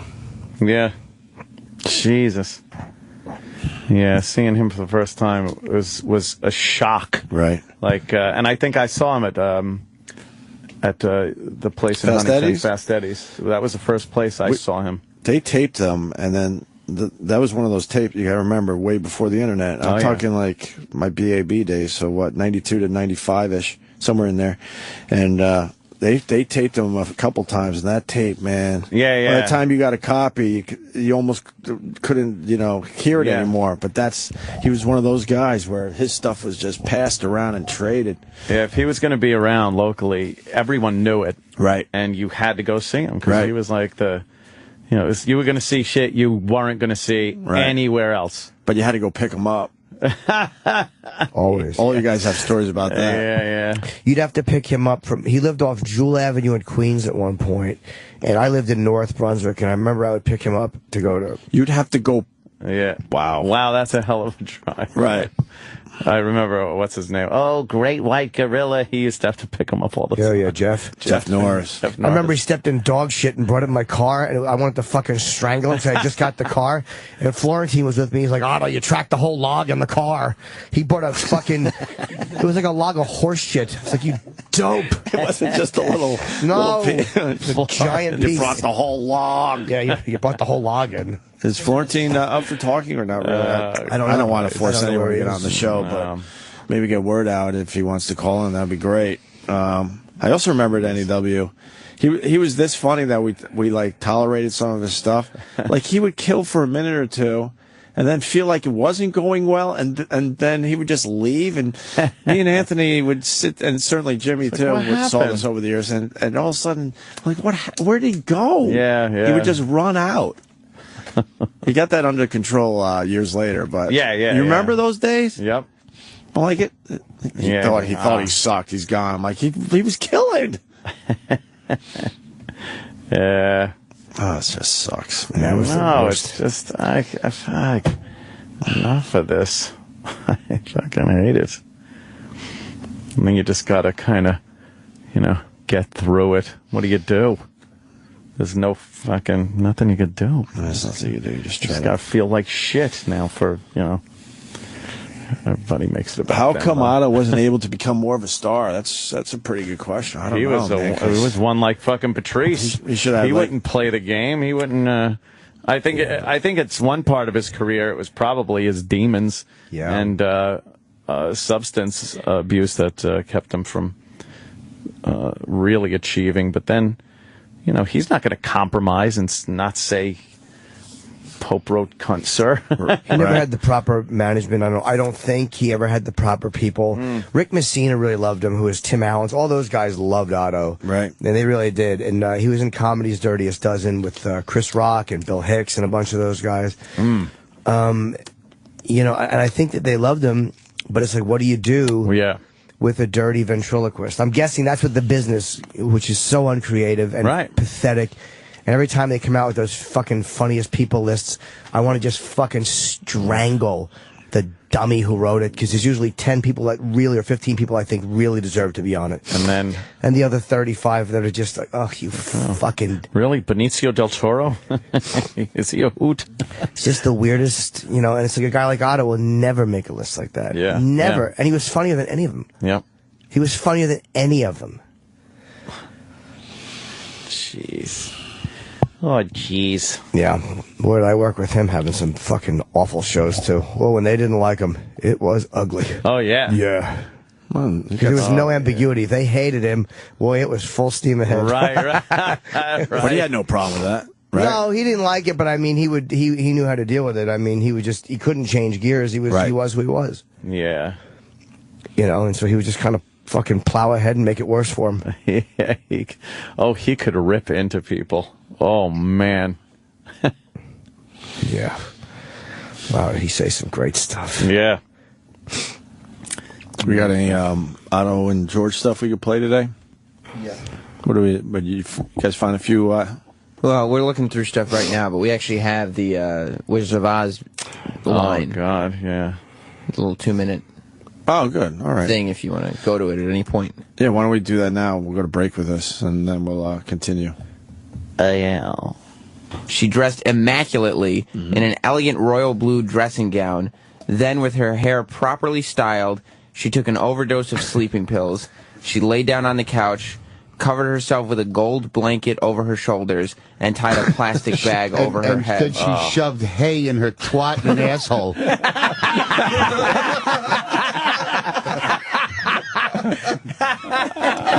After all that beautifying, she just shoves hay in her twat and asshole. God damn. Maybe grass, too. Annie M. Read the note she left behind. Yeah. Read the note. She left a note behind that said... Sorry. I love that, man. I am now about to make the great adventure. I cannot endure this agonizing pain any longer. It is all over my body. Neither can I face the impending blindness. I pray the Lord my soul to take. Amen. Wow. And then her landlady found her. Oh, and then that's she great. She died. Hay is such an unpleasant thing to shove in your twat and asshole. And asshole, like mulch would be okay because it's soft grass. No, that's hard. But hay would hurt your cunt It's grass. gonna perforate things. Was she sick or just not getting work? Just not getting work. No one wanted sick. Annie M. in Nobody's hiring me. I got to shove hay in 1962. my mouth, cunt, and asshole. Give it a fucking dry cleaning bag. 206, more hay, and a fucking run down to the dry cleaner. Be a dear. Run down to the dry cleaner. Give me some Twistix. Fuck. From 206, more hay. O&A will be right back on Sirius XM. You could change the channel, but it would be a horrible regret. In celebrating 20 years of radio, Opie and Anthony sit down for a special Unmasked with Ron Bennington at Caroline's on Broadway. I just love talking old radio with Ronnie because he's seen it all too. Well, you know, that'll be the fun thing about it. Be sure to catch it live as we simulcast on the Opie and Anthony channel, XM 103, Sirius 206, and on Raw Dog, Sirius XM Comedy Hits, Channel 99. Thursday, April 17th at 4 p.m. on the East, 1 p.m. on the West. Made history, Ronnie. Is that right? Made history. The Opie and Anthony channel. It's real. The only national radio show dedicated to college lacrosse is on Sirius XM College Sports Nation, featuring four-time All-American Paul Rabel. Rabel rips one! Paul Rabel! And former national champion Paul Carcaterra. A kid who has the skill and, most importantly, lacrosse IQ transitions to the college game a lot easier. It's Inside College Lacrosse, beginning Tuesday, 7 p.m. Eastern. Sirius XM College Sports Nation, Channel 91, and the Sirius XM app. As you enjoy the great outdoors, remember, spring is mud season, which can be harsh on your vehicle's carpet. All the more reason you need tough WeatherTech floor liners. I'm David McNeil from WeatherTech. WeatherTech floor liners are laser measured to perfectly fit any make and model, providing a wall of protection for your vehicle's carpet. Best of all, WeatherTech floor liners are made in America, so you know you're getting the highest quality. Order your WeatherTech floor liners at WeatherTech.com or call 1-800-CarMats. When it comes to choosing a trucking company, choose the one that invests in its drivers and their quality of life. Trans Am Trucking equips its Kenworth trucks with refrigerators, APUs for in-cab climate control, power to charge your cell phone, run your TV and microwave, automatic transmissions, voice navigation, in-cab fifth-wheel release, and no-touch freight. At Trans Am Trucking, their drivers earn a living and enjoy life on the road. Call Trans Am Trucking at 800-370-9609 or visit transamtruck.com. To make your life on the road more livable, choose Trans Am Trucking. Have you ever wondered how you could make a difference in someone's life? What if you could help hundreds or even thousands of children? You might think it impossible, but it's within your reach. Right now, today, students in the U.S. rank 32nd in world math skills. It's time for our children to catch up. And you can help. Become an owner of one of the world's fastest growing franchises, Mathnasium. Mathnasium is the leading math-only learning center in the U.S. Its only purpose is to make our kids better at math. Imagine helping hundreds, even thousands of students in your community improve in school and raise their self-esteem, all while doing something you truly love. Call us at 855-391-MATH for a complete package of information. That's 855-391-6284 to learn how you can make a difference. Doing something you truly love. 855-391-6284. 855-391-MATH. You work out your body, but what are you doing to work out your brain? Challenge your brain with the online games at Lumosity.com. Designed by neuroscientists, Lumosity.com builds fun, daily workouts just for you. It only takes a few minutes each day to help improve your memory, attention, problem solving, and more. Meaning you'll feel sharper, think faster, and be more confident. Achieve a brighter brain and a better life. Visit Lumosity.com and start training today. That's Lumosity.com. Buying a car can be a stressful experience. Well, TrueCar.com is changing car buying forever.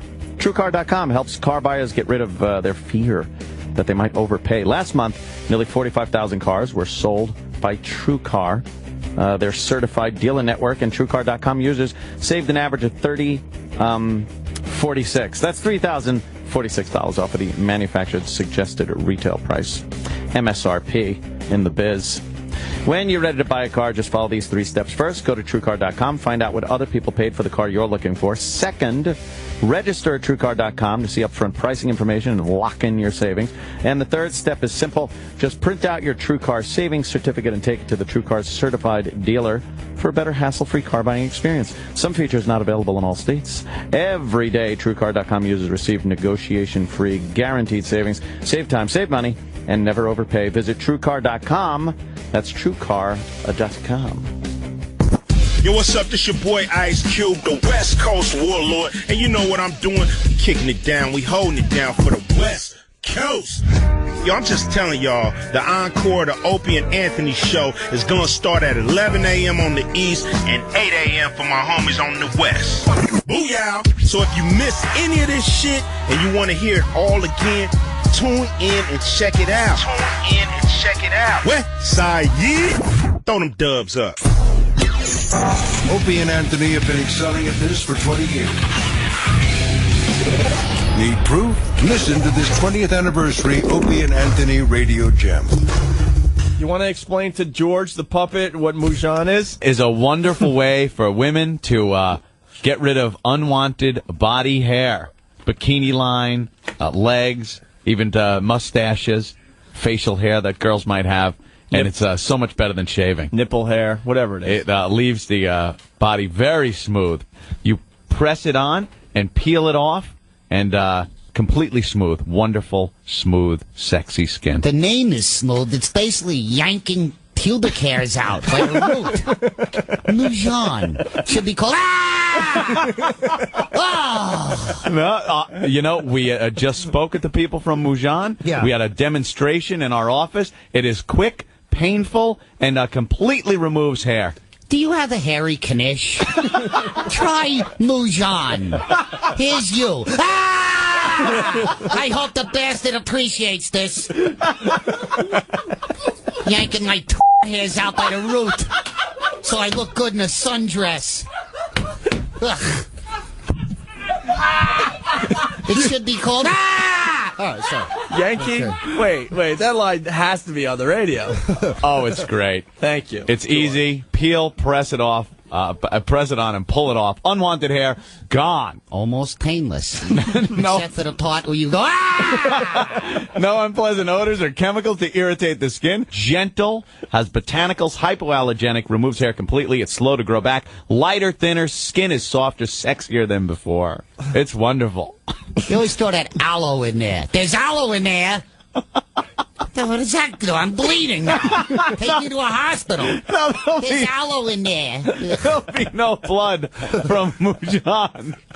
It's wonderful. It's so gentle. We saw a demonstration. The hair comes off. You don't even feel it. I know it's binding at this point. It's the most desirable way to remove hair. You know what else is good? Closing a storm window on your testicle is also good. You know, for the hot weather. All right. Just drop a storm window on your tea bag. There's aloe in that window. You want some aloe for your testicle? The most comfortable way to remove hair at home. Why pay those salon prices? Removes hair completely. If you don't see Mujan, go to the store manager and say, hey, my girl's got a poodle in her lap. I need Mujan. So to get hair off of that... Pussa! I don't even give a crap. 10 people on hold are enjoying it. Yeah, they hear the unedited version. Oh, yeah.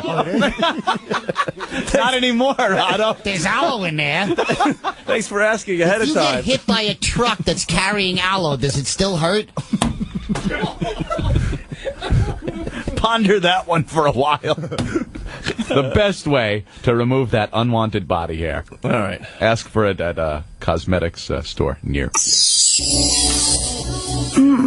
Welcome back to Cock Talk. I'm Mistress Vixen. Today, we're talking about your first man-on-man experience. We have Mars on the phone from Puerto Rico. Mars, talk to me, baby. I'm a changed man as of yesterday. Yeah, I'm a fucking changed man. I'm not the same. Mars, I see here you had your first gay experience last night. Yeah. Yummy. So tell me, what was that little asshole of yours like before the big night? My shit is so tight, man. I guess I'm anal retentive. It's so tight. Sexy. And what was going through your head when you whipped out that big dick? He tells me to lie down on my left side, and I'm facing a particular direction. And then he pulls his apparatus out. I'm like, hell no, that shit is not going near me. Sure enough, he goes behind me. How big was it? It was, I swear to God, about 2 feet long. Ooh, you're a spicy little bitch, aren't you? And what did he say before he put it in you? Did he ease it in? I'm just feeling for a second, and all of a sudden, this motherfucker, all the way in my ass. Ooh, you lucky little taquito. Tell me more. He goes like this. Come on, buddy, help me here, work with me. Let me do my job. What was that job? Open my ass. I don't know how you guys do it. Just letting that rainbow-striped freak flag fly. Come on, alcohol. Alcohol. This all sounds so dirty. How'd you get cleaned up after? Did he do it for you? Yeah, he cleaned it afterwards. No, he did it afterwards in front of me. No, he did. Ooh, how did he do that? What is it, toss salad? You could toss my salad anytime. Ooh, he licked your asshole clean with his tongue? Exactly. My God, Mars, you are so naughty. Any guy would be lucky to go south of the border with you. This is our secret. Don't tell anybody. What I wouldn't give to have a dick sometimes. Well, tune in next week when Cock Talk returns, and we talk to guys about their first time with a down low brother. Mars, I bet you have a story like that, don't you? Yeah. Ooh, you little Spanish fly, you've got me all wet. See you next week for more Cock Talk.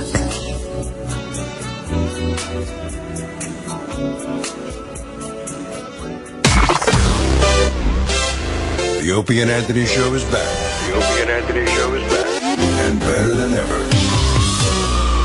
On Sirius XM.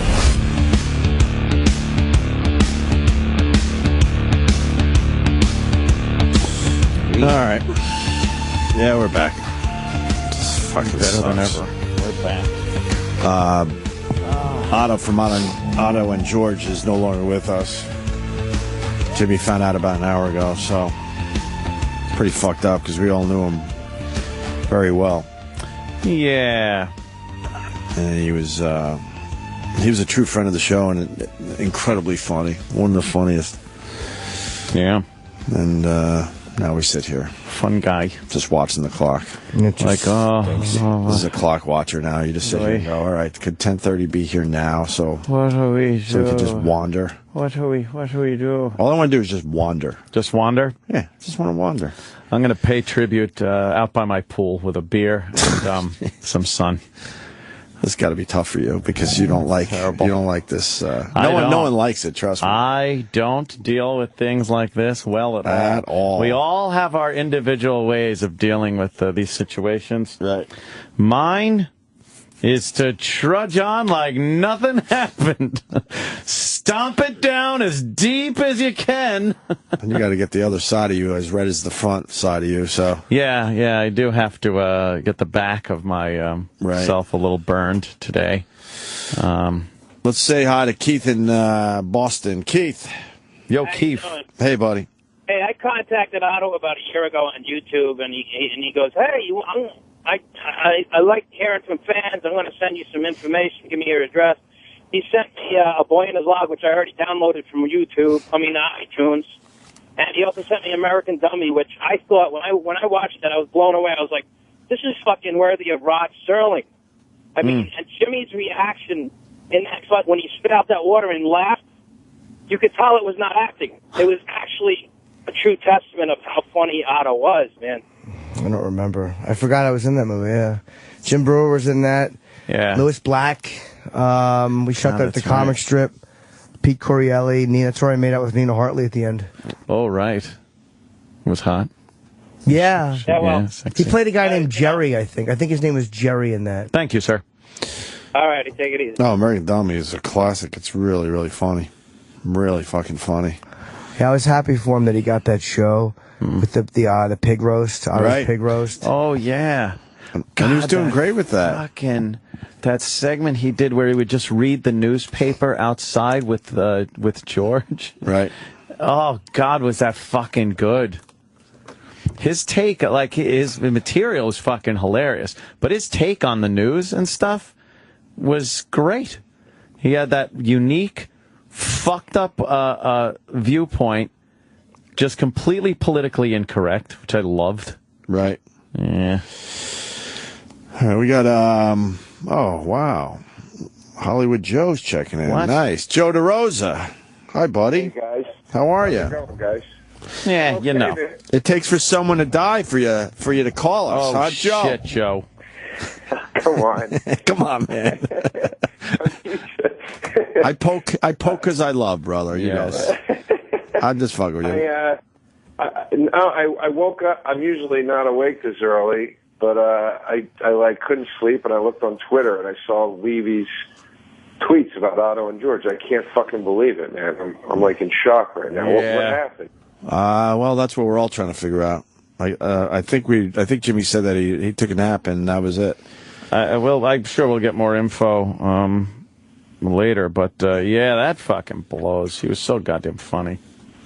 Yeah, the thing that always blew me away about him was like when the dummy would do like his inner monologue. Yeah. And I remember seeing him at Caroline's and like, you know, he did a joke that didn't go over that. Like Otto said a joke that didn't go over that well, and then the dummy looked at him and started going, "What are you nervous, you fucking pussy?"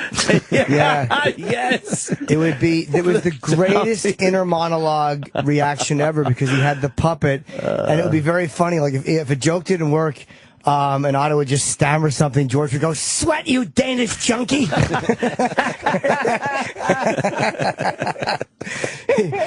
Your lips are moving. You're supposed to be creating an illusion.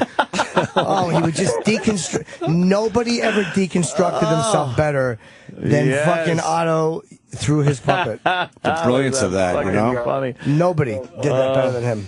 It's so funny. I remember we did the Nasty Show in at Just for Laughs one year, And the two things I remember is, one, he did the Kennedy bit where the puppet gets shot and the brains come out, like Kennedy assassination.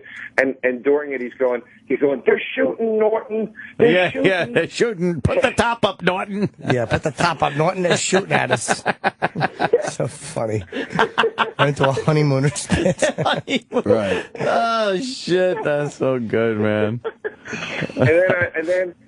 And then I remember Patrice was on the shows too. It's so fucking sad, man. Yeah. Jesus Christ. But Patrice was on the shows too, and we were down the theater we were in.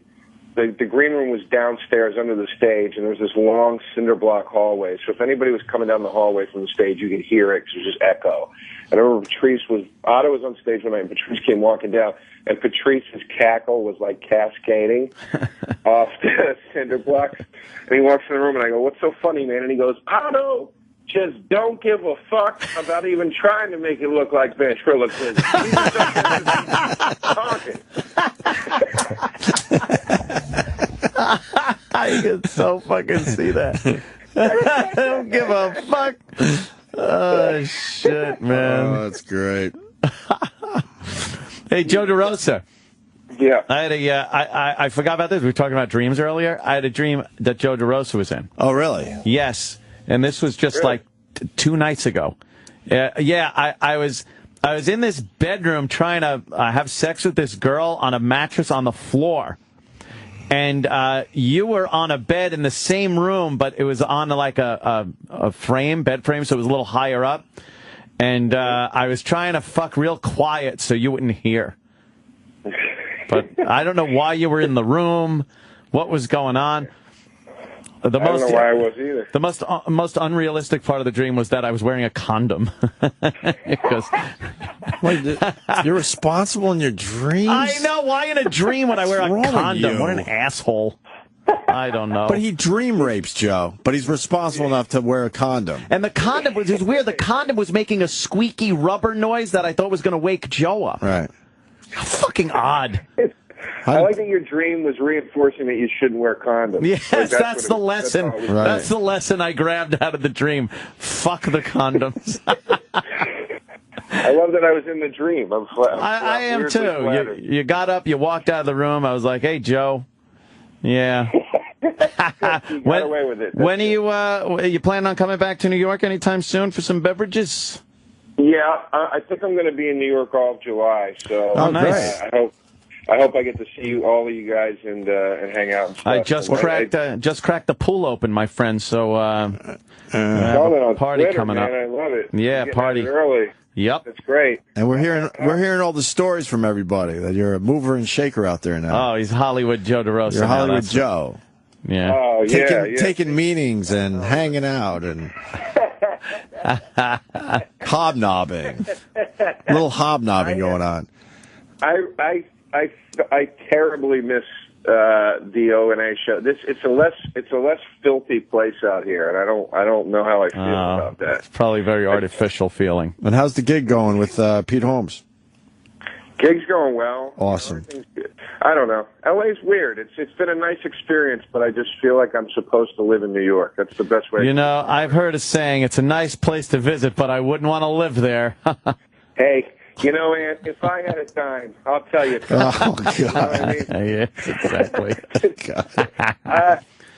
Can I tell you guys my favorite Otto story? Yeah. Oh, you scared me. I thought you were going to say, "Can I plug something?" Oh, Jesus. Oh, Jesus.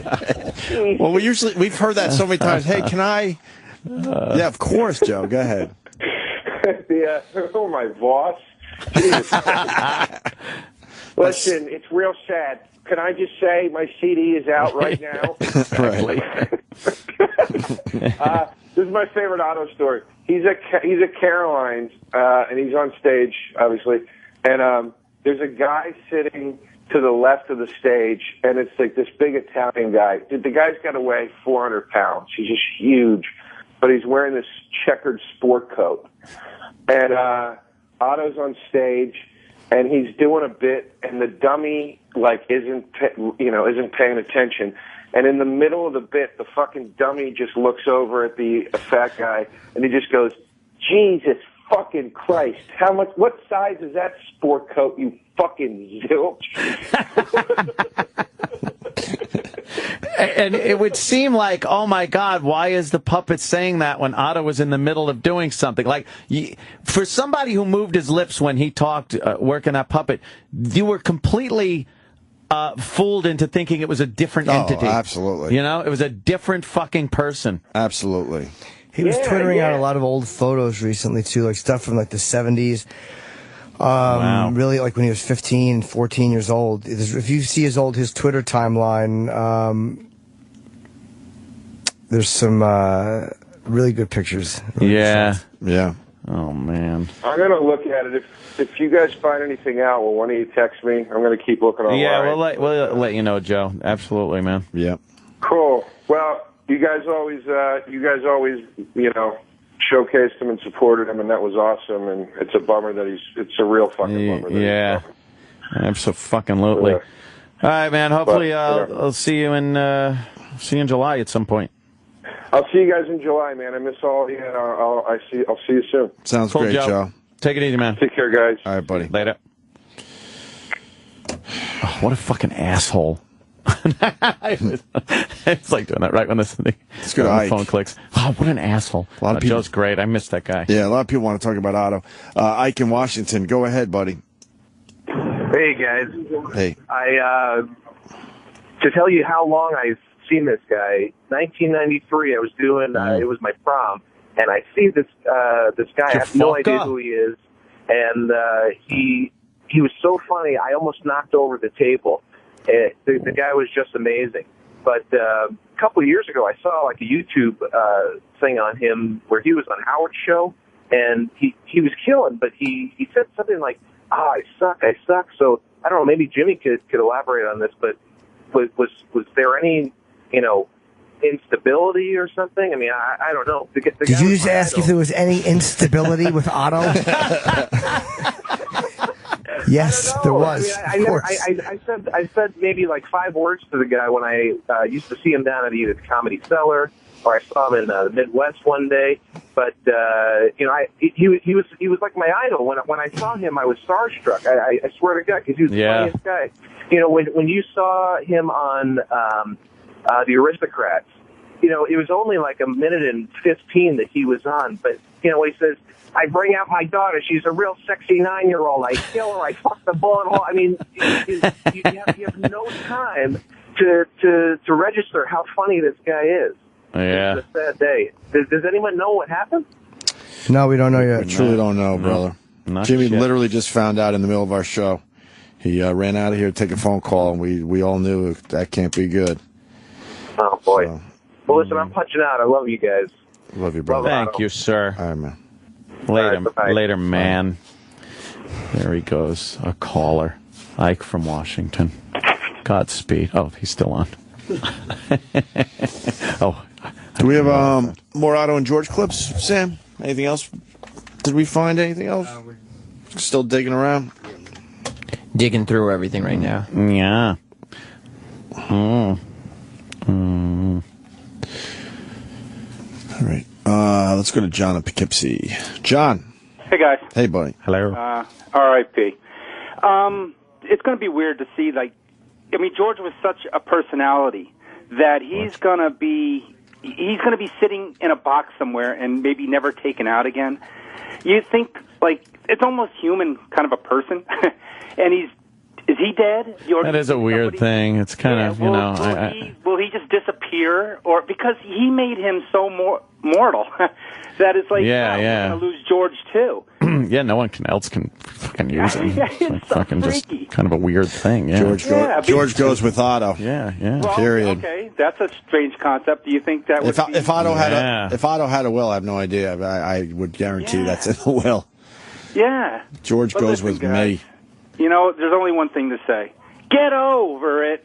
Well, yeah, I know. In time, perhaps, but there's a time, you know, you guys make so much fun of so many, but it's weird when it hits you. Yeah. You almost feel like you guys can't. I mean, I know you're going to joke about it, but it's so. I mean, I remember you guys talking. You're panicking, about sir. I lost somebody. You're panicking. Why are you panicking? Because the get over it thing didn't work that well? Yeah. Because now you're panicking on us. That's exactly what it was. I get it. We would have done the same thing. Yeah, we would play get over it. It's But weird, man. But all right. Wish them all the best. All right.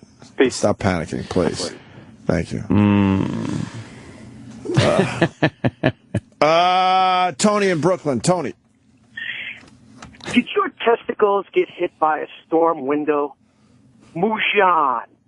That might be one of the funniest clips ever played, and I downloaded it when it was on, what do you call the free, Yeah.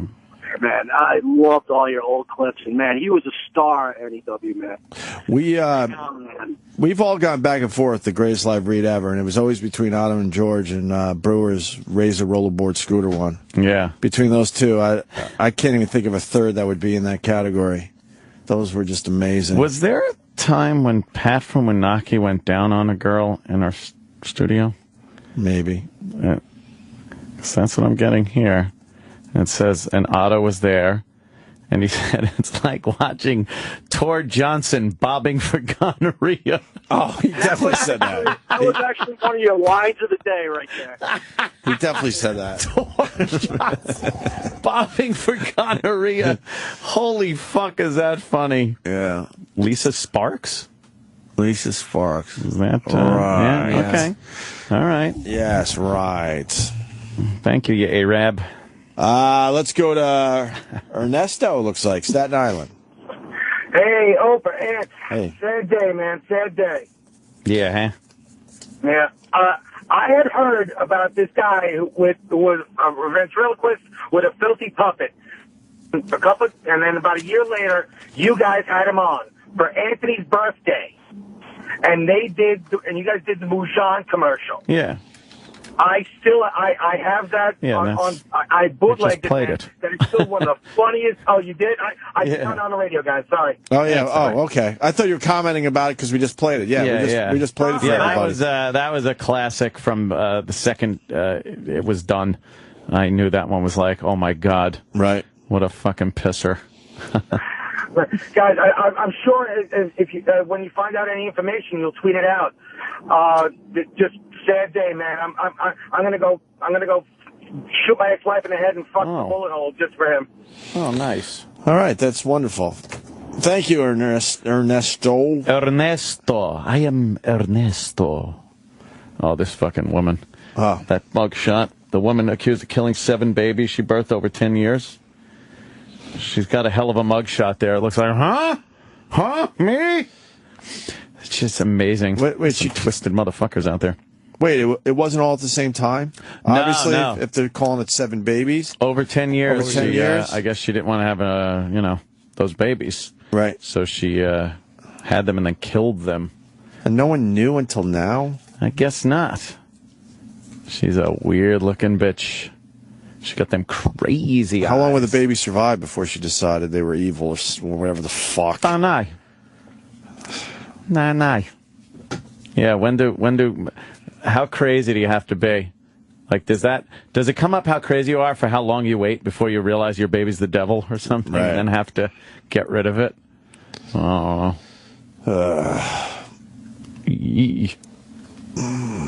Let's see. Let's say hi to Corey in Yonkers. Corey. Yes, Corey. Hey, guys. How are you? All right. All right. No, I just went to one of the first times I ever saw Otto was in 1990 or 91 in Yonkers at a place called Shooting Stars. Oh, yeah. Oh, man. And it was owned by Grandpa Al, I think, at the time. Oh, sure. Right. And no, I mean, I was only like 18, 19 years old, and they would let you in. And just the impact that he had on me, he was one of the funniest people I ever saw from then on. You would always keep seeing him. Even though his act mostly didn't change over the past 20-something years. I think there were a few new ones in there. But that night, the girl I was with was just a very conservative girl, and boy, did I get an earful coming out that night. And especially when she got up and decided to go to the bathroom during his set. I think Otto was very particular because he absolutely came up with new stuff all the time, but it was small. There was a line or two, you know what I mean? But every time he had something new, it killed every time. Every fucking time. Oh yeah, I must have seen him at least 5 or 6 times over all the years and stuff like that, and just some of the stuff was the same, and a lot of some of the stuff was new, but yeah, just every time. But he was one of those. He was one of those comics too that you could go and see him do some of the same stuff because you wanted to watch the reaction of the crowd. Like you knew what was coming, so you're like, "Oh fuck, I want to see like how they what handle this old bag up front is gonna do when that line comes out." You know. Right, but one time that always got me, I forgot where the heck it was, someplace in New Jersey, and I guess he was getting ready to go up, and he was sitting behind me with George, and I guess he was warming up, but they were basically having a conversation with each other. Yeah, we all saw a little of that over the years. I used to bring him on stage sometimes because he hated when you refer to the puppet as a wooden pal or wooden friend. Oh. So just to annoy him, I would go on stage sometimes and saying, "Please welcome Otto and his wooden buddy George," because he hated being introduced like that. Did he say something when you left the stage and he took the mic? I don't remember. I know that he just probably had something under his breath. Despised it. Cocksucker motherfucker. I'm sure. Yeah. Yeah, he really loathed it. Yeah, there was one time I was sitting up close, and I used to be really friggin' fat. I mean, I lost like 170 pounds over the past year. Yeah, congrats. But yeah, thank you. But he looked at me, or the puppet looked at me, and just looked at me and went, "Ring ding." Just out of nowhere. Ring dings. He would just do that. It was so funny when he would just stop what he was saying, and then George would jump in, but you're like, no, that's him. Right. He's doing the whole thing. Yeah, but Genius. I just wanted to share that, guys. I'm sorry to hear about, about Otto. Oh my God, everyone's sad. Are you kidding me? He would grab like George's arm or the lapel of George's little jacket and be like, "No, George," and pull him up. Right. Take your hands off me, cocksucker. Yes. Take your hands off me. Stop touching me. Oh, fucking great. Yeah. All right, Corey, thanks. Sweat, you Danish junkie. Oh, that made me laugh. A great fucking jab at himself. We got Mike Francesa. He was a huge fan of Otto. I don't think. What's up, boys? My condolences, man. He's fucking one of my favorites, man. He's seriously. He's one of the comedians that fucking. You can tell repeat his material. Somebody can repeat his material to you. Like, I saw Otto and George, and it actually was fucking funny, like coming from somebody else. Very right. Yeah, you're right. Yeah.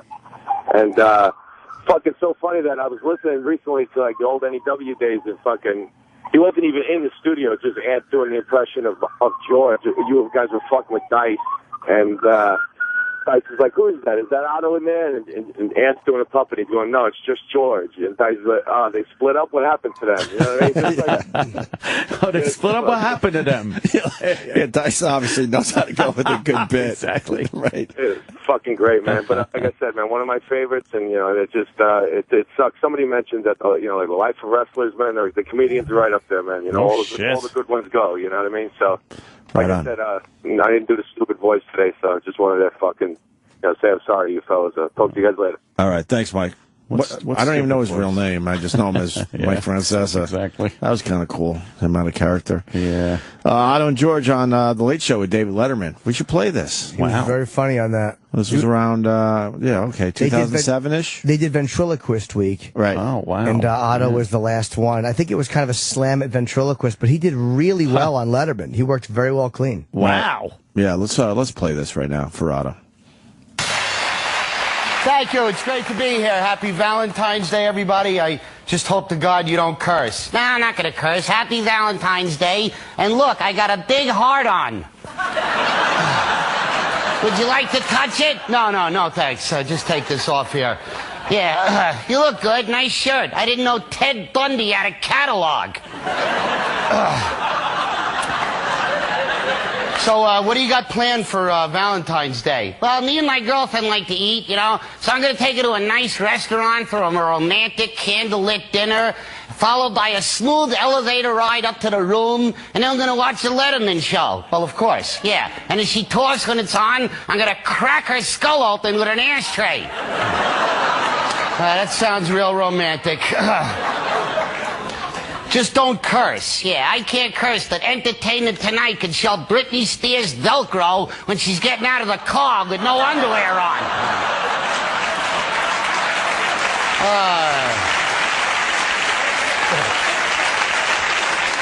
I can't believe we're here at the Ed Sullivan Theater. This is just amazing, the history here, you know. Elvis Presley, Jim Morrison. Yeah, both dead. Speaking of dead, are they storing the bodies in here? I'm freezing. It's freezing in here. It's cold outside. This gig sucks. All right. Oh, my God. The Statue of Liberty has the torch under her dress. All right. Ventriloquist leak. Yeah. You know they're mocking our profession? Yeah, Letterman over there, the skinny guy. He looks like Audrey Hepburn. No, he looks good. He should eat something. You can afford it. Have a gyro, pal.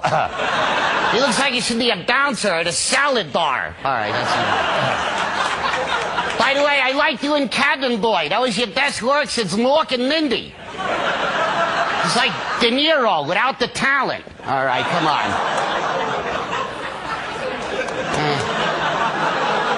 Paul Schaefer. Yeah, he looks good. Your barber called. The turtle wax is in. All right, stop that. Does your head slide off the pillow at night?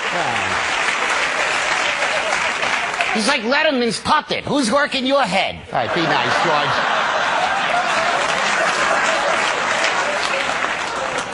By the way, I drive a taxi here in New York. Anybody recognize me?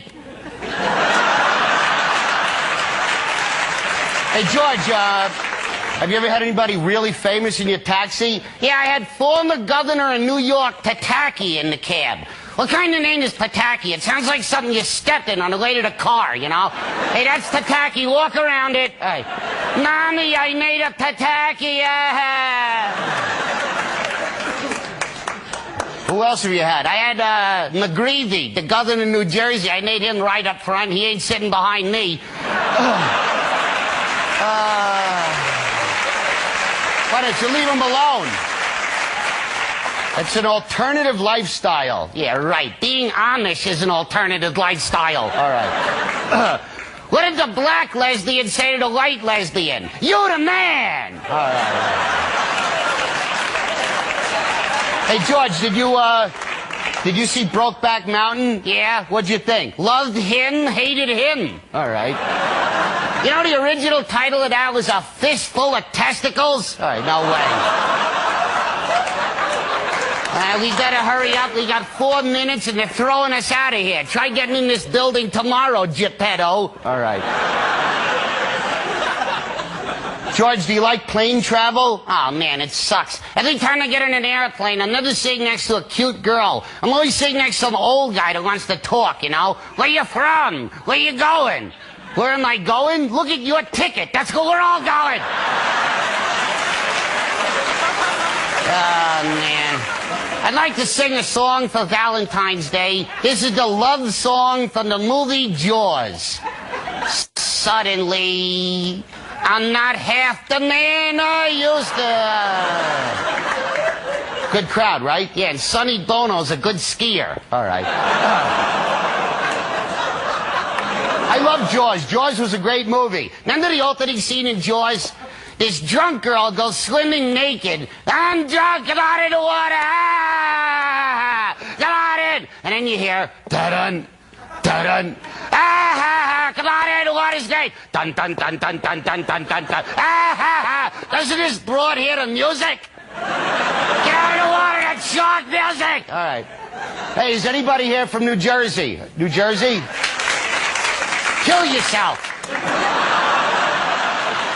What a polluted dump New Jersey is. No. New Jersey, where a fart is refreshing. Seriously. Here's a poem I wrote about Jersey. It's called Pollution. It's a poem. Go ahead. I shot an arrow into the air. It stuck. Thank you, thank you, thank you. Wow. Jeez. Yeah, you did very well there. That was a ballsier set than most comics have ever done on that show. Sure. Fistful of testicles. Fistful of testicles. Funny, man. Sonny Bono's a good skier. He was brutal. Try getting into this building tomorrow, Geppetto. Shit. What did he say? Loved him, hated him. Loved him, hated him. That's freaking sucks. Yeah. Yeah. And that was a great set, and I remember we were a little excited for Otto. Like, okay, yeah, this is gonna like really push him, forward, yeah, to more places. Absolutely. So, let's take a look. I always take a peek down the hall. What's the matter, Sam? Nothing. Oh. How are you going to do your after show today? What do you mean, how? Well, very hard to get through these moments. I don't think you're professional enough to, rise to the occasion. Well, I mean, talk about Otto. Oh, boy. Reflect. Yeah. Reflecting. And then, worst case scenario, I'll try to get Sal and E-Rock to fight about something. That's always a good go-to. Yeah. You need your go-tos. Yeah.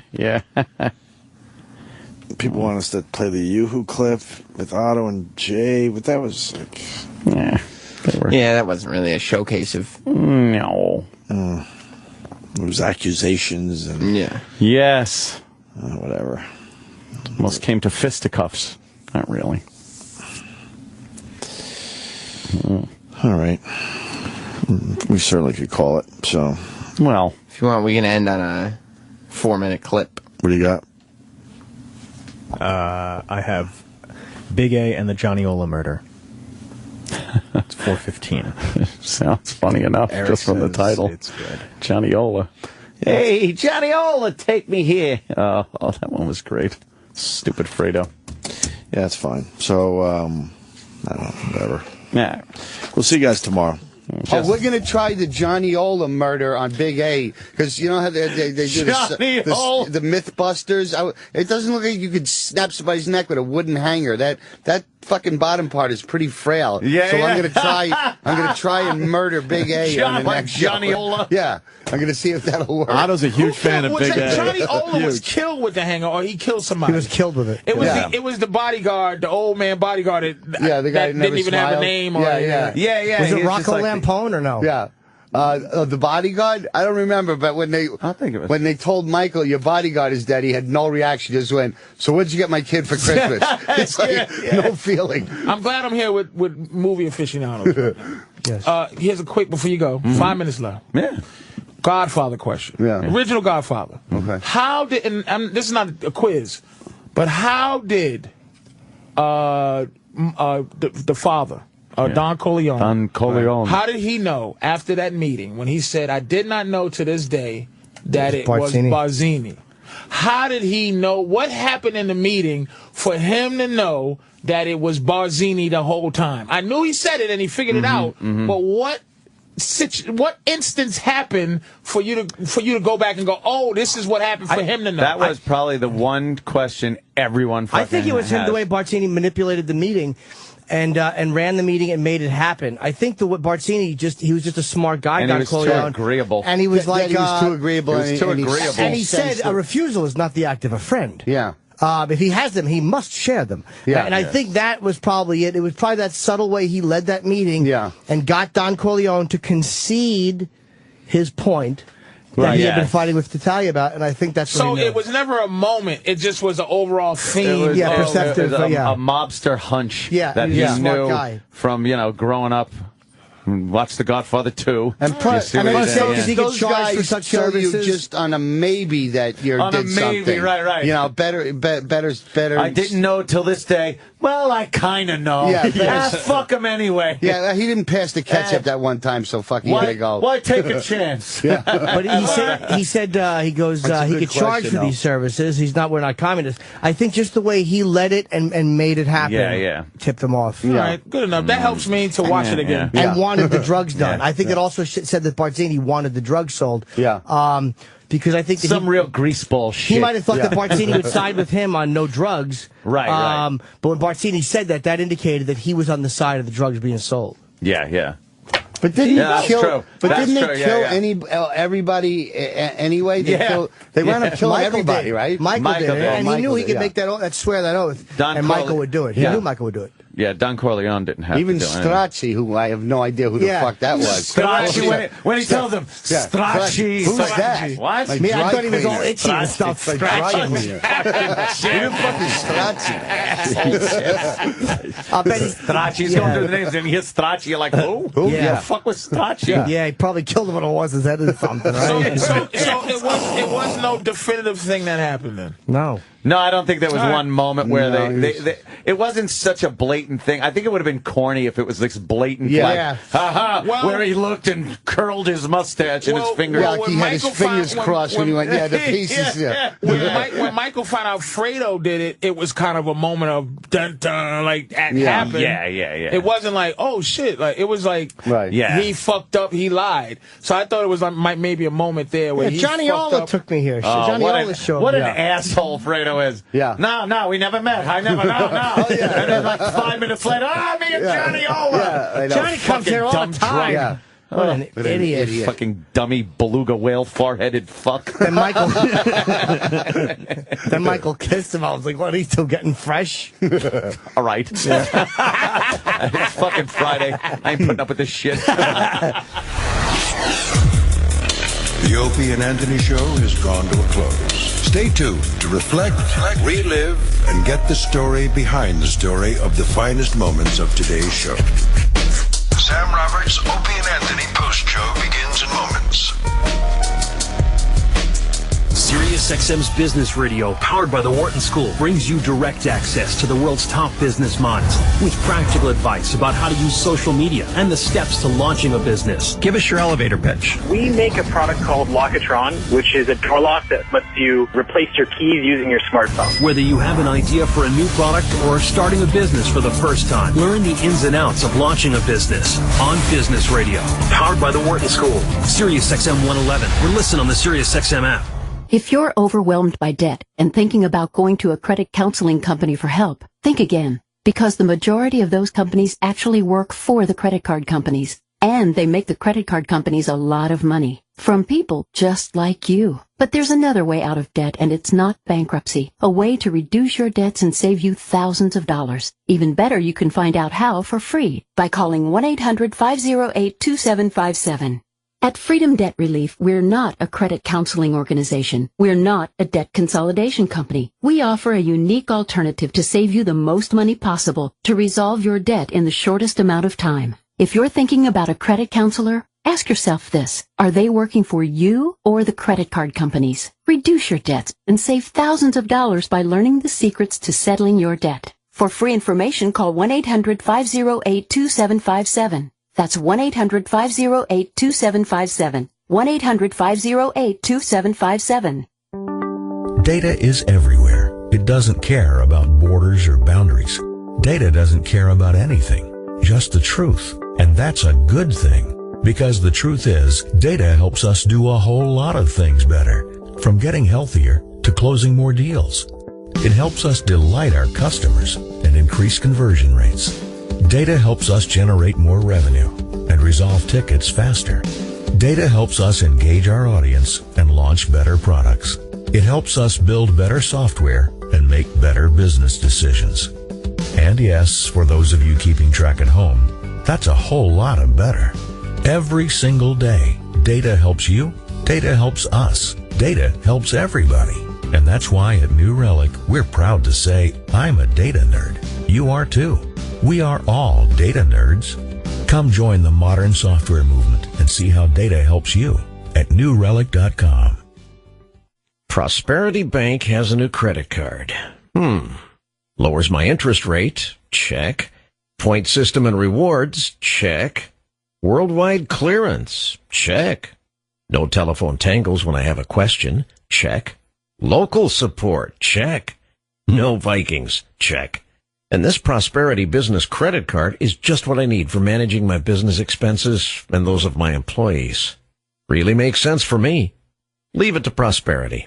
Those real bankers at Prosperity are always working for their customers. They listen to me and recommend the best solutions for me and for my business. They're real experts in the business of banking.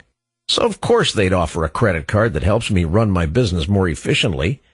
Prosperity Bank, the big bank with your community's bank inside. where you'll find real bankers, not just a bank. ProsperityBankUSA.com. Member FDIC. Texas and Oklahoma residents only. I need to control internet usage in my office. Do you want to pay a fee for every user? No. Do you want to pay extra to protect remote users? No. How about a product that's difficult to install and use? No. Offshore or automated phone tree support okay? No. Then yes, we can help.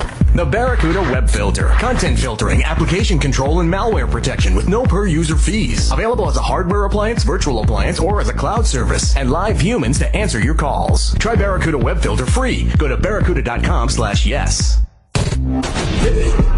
Unfortunately, the Opie and Anthony show is over. Fortunately, we have a hard time letting go. The stories behind the stories. The backstage drama. Everything that made today unforgettable. Call 866-WOW-1-WOW now. And look back on another legendary day of broadcasting. This is the Opie and Anthony Post Show with Sam Roberts. Yes, it is. Welcome to the Post Show.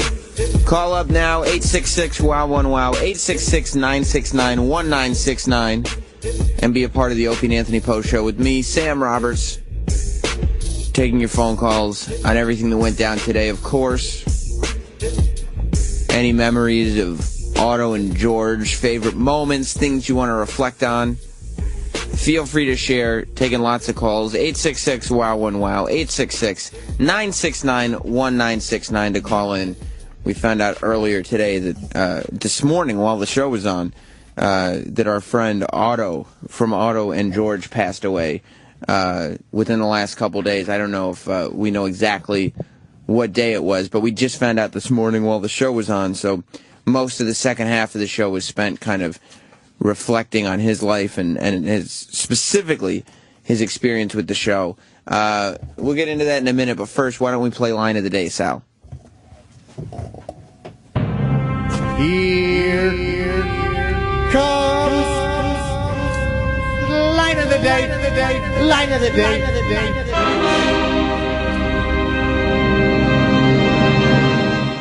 Getting in our way, so when we have anything new, we'll get it.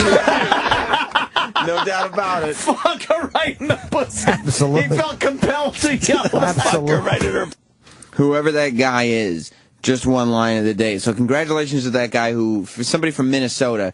If you haven't seen that video, we posted it on our Twitter and Facebook pages, which is at O&A Show. I guess the Minnesota's college hockey team lost the NCAA hockey championships over the weekend and completely destroyed this announcer's live shot that he was doing for the news. So it's a really, really funny video if you haven't checked it out. But, I mean, the news of the day certainly was finding out that Otto from Otto and George has passed away. Now, we don't know how it happened.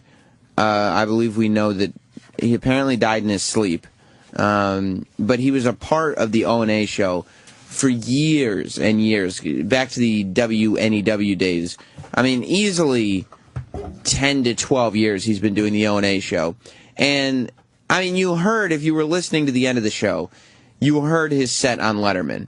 And, I mean, even as filthy a comedian as Otto was, even on Letterman, he's able to pull off a set like that, which was hilarious. All of us, the mics were off, but all of us in the studio were laughing.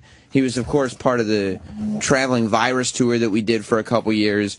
And that's the thing. He was able to pull off doing a set on Letterman, as well as going in front of an audience that really, when it boiled down to it, the reason that they stopped, Opie and Anthony stopped doing the traveling virus tour was because the audience was simply out for blood. I mean, they would go out of their way to make life tough for the comedians on stage, and Otto would just constantly have them in the palm of his hand. Such an interesting guy, too. Do we have an Otto and George clip to start, Sal? Yeah, do you want that gonorrhea clip that they were talking about? Yeah, we were talking about the gonorrhea clip a little earlier. Let's hear that. He thought. I almost wish I was gay, because Pat's on his hands and knees. I would love to rape him. Yeah. But is he doing pretty good? Yeah, pretty good. Gentle? Yeah. Very nice. Did you have a cheeseburger for dinner last night? Yeah. I was doing that. I was just going to save it now. Oh, that must have been me. Oh, I burped. I was like, no, I had no cheeseburgers. Thank you. He's got to be the happy clown always. I know. It's like Tord Johnson bobbing for gonorrhea. Hey, I have no gonorrhea. Don't give me a complex. What? Fucking Otto.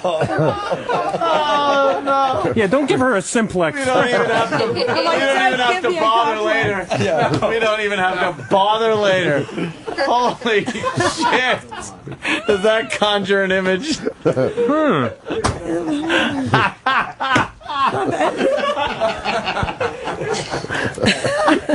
Pat, how's it going? It's going quick.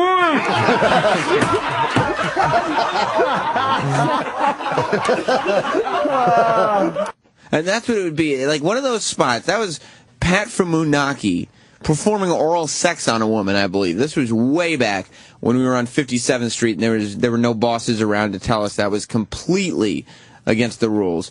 But that's kind of a tough spot for a comedian to be in, because generally not a lot is going to be able to take away from the attention to what's going on in the room. But Otto was, he was a sniper with his lines. I think he might have been, him and Dave Attell are probably the two best one-line artists to come into the Opie Anthony studio, maybe ever. Intern Adrian, you Otto and George fan? Yes. Well, do you remember your first exposure? With this show, yeah. Listen to some of the older clips. Yeah. Especially the one a lot of callers brought up between him and Jay Moore. Yeah. About the Yoo-hoo. Yeah, and they argue about that, but then, like, it kind of, because it's such a ridiculous premise. Like, they were arguing over who compared Yoo-hoo to diarrhea first. Yeah. But then it leads you to listening to the actual joke, and you're like, holy shit, there's something about when Otto does this. It's an art. Yeah, he was great. You know? Let's go to Brady in Louisiana. What's up, Brady? Hey, I wanted to reflect on my first experience with Otto and George. It was 7th grade, back when XM, before Sirius and XM merged, and it was on the old Comedy Channel. I forget what the name of it was. And it was me, my mom, and my dad in the car, and Otto and George came on. And all of a sudden, they just started telling cunt jokes out of nowhere. And so Dad and I are just howling, and we listened to this for about a minute and a half where Mom makes us turn it off, and I was laughing for like 5 minutes after that. And then came on your guys' show, and it's really my first venture in the truly filthy comedy. And I wanted to thank him for that. And isn't it an amazing thing that somebody, because Otto was among the filthiest comics anywhere, and that somebody who has taken as much heat as he has for being filthy is bringing a father and a son together. I mean, I don't know what that says about you and your dad, but you guys are bonding over all these C-bombs. Yeah, it was a great family moment. All right, let's now. All right, thanks, Brady. Eric in New York. Yeah, hi, Sam. Just so sad to hear him go. I mean, every time I hear of Otto and George, it just brings me back my reference point to the Mujan commercial on WNEW. It's just a classic bit, and just came out of nowhere. Yeah, we played that during the show a little earlier, but it was just, he didn't know it was a live read. He didn't know, it was just like, here, let me tell you about this. And he was able to just riff and create this thing that is maintained for over a decade. Just amazing. Just one more question for you. Yeah. I may have gotten a ticket or two for the Unmasked. Would Opie and Anthony mind if I bring Lady Di as a date? Yeah, I think they probably would mind, but I mean, if you have an extra ticket, what can we do? Yeah, I guess I would like to use it. I mean, they'd probably be upset about that. Okay, then I won't upset them. All right, I'll talk to you later. I'll see you. I'll see you on Thursday at Unmasked. All right, bye-bye. Bye. Jay in Nyack.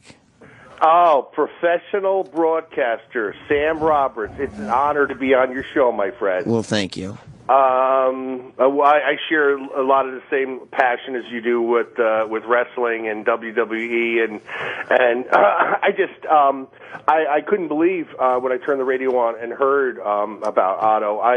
I don't have any really great funny stories, unfortunately, other than the fact that he made me laugh every time he was on your show or on O&A. Yeah. And it's just like.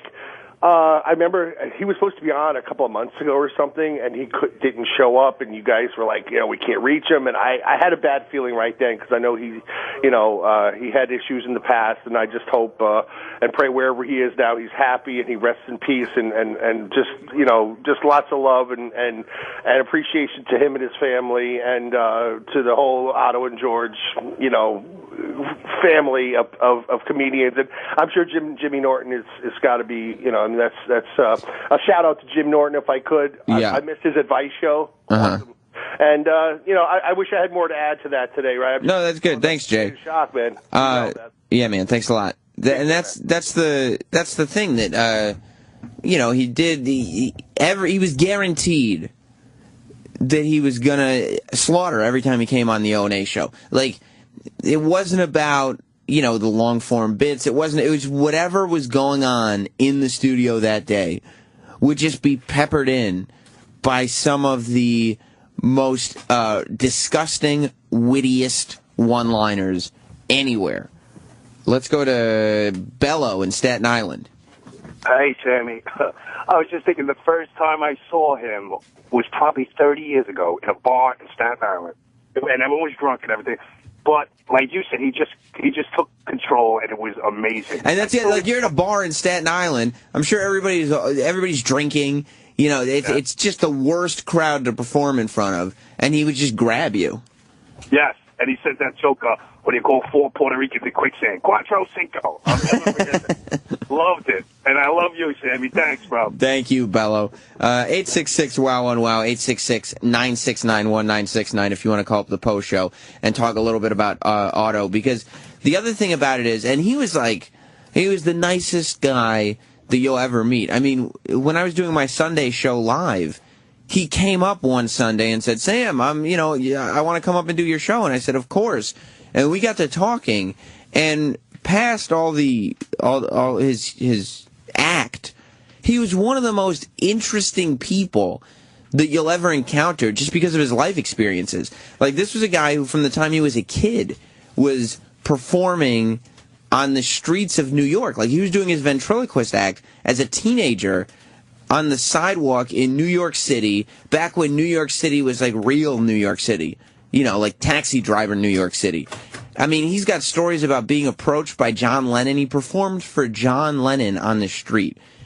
David Copperfield, the magician in Vegas, was such a big Otto and George fan that he has one of the original George puppets in his private collection. That's true.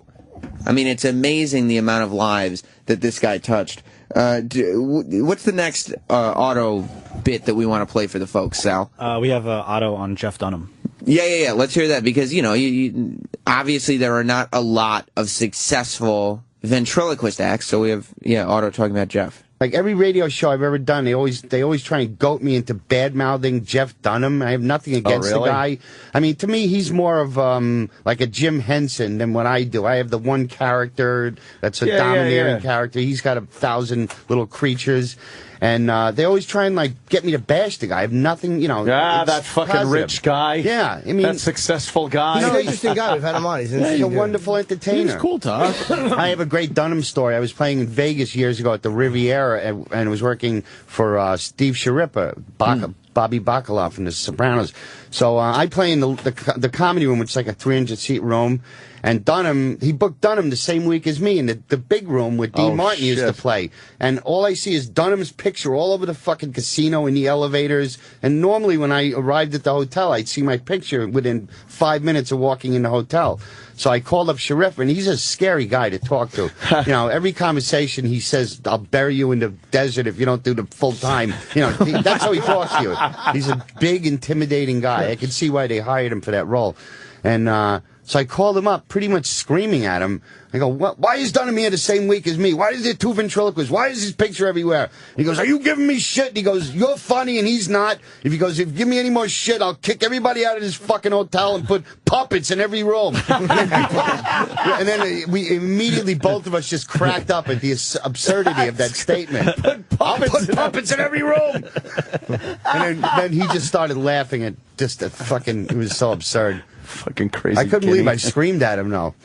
Yeah, good for you, man. Yeah, because that's a weird booking to have both you guys. I didn't get it. Did you have people show up? Kind of dumb. Yeah, I had the Penn Jillette always brings 50 people to see me. And then Dunham came, and he was groveling and kissing my ass. Oh, wow.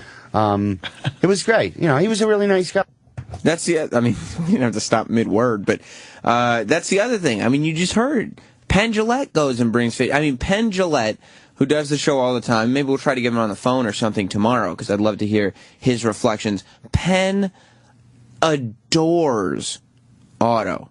I mean, I've never he has come on this show so many times and talk about the affection that he has for Otto. And I know that last caller, or a couple callers ago, had said that they had heard that he had problems or whatever. But as far as any of us know here at the show, he was in good health. You know, Otto has had somewhat of a history with some substances or whatever, but as far as any of us know, and Bob Levy was on the show today to talk about it a little bit, he was not using. He had health problems about a year ago. He was stuck in Canada and he was hospitalized, but he recovered from that and he had been on the show since then, and he seemed healthy and everything. So, I just don't want anybody to jump to conclusions as to what caused the death of Otto, which is what we're talking about today. But again, if you have anything you want to add to the conversation, call up 866-WOW1WOW, 866-969-1969.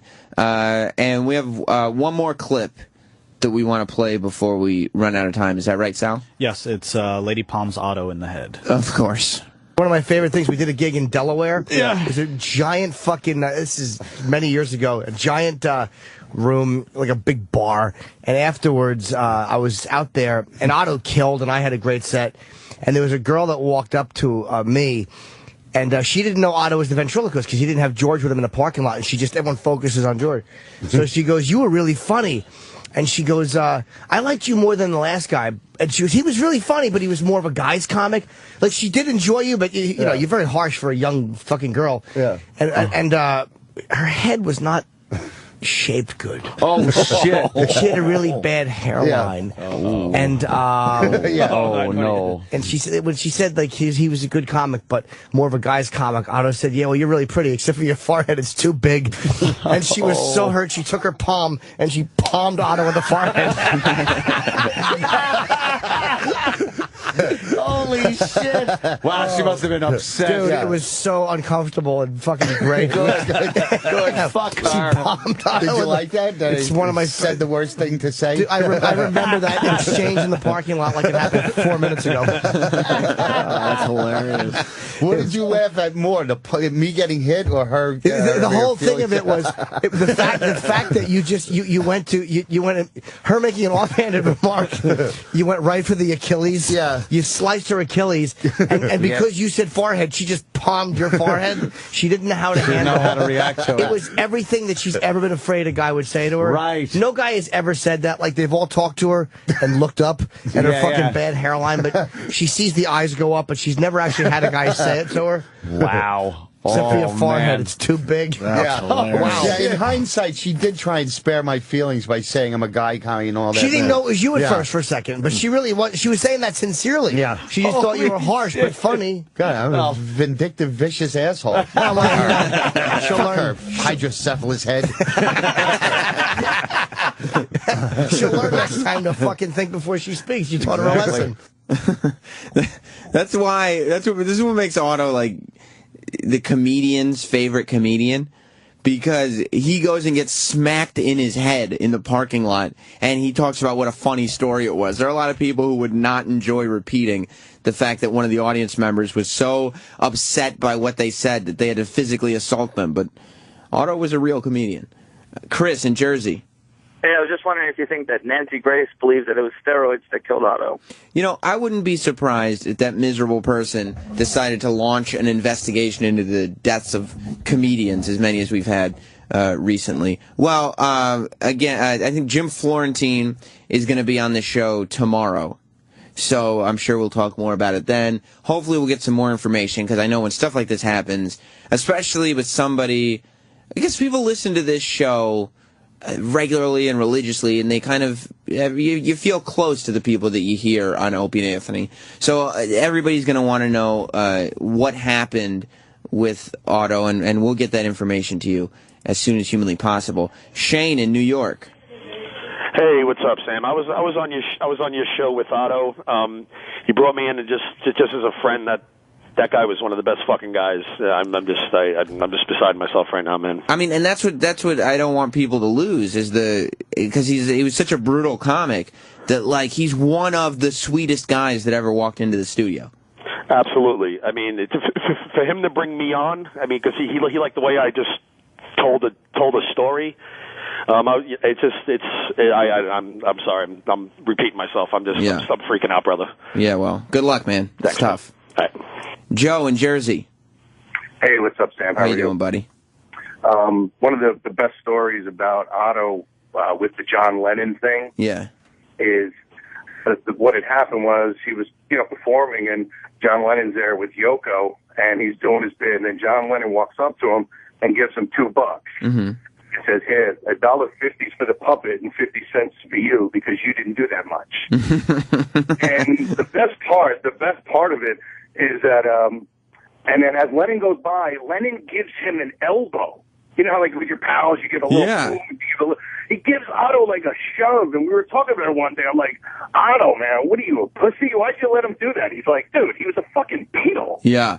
Yeah. What do you want me to do? If he was one of the monkeys, it would have been go time.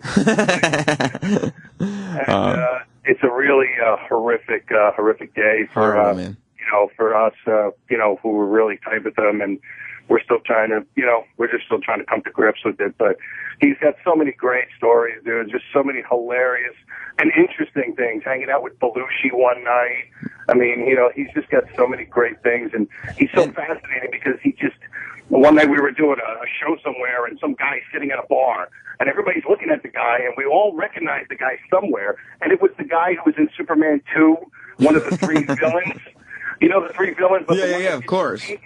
Right? It was the one that didn't speak, so we're all sitting here, and all of a sudden Otto's like, I know you. You're Jack O'Halloran from My Queen Fair Lady, some movie from, like, 1963.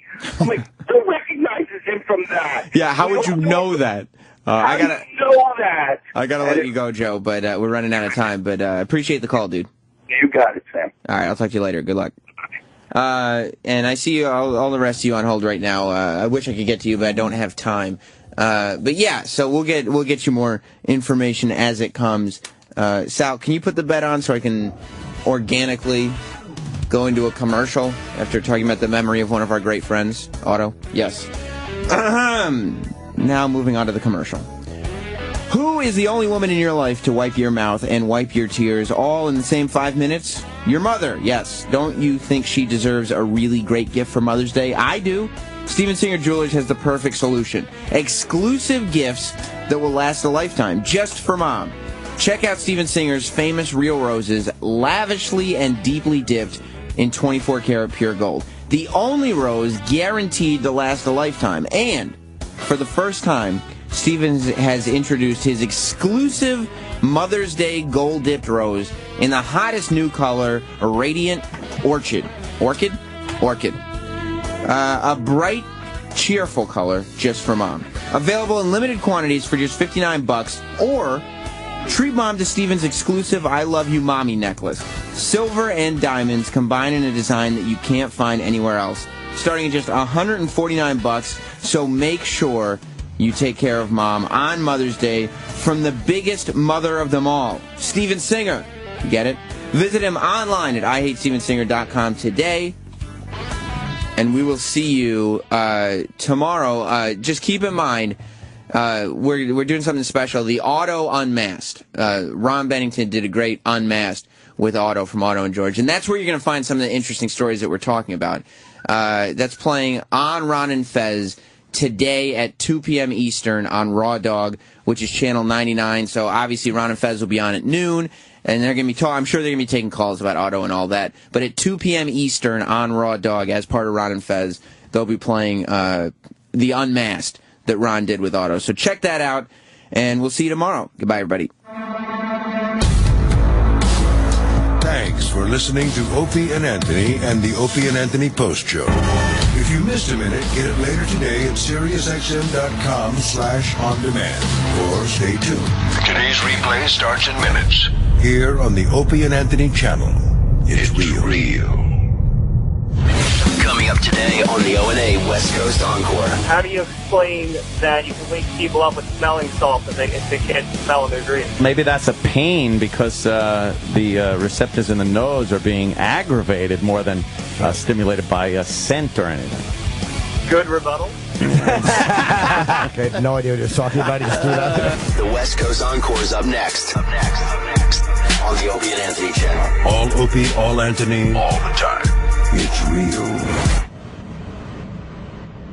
So, FamousSmoke.com wants to give me free. And if you're like me, not only do you love your cigars, you love getting free cash back even more. And it just so happens that the lunatics over at Famous are celebrating their 75th anniversary in the cigar business by giving you 10% cash back on every order over $75. Now that's on top of the already wickedly discounted prices we have every day on cigars, humidors, and accessories. Some restrictions do apply. Famous offers a monster selection of the big name premium brands you love at prices that make it easy on the wallet. Just pick the cigars you like, add in the other goodies you need, and your cigars will be on their way to you. Lightning fast with your free 10% cash back. Just click the activate button at FamousSmoke.com. That's FamousSmoke.com. Buying a car can be a stressful experience. TrueCar.com is changing car buying forever.